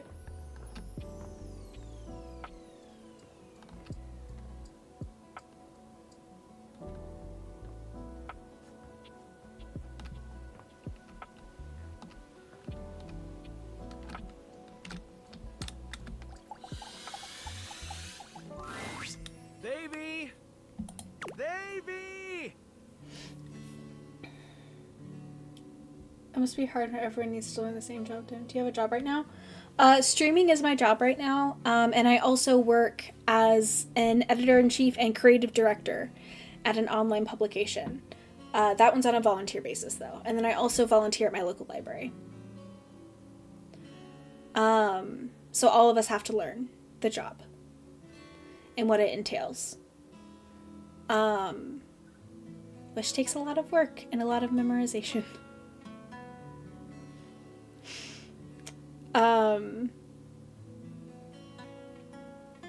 But for my writing job, my boss knows that I have DAD.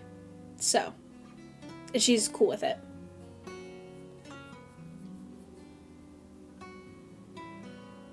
I don't know. Sort of coat. But she knows about it, and I work around it. So only when I'm fronting, I do the work. Because it's on my time. Most of the time, except for meetings. Meetings aren't on my time. But other than that, everything else is on my time. So I basically only do it when I'm fronting, if I can help it. Because I'm the one who likes to write. I know, his roving coat is really cute. Come on, Davy, what'd you get off to now? Davy? I hope he's all right. What's going on? Oh, hey. I'm sorry, I didn't even see you. I hope you haven't been here too long. I'm Mateo. Mateo Manta. Oh, Blanket. He's a manta! A manta ray! I've just been so focused on finding Davy. This is the second time he's wandered off this week. I'm starting to get really worried. Who's Davy? Davy's one of my rescues, a young knit bull that I found trapped in the office a few months ago. You wouldn't happen to have seen him around, would you? I don't think so, but I can keep an eye out. Oh, thanks, I appreciate it. He's about an inch tall, hand-dyed, fingering weight, even though he acts like he's worsted, and it's always getting him into trouble. I just keep thinking about him all tangled up somewhere again, trapped and alone. He was in pretty rough shape when I found him the first time. No telling how long he'd been there. He was so gray, No. I wasn't sure if I'd be able to put him back together. I haven't gotten into the attic yet, and I want to, but I don't know how. How do I get in the attic? Let's do a time where every ultra needs to learn it. Like, I'm too lazy to learn it once, except if it interests me and then it's still not easy. Yeah, it gets kind of exhausting. It's really not fun to learn it over and over and over and over and over.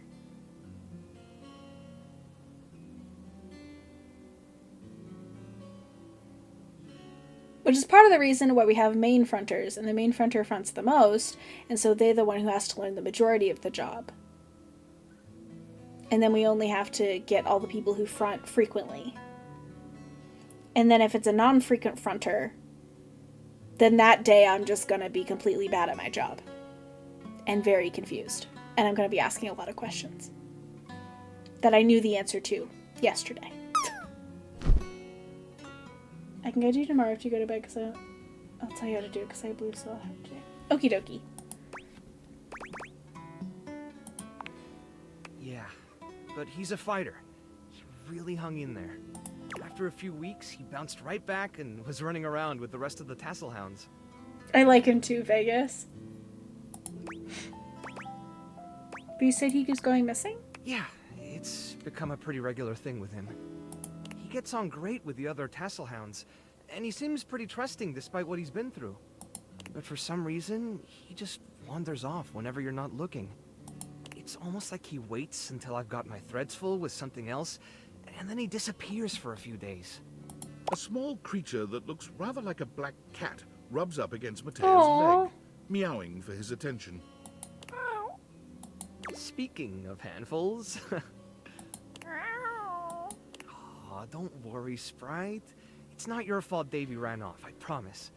He'll be back soon, okay? He bends down to pick up the small creature. Feisty. Yeah, she's got a big personality. Oh, this is Sprite, one of the first inanimals I ever rescued. Yeah, sweet girl. Been together a long time now, huh? Long enough for you to know better than to go messing with Curtain Rod. Oh, really? I guess the bottom of those curtains just tore themselves up then, huh?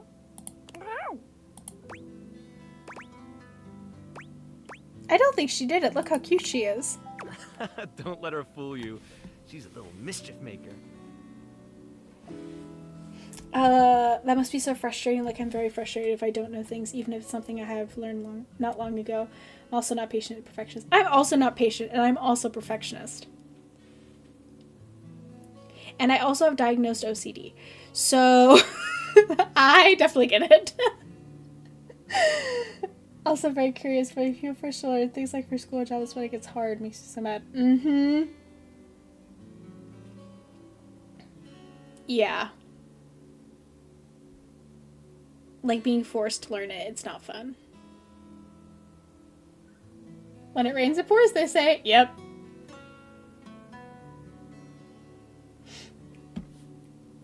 I have a laundry list of diagnoses.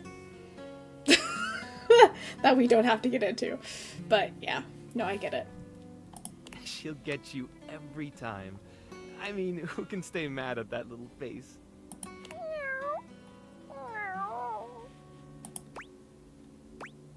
I belong to her now. You're in good company. Can I pet her? American court hares are pretty affectionate, but she's a little, well, picky. If you want to try to pet her, just hold your hand out and let her sniff you. If she headbutts you, then you're safe. If she just stares at you, though... I'm willing to take that chance. All right, go ahead. You hold out your hand to Sprite, waiting with bated breath for her reaction. Boy, it's okay, sweetheart. I've got you. Sorry. Better luck next time. You, should probably step back a little bit just to be safe. Well, I'll be hearing about it from Curtain Rod later once they notice the bottom of the curtains are ripped, I'm sure. Honestly, I think she's just acting out because she's upset about Davy. I was really hoping I'd be able to find them before it got too late. There's still a few more places I haven't checked, but I need to get back to the rescue. Things can really start to, unravel if I stay away for too long. Is there anything I can do to help? Oh, that's kind of you to offer, but I'll figure something out. I'm sure you've got other things to worry about. Really, no trouble. Are you sure? Davy's my responsibility. It's my fault he's missing. I really should have been watching him more closely. You gotta lighten up on yourself. The inanimals depend on me. I can't afford to be careless. It just doesn't feel right, asking someone else to fix my mistake.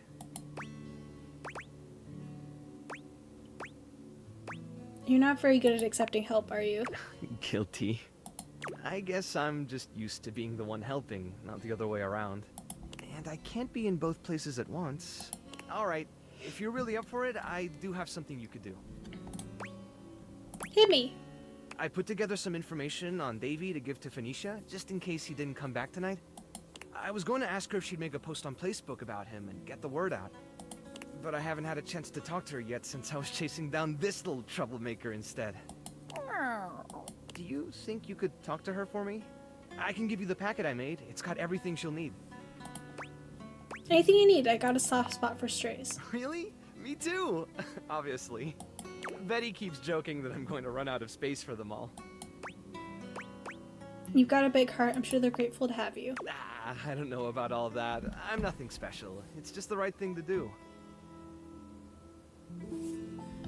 When something needs help, well, you don't give up on it. Sorry, I didn't mean to talk your ear off there. Once I get started talking about them, it's hard to stop. If you're interested, you could always come by the rescue later and we could talk more. I love that. Great. Anyway, thanks for offering to help. Okay.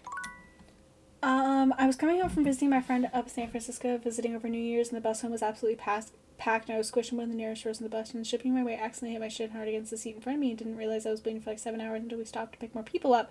Dropped some people off, and I got up and was like kicking my legs to shake them up. It took me liver failure, I have a lot of fluid in my abdomen, leaks, and my wound was constantly leaking fluid, so we couldn't let it sit open, but it's got to here slowly but surely, but I'm still doing it a month and a half later.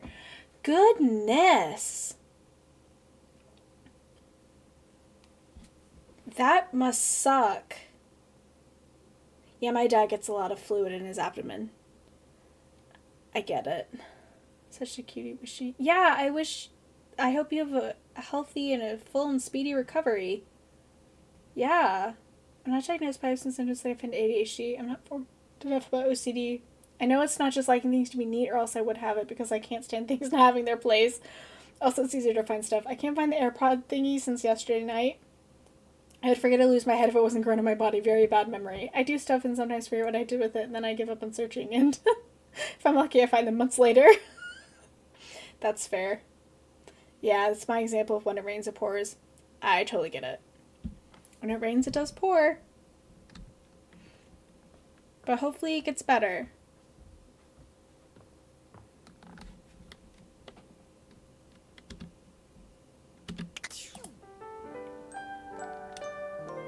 Okay, so how do I get to the attic? I know it's here.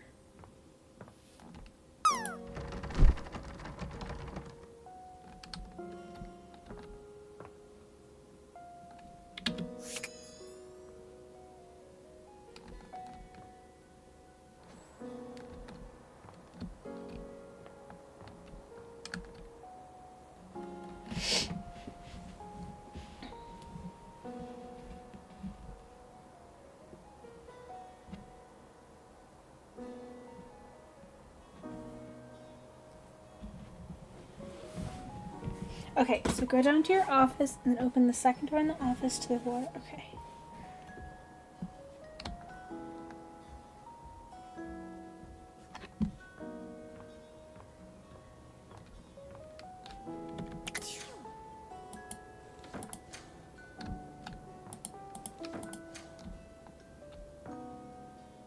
Okay.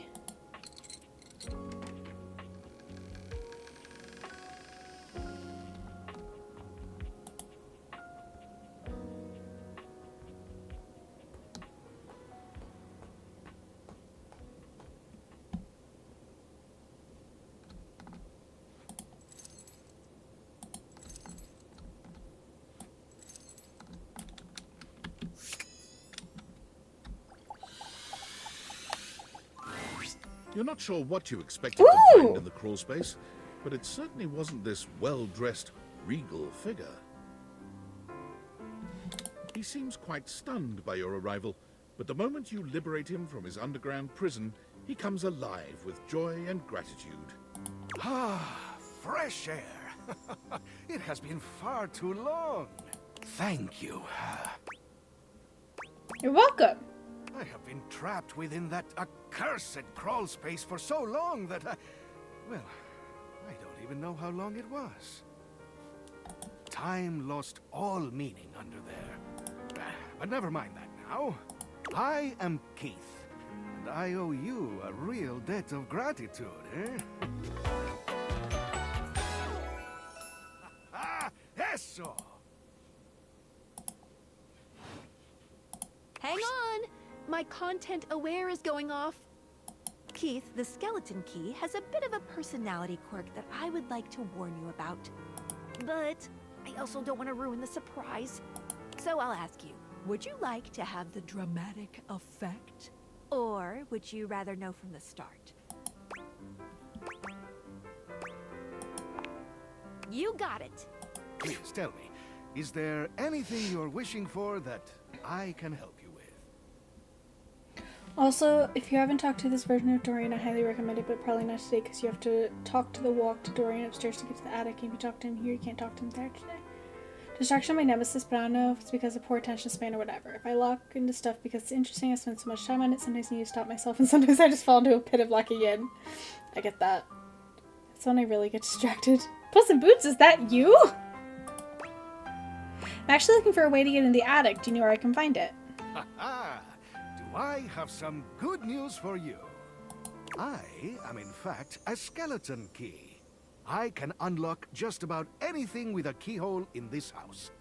And a few things without keyholes besides. That sounds very useful to have. I am nothing if not full of surprising talents.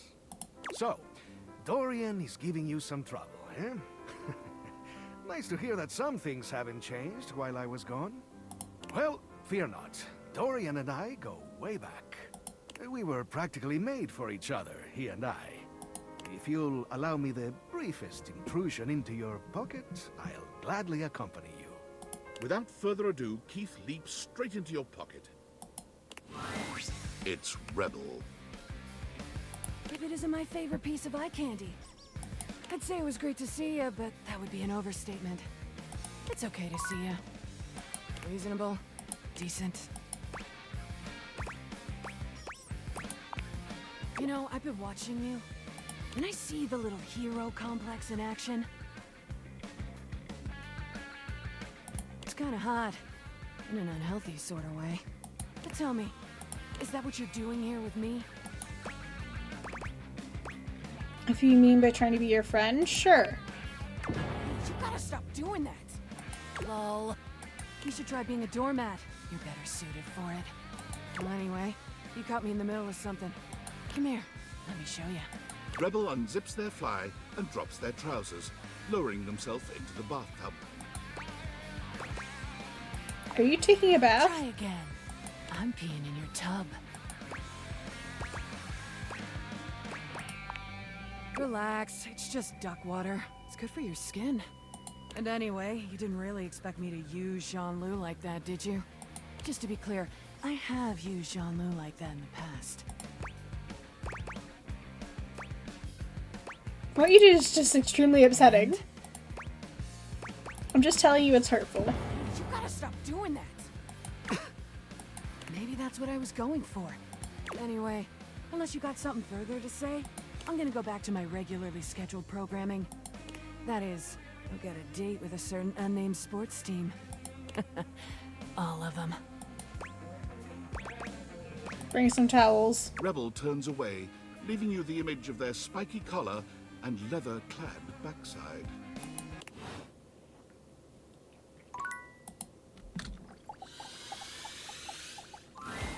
You see a concerned face peeking through what might be a cryogenic tube, containing tape both sticky and cassette. I am a Critical Role fan, so I'm not like super huge on Brendan Lee Mulligan, but I know who he is and I think he's cool.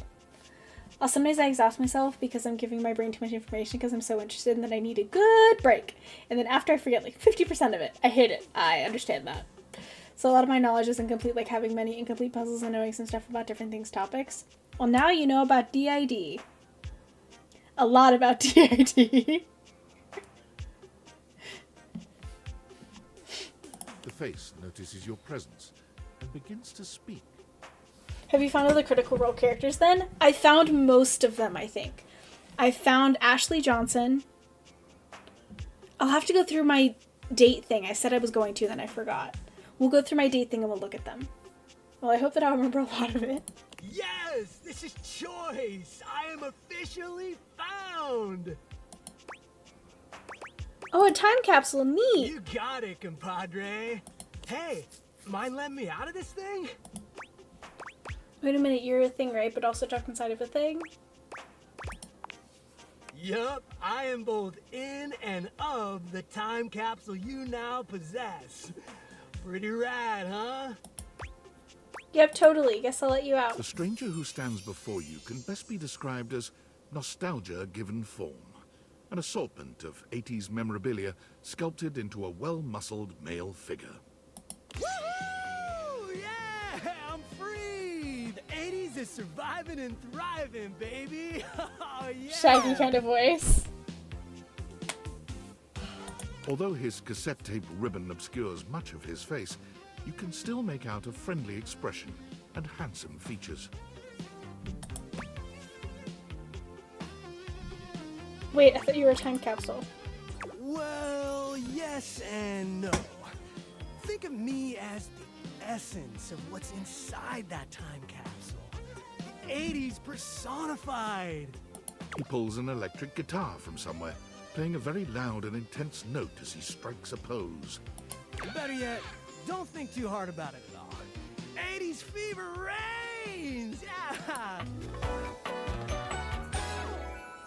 Yo!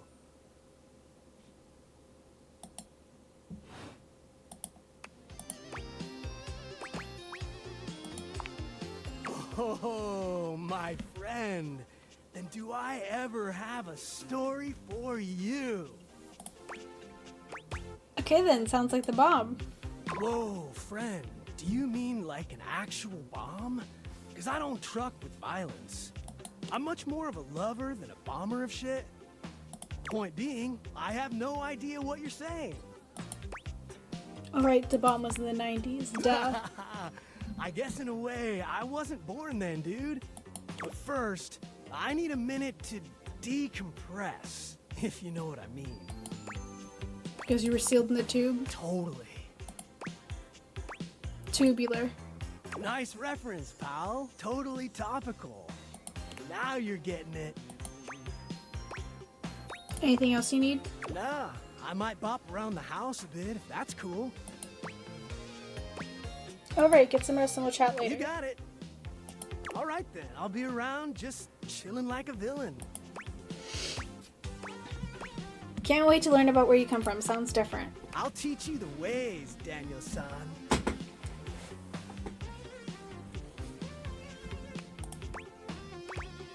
You got it, Mr. Oh, look Sugiyaki. at you, acing the class already.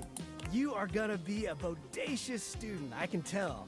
Okie dokie, Smokey. Just gonna shut the peepers and recuperate. Talk to you later. Okay, is there anything else?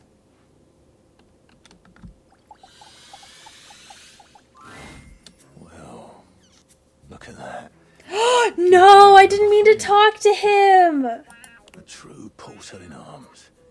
Just like myself. Keep it up. It feels better and better the more you do. Trust me. Dorian is less clothed than the last time you saw him. But when your eyes meet, he doesn't seem the slightest bit embarrassed.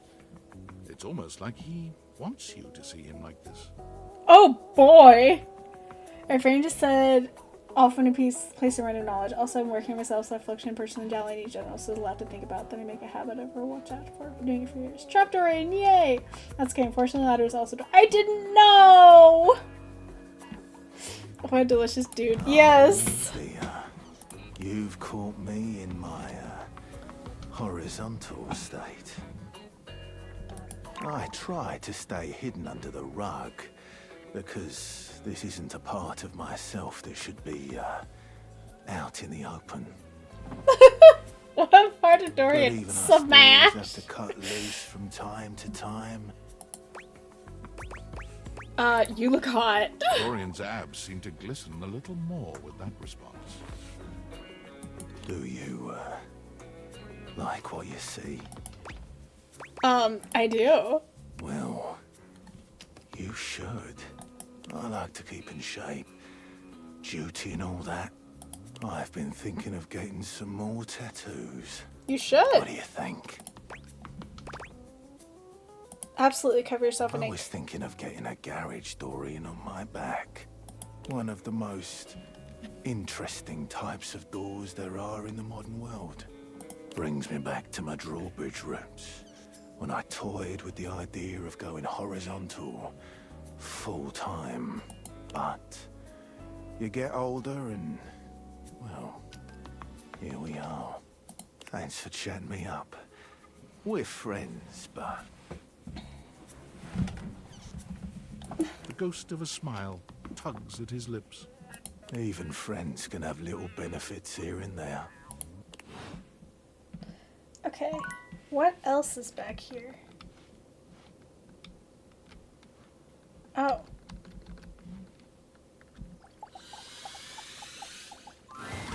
An unholy amalgam. Oh no! Not Peter Pettigrew! He regards you as you do him, with surprise and disgust. He Would holds that his be a hand second to his back chest door? in a distinctly rodent-like gesture, his nose twitching at intervals. Ah, you said duty. Some hair on his upper body is so hot anyway. With benefits. That's what I hear. Actually, he's so funny. Holy frickin' shit! What am I looking at here? New face in the crawl space? Are you real or what? Real? Yeah, I mean, yeah, yes. With you? I'm looking for love in all the wrong crawl spaces. You ain't gonna find it here. Hello, I'm Vaughn. I'm your rat trap. Bring in your little card. You'll see. Hi, I'm Vaughn. I can't wait to love you or whatever the fuck. Yeah, right there. How long have you been down here? Oh, a long time, Pally. A long freaking time. Whoa there. My content aware has given me a tickle. Vaughn is a rat trap. There's gonna be some content here about animal death. And if that's something you don't want to hear or joke about, I'd recommend skipping. You cool with that? Or you want to skip it? On with the show. You eyeballing me or something? I can feel your gaze. Lingering. I don't remember ever setting a mouse trap. Damn!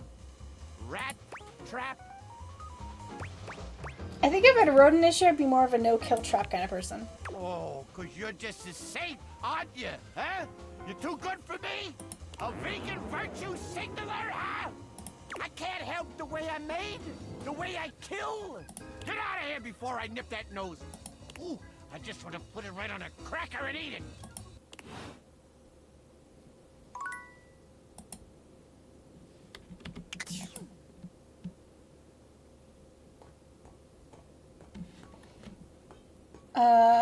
It's a mousetrap. It's like an Italian mafia dude from the movies kind of. I don't want to catch you calling him that.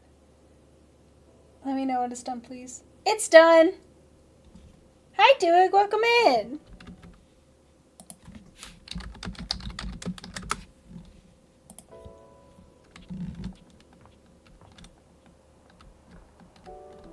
Okay, so let's go upstairs.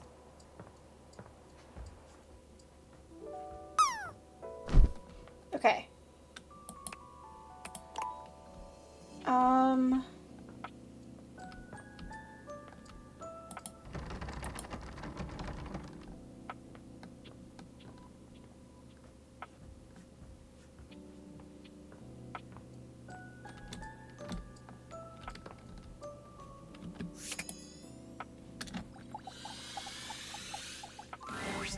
petite pirate glares at you. There's so much to take in here. But you don't dare to get a good look in when he looks like he's contemplating running you through. She's doing good.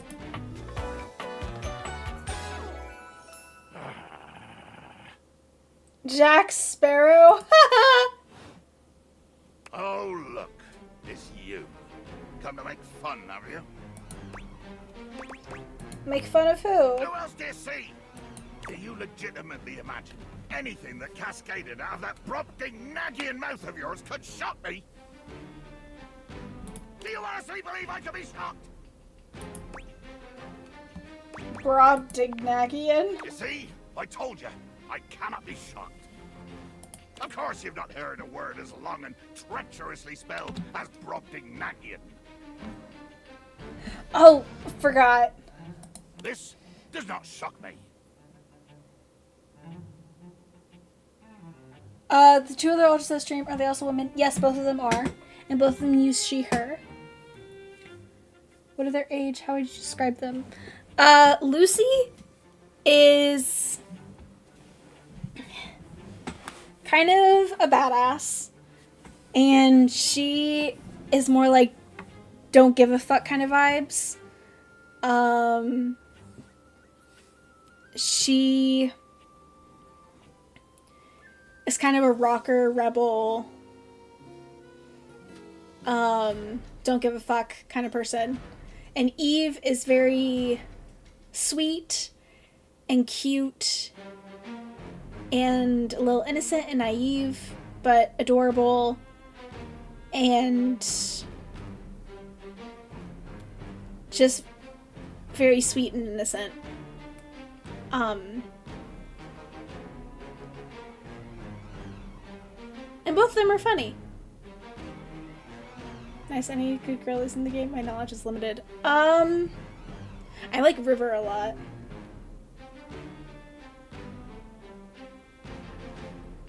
So you found my favorite already, Dolly? I like badass people. Grace.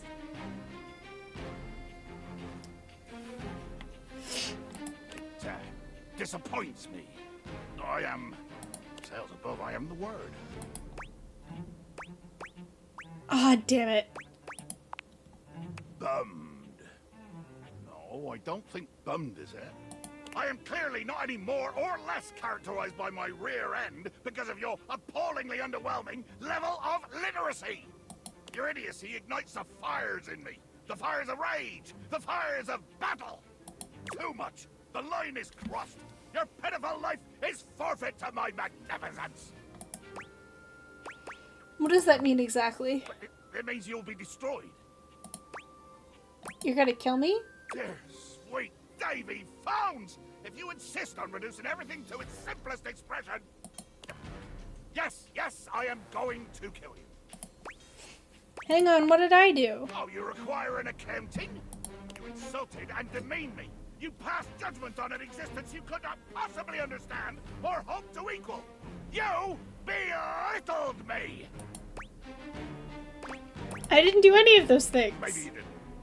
But you exist, and you're here. And I have to end something. Bear witness to your undoing. I'm bearing. Can you not feel it? Do you beg for quarter? For mercy from the most murderous, blood-eyed conjure to plow the fathomless flood? I thought you were gonna kill me. Of course I am! I am killing you, right now! I'm tearing you limb from limb and dangling your bits from the rigging to tempt the crows. You take a moment to inspect yourself. Your limbs and bits all appear to be just where you left them. Seems like you're talking a lot about it and not doing anything. Oh, well, I am. I'm filleting your sorry rind. In my mind. Oh, a speculative stabbing. Damn your hide, speculative! It's as real as the snap of sail in the wind, the squish of flesh and bone as it makes way for my blade. I'm not in fact stabbed, though. What did you say? I'm not stabbed. How is this possible? Blimey. I can see my own hand rendering you like a fish still wriggling on the deck, and you're standing there talking with lungs full of free air? You can't actually murder me with a plastic cocktail stick. How dare your lips mouth round such traitorous syllables?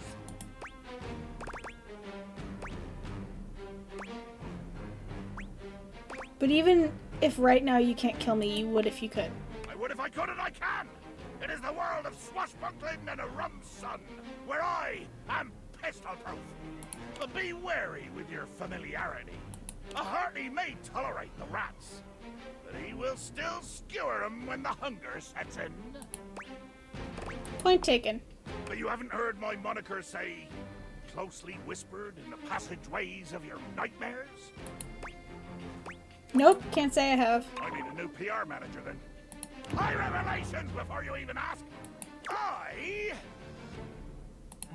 am the fearsome Captain Jack Sparrow.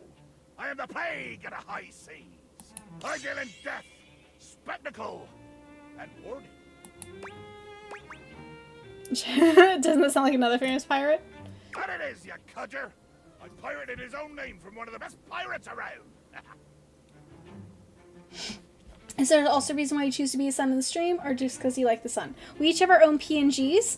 Lucy is a bat, Eve is a frog, and I am the sun because I'm the main fronter of the Sunshine System. Because we really resonate with our friends used to call us Sunshine. Our nickname used to be Sunshine. We really like the color yellow, and we also like light, and we used to really resonate with the You Are My Sunshine song. So we just stuck with it. And the Sunshine System is the name of our system. Why don't you call yourself that if you already knew you were stealing it? I say it in French. Because French is scary. Oh, of course. Wait! I will try to kill anyone you bring onto my ocean. If they don't die, we'll see. Okay. Now let's open data decks. Okay.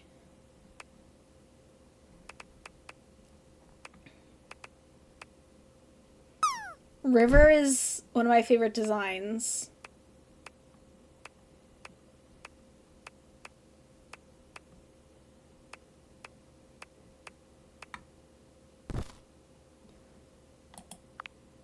Okay, Beverly's Marisha Ray.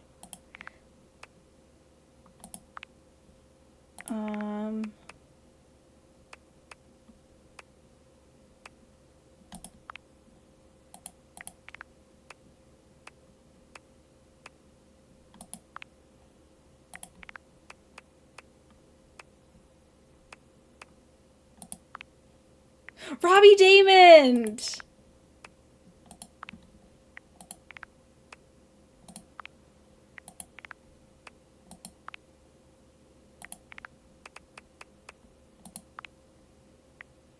Amy Carrero?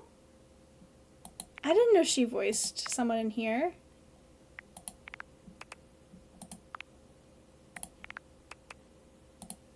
I knew this one was Matthew Mercer. So I'm missing Travis and Talzin, Sam, Liam,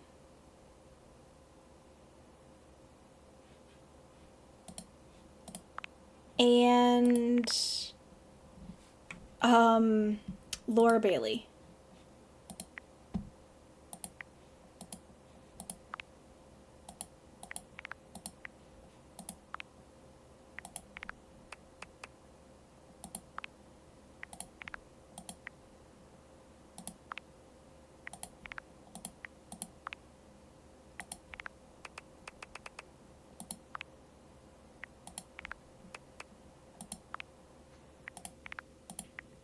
Okay, Ashley Johnson. I know her.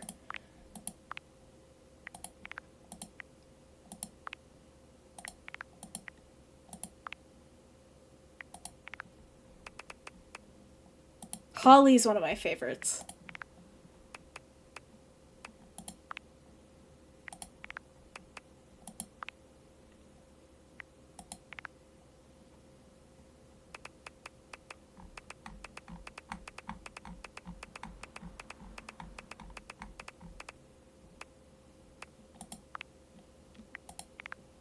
And Dante Basco. He's the voice of Zuko, I believe.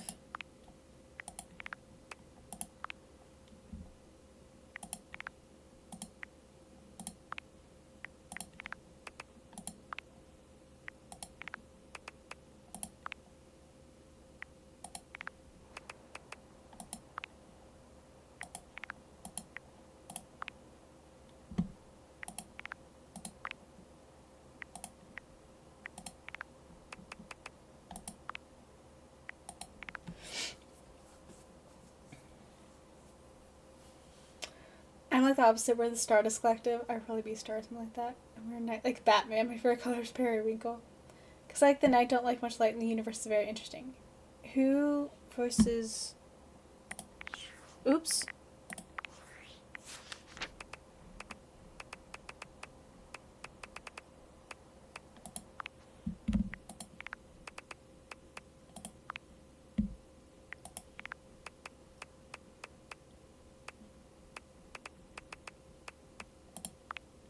Liam O'Brien! Okay. So now we just need Travis, Sam, Laura, and Talzin.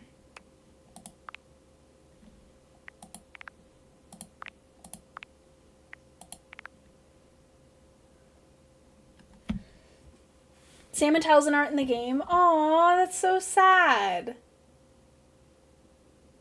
Chance is my crush because he's so cute and nerdy and Dorian because he's hot. I wish Sam and Talzin were in it. So we're looking for Laura, and that's it. Oh, and Travis. Oh, and did I have Dolly? I don't think I had Dolly. Oh, I do have Dolly.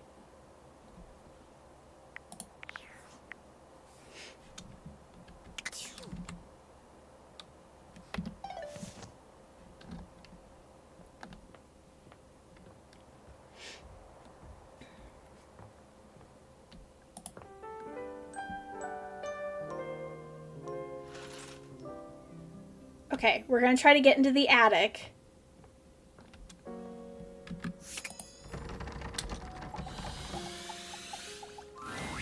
Dorian looms over you, arms crossed over his broad chest. He seems almost smug about blocking your way today. Travis is the microwave? I pissed off Travis?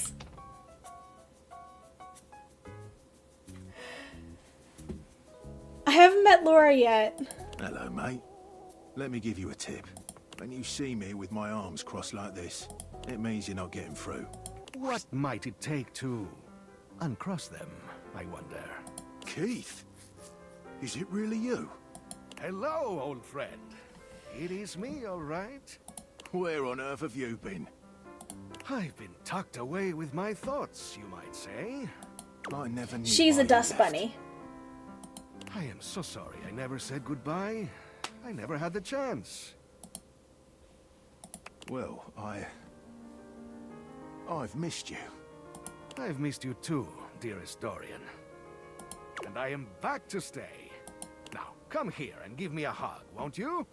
I could never resist you. Dorian and Keith curl their arms around each other, fitting together as perfectly as, well, a key and a lock. And just like that, door is open. You two seem like lovers. We've tried that. Indeed. It did not really work out. I prefer to cherish the fact that it led to our friendship. Quite so. I agree. Maybe we can be friends, Keith? Why, I would love that. I rather think we would do well together, you and I.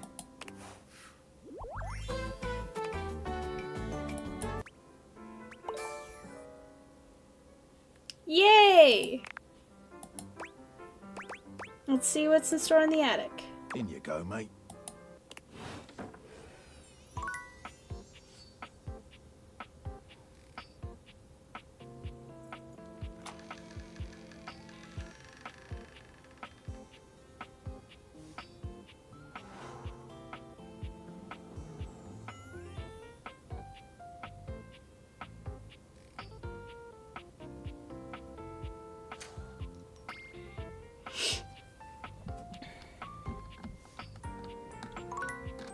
Oh, so many cool things in here.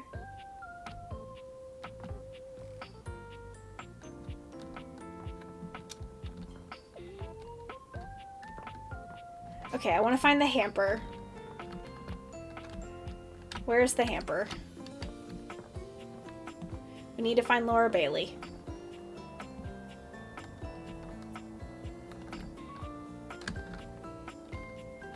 Where's the hamper?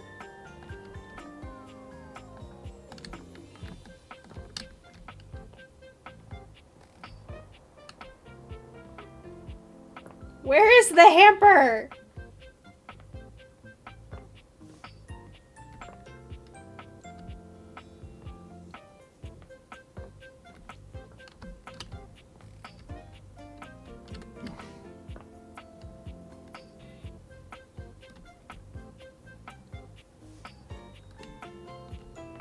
Wait, I actually kind of want to do this one. You see a medic with bright eyes, a kind smile, and a sort of maternal air about her. She doesn't even wait for your introduction, greeting you cheerfully. Yes, I did not purchase the DLC though. Oh my. Oop. Hello there. Okay, so after this day, I have to raid out. Fresh face. Here to see the doctor, are ya? Sure. Well, look no further. I might look like any old Jane, but I'll have you know that you are looking at a truly top-notch medical professional, and the only one around for miles.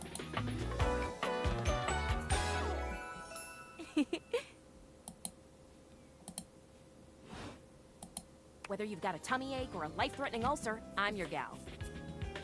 She pauses, looking you up and down, hopefully. Do you have a life-threatening ulcer? Nope, no ulcer or anything life-threatening, actually. You've never seen anyone more disappointed to hear of your good health. Oh, heck. I do get my hopes up, you know. One of these days, someone is gonna bust through that door bleeding from orifices, natural and contrived, and boy, oh boy, what a red-letter afternoon that'll be. Cool, cool. Really hope it's not As me. do I. I understand they're quite painful. Then again, if you ever find that it is you, if by some misadventure or chance you find yourself in possession of said acidic incubus, I hope you know you can come to me. I would know exactly what to do. I would have a very good approximation of exactly what to do. Yes, basically. Anyway, what can I do for you today? If not an ulcer. I guess I could use a band-aid. Oh, bandages! They are the first line of defense when the interior of the body has the temerity to propose to become the exterior. Where do you think the Wonder Get Hamper back in would there, be? blood. Back to your proper course's lymph. And you, skin, have a little help controlling this raging horde of fluid and marrow. Band-aids are basically magic. I could go all day. Anything that you might need, hydrocortisone, non-latex gloves, even a simple pen, that, darling lacerated one, will be duck soup. No duck soup for me, thanks. Zounds. Something is drawing my eye. My metasenses are tingling. Better let me take a look at that wound of yours. You sneaky little sufferer. Thought you could slide one by me under cover of metacarpals, eh? What are you talking about? Just to double check, you don't need an injection or two. Take it from me, dear. You're better off safe than sorry. After all, if there's any sign of rash, you won't know it's there unless we do a thorough examination. And even then, well, I'm afraid there's always a chance for scarlet fever. Whoa, what century do you think this is? Whatever century this is, it is a century where proper medical care is an essential right of all beings. And I am here to provide said right. Now, produce your fingers, please. Oh, for heaven's sake, fine here. Faria looks you up and down, tapping her chin as she considers you from every angle.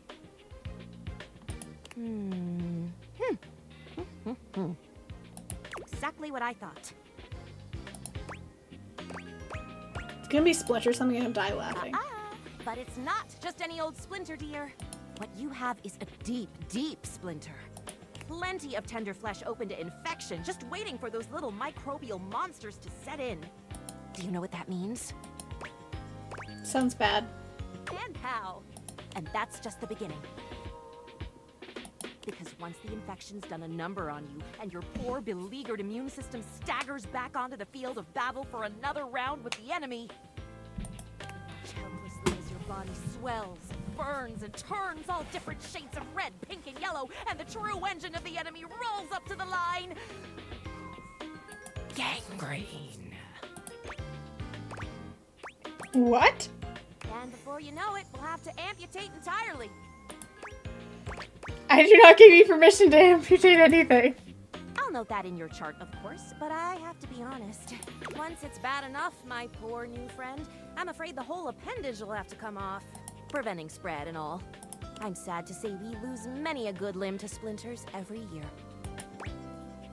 Is that true, like statistically? Statistics is not really my field, I have to say. But I know how many amputations I've had to perform because someone got careless moving the milk crate. Ah, yes, I do know about the body. The bottom line is, you have got to stay vigilant. The world's a scary place, and your body is a fragile, fragile thing. One wrong move, and you can throw it into total and utter chaos. A veritable breeding ground for every bomb, dick, and hairy slate of diseases ready to eat you whole. You never know what the seemingly tiniest, laughable symptom can mean. For example, got a case of bad breath? Maybe you just ate a sandwich with too many onions. Or your breath stinks like a dead fish on a hot Sunday because you've managed to develop halitosis as a result of the toxic substances in your body not being filtered out properly because your liver is failing. Or it's just a sandwich. Maybe. A totally legitimate possibility.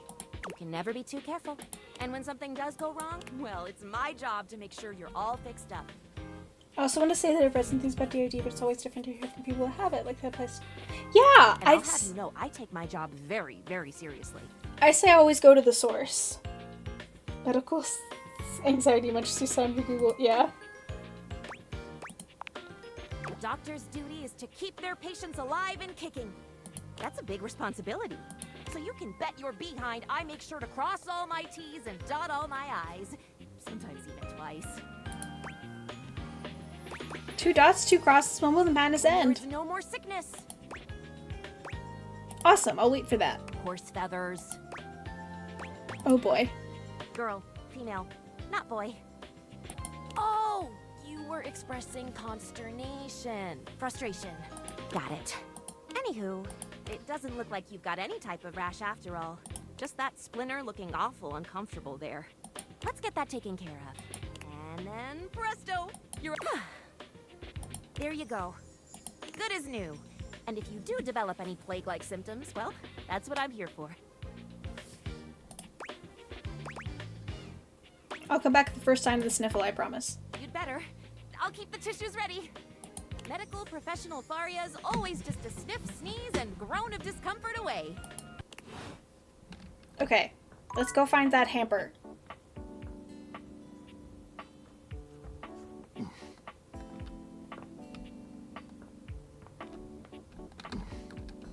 Where's the hamper?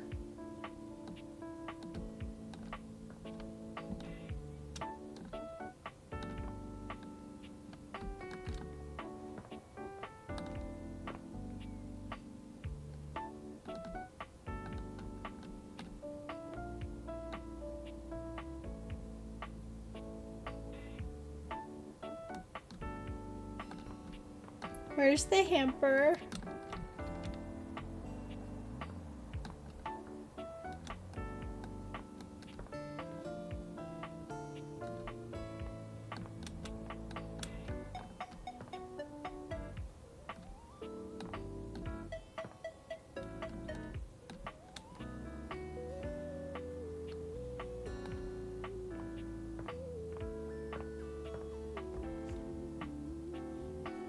Ah.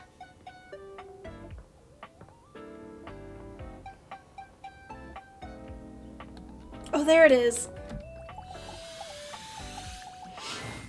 Normally, when you aim your deviators at an object, you see one personality only. But this time, there are 2. And they're so engrossed in a hideous argument, they don't even notice you've arrived.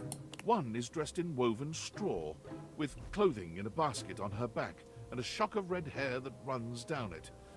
The other is only just visible under a messy mop of dark hair and a pile of dirty clothes he's draped all over his body. Do you think I'm stupid? You think I can't see what's going on right in front of me? I never said you were stupid, but I am starting to think you're insane. If I'm insane, it's because you make me that way. Yeah? Without me in your life, you'd be real fucking normal, huh?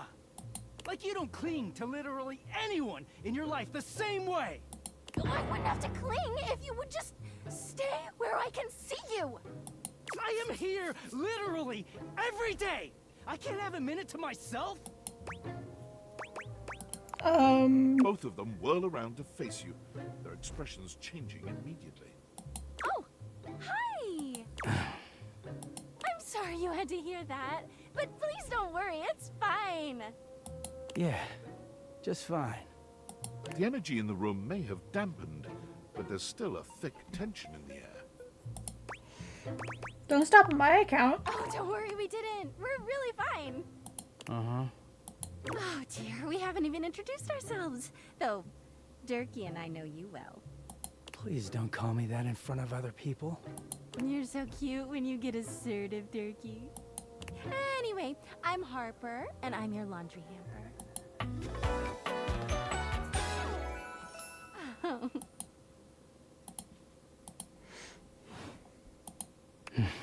I'm Dirk, and I'm your dirty laundry. Mm-hmm. Whoa there! My content aware has given me a tickle. Harper and Dirk have a relationship that isn't exactly the healthiest. It could be triggering for people who have dealt with toxic and abusive relationships. If dealing with that kind of behavior in a light way is disagreeable, I wouldn't recommend this one, that's for sure. You cool with that? Or you want to skip it? On with the show. He is a very dirty boy, isn't he? Harper. Harper stomps on Dirk's foot, beaming all the while. Dirk grunts, but says nothing. Anyway, that's us. You could sound a little happier when introducing us, Durkee. Do I not seem happy? He looks at you, stone-faced. Every minute with Harper is a non-stop party. Harper's smile grows strained. Well, someone around here's gotta try to put a happy face on things. Durkee broods all the time like he's fucking Batman.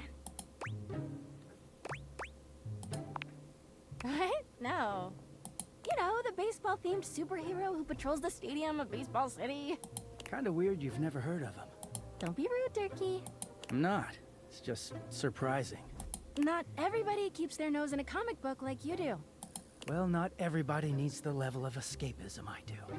There's an awkward silence, and then... You know, because they're not dating the laundry hamper equivalent of a bamboo finger trap. Harper is silent for a very long time, but you can feel another argument coming. Just as she opens her mouth, you speak first. It was a pleasure to meet you two. Come see us again sometime. The look in Dirk's eyes seems a bit desperate, as if he's silently pleading with you to return. You can hear Harper and Dirk's raised voices long after you leave the room. Okay, I'm gonna go upstairs, and I'm going to talk to the games, and then I'm gonna talk to the plant. And then I think that'll wrap up for today. A colorfully dressed board gamer beams at you, but even though his expression is ostensibly friendly, something about his energy is a little off. His smile is a little too wide, his stare a little too intense. You feel rather like a mouse that's just been spotted by a bored house cat. Why a gee gosh golly and a hi-de ho! I'm Parker, the board games, and away we go!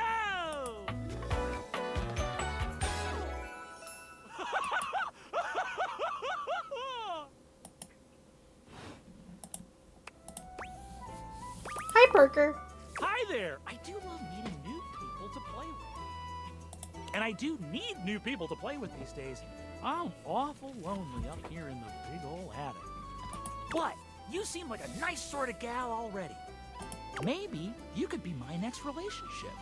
Would you like that? Sure. Oh boy! Well, if only it were up to me. You see, my whole deal with relationships has to do with rules. I love rules. If you want any sort of relationship with me, good or bad, we have to go through the rules. Want to hear them as they pertain to me? As they pertain to my whole deal and how this is gonna turn out? Sure, why not? Glorious! In order to achieve a relationship with me, you must play these board games 3. If you beat me or unseat me, more chances for love will greet thee. At the end, I roll a die to achieve a status. This, in the end, will be our dating apparatus. So our relationship is just up to chance? Ultimately, yes. But your actions during each game can change the weight of the die. The more you win, the more chances to love me. Okay, this seems really hard to wrap my head around. I'll do all the thinking for us. Meet me here next time for our first game, Sandyland! Ooh, Candyland! Oh, this one's Brennan?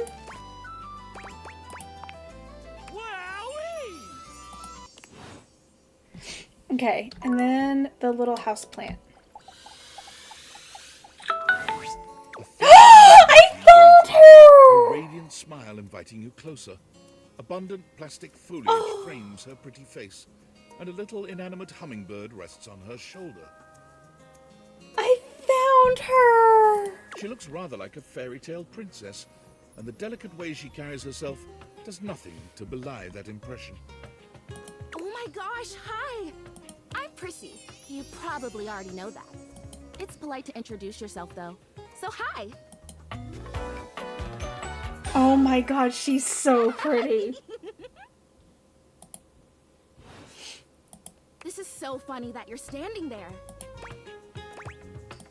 I know, I'm laughing Because too. I was sitting here, imagining how wonderful and helpful it would be if someone was suddenly standing there, like exactly where you are. And then boom, here you are, like magic. So my mere presence is the answer to a prayer. Sweet. Yeah. Well, no. I mean, kind of. You're definitely great. Probably. But in my imagination, the person standing where you're standing also did stuff. Oh man, that makes more sense. What kind of stuff? I need you, please, to flirtalize me. I'm sorry, I'm in. No idea what this is. I get your confusion. It's totally understandable. Here's the thing. I am a plant. Yes. Sure. But if you had to guess, what am I made of? You know, actually, now that I've asked, I take it back because I don't want you to answer that. I already know the answer. I don't like it very much. Just in case you hadn't already deduced this, I am made of plastic. I bought you, so yes, I knew that. Oh, well, then great. Glad we're already on the same page. Don't go to bed right after this is another character of the attic. You can talk to you without hurts. Where does plastic consist in your name? Even saying that word. Plastic. Ugh. Anyway, I am made of plastic. I would really rather not be made of plastic. I would rather be a real plant. I want to grow. I want to reach for the sun. And I want to feel the photosynthesis in my leaves. Right now, I mostly feel dust and that Labreeze, your room is clean now, smell good spray. Which doesn't actually smell that great, if I'm being honest. I know, it's so perfumey. So perfumey. You spray it and all of a sudden you're like, oh my gosh. Sounds like she wants you. I know! Which doesn't mean that perfume stores can't also be clean. I'm sure they can. Cool, I feel like we've gotten off track here. Oh my gosh, we have. We started talking about... Wait, what were we talking about? Doesn't matter. I'm pretty easy to distract, as you might have noticed. Let's get back to the flirtalizer. This is really important. The flirtalizer is the result of months of dedicated study on my part to find a substance that will... Drumroll, please. Da-da-da-da-da-da-da. Make me real. Prissy presents you with a green jug covered in pictures of flowers aggressively mugging for the camera. This is about what you expected from something called fertilizer. What is this realization? Oh, no. Not yet, at least. If I'm going to be a human, I want to at least be a real plant first. You're a human, and you were never a plant, so you don't even know what you missed out on. I have done so much research. I can't even tell you. And this is the answer. Oh no! The gold standard for making plastic into chlorophyll. I just need you to give me a good dousing right at the roots and then stand back and watch the magic.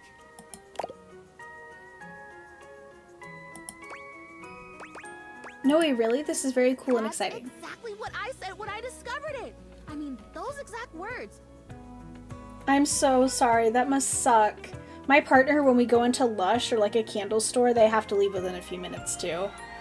And I'm like, but it smells so good. We're so in sync. This is awesome. So you'll do it.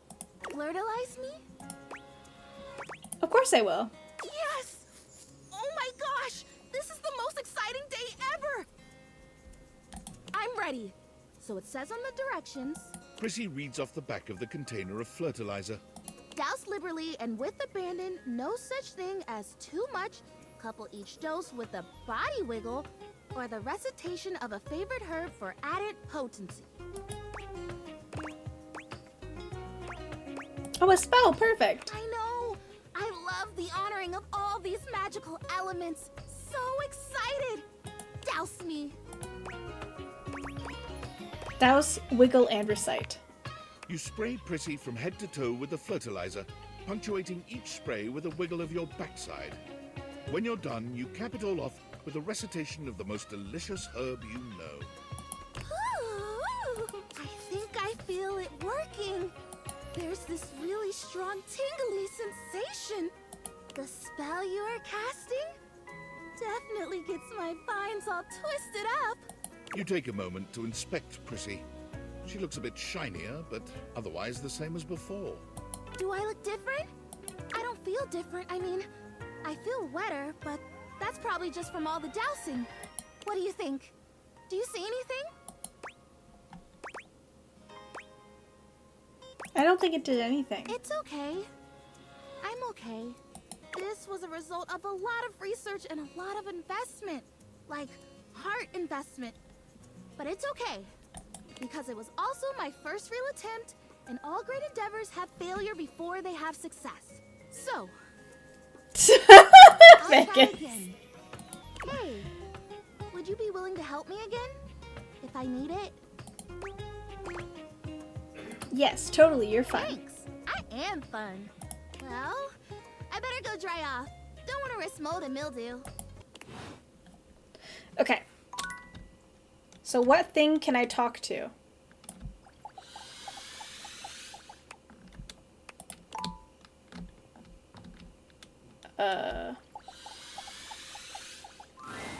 When you bought this house, you heard rumors the place was haunted, but you never paid it any mind.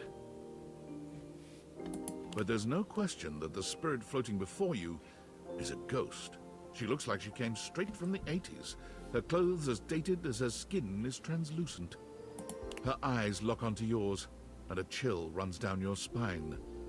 But where you feel a tingle of apprehension, this ghost seems elated. Oh my god, oh my god, oh my god! Hi! Wow! Oh, my content aware just gave me a scare. Zoe is a sweetie, but you should know that her story might contain some descriptions of violent acts. Oh, okay. You cool with that? Or you want to skip it? Great!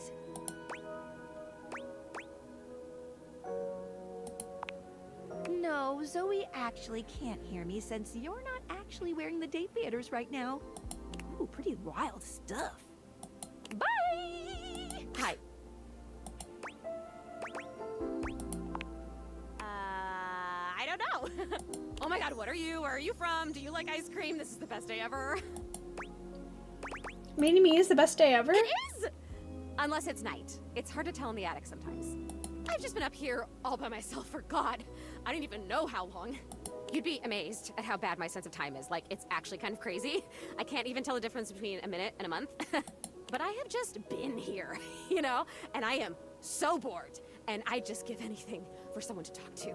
And I was just thinking about that. Like, I think a lot. Like, I'm such an intellectual. And then here you are. Like, there you were. You might eventually be over there. And that's nuts. Wait, though, what are you? Good question. Let me explain some stuff. Life, as you might know it, is kind of a complicated proposition for me. Since 40 years, probably. I don't know if you can tell, I read it pretty well. Oh my God, I rhymed. Ah, that's amazing. Honestly, it's amazing to even be able to speak because a lot of the time, I can't make sounds, which is weird. And a lot of the time, like most of the time, I think I'm invisible because nobody can see me. And that's super weird because I'm totally real. You know, I mean, I think I am. So why wouldn't I be? Because if I can think, I must have a brain or a consciousness somewhere. Focus. Right? Yes. Sorry, I am just so excited. My name is Zoe.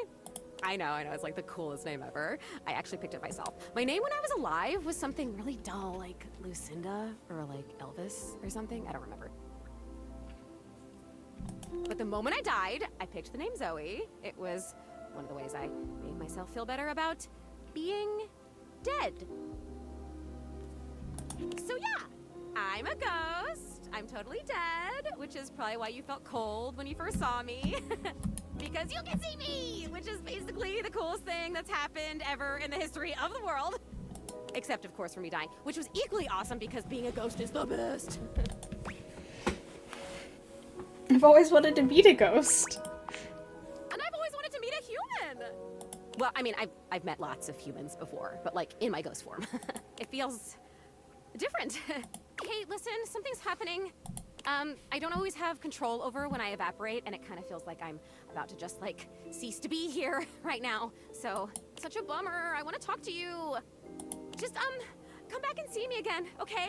This is gonna be so cool. No pun intended, because I'm cold. Zoe is already beginning to fade, her voice growing fainter.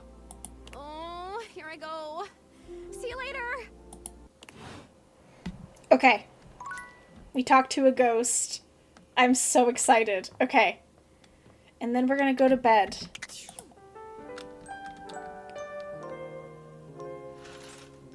Okay. And now we are going to raid out. Okay. Hold on, let me turn on the music.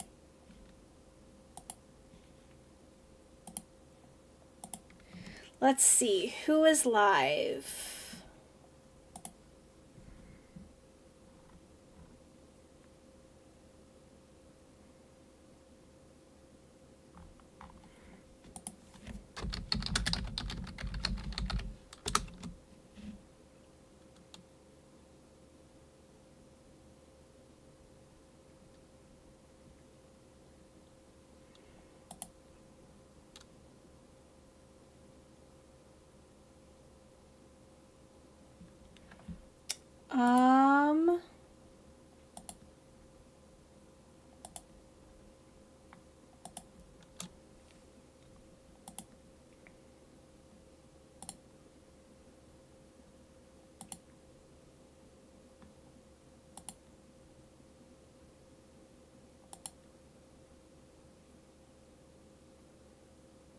Okay. I know where we're going.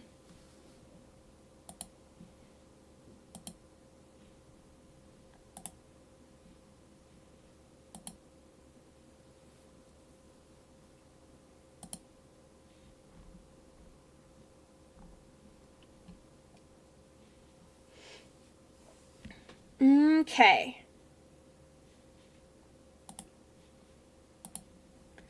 So here is our raid message, and here's our raid message if you are subbed.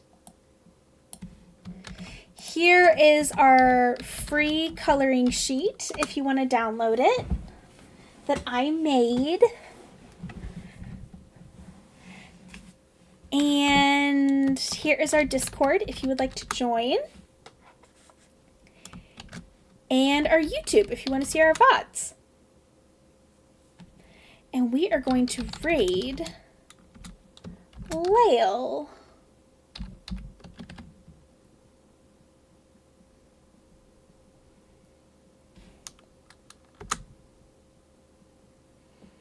Okay. I'm going to do some thank yous. So thank you so much for Hal for the raid earlier. If you guys are still here from that raid, you guys are a real one. Thank you for the follow from Storky and the Prime sub from Pavati. And thank you for the follow from Sarah. Thank you guys so much for hanging out. Oh, and thank you for the follow, Sleepy Teddy. Welcome in. Thank you guys so much for all the questions about DID. I had a fun time talking about it with y'all. And if you guys ever have any questions, we have a channel in our Discord. You guys can ask questions all the time about DID. And you can always come back into our stream and ask more. But thank you so much for hanging out. I had a really, really, really fun time. And thank you so much for help with data everything. I'm so glad I finally opened the attic. So let's go ahead and say hi to Lael. I hope you guys have a wonderful sunny rest of your day, whether it's day or night. I just hope you have a wonderful, happy rest of your time zone. Thank you so much for hanging out with me. I hope you guys have a wonderful day, night, time zone. And thank you so much for being here. I love you guys so much.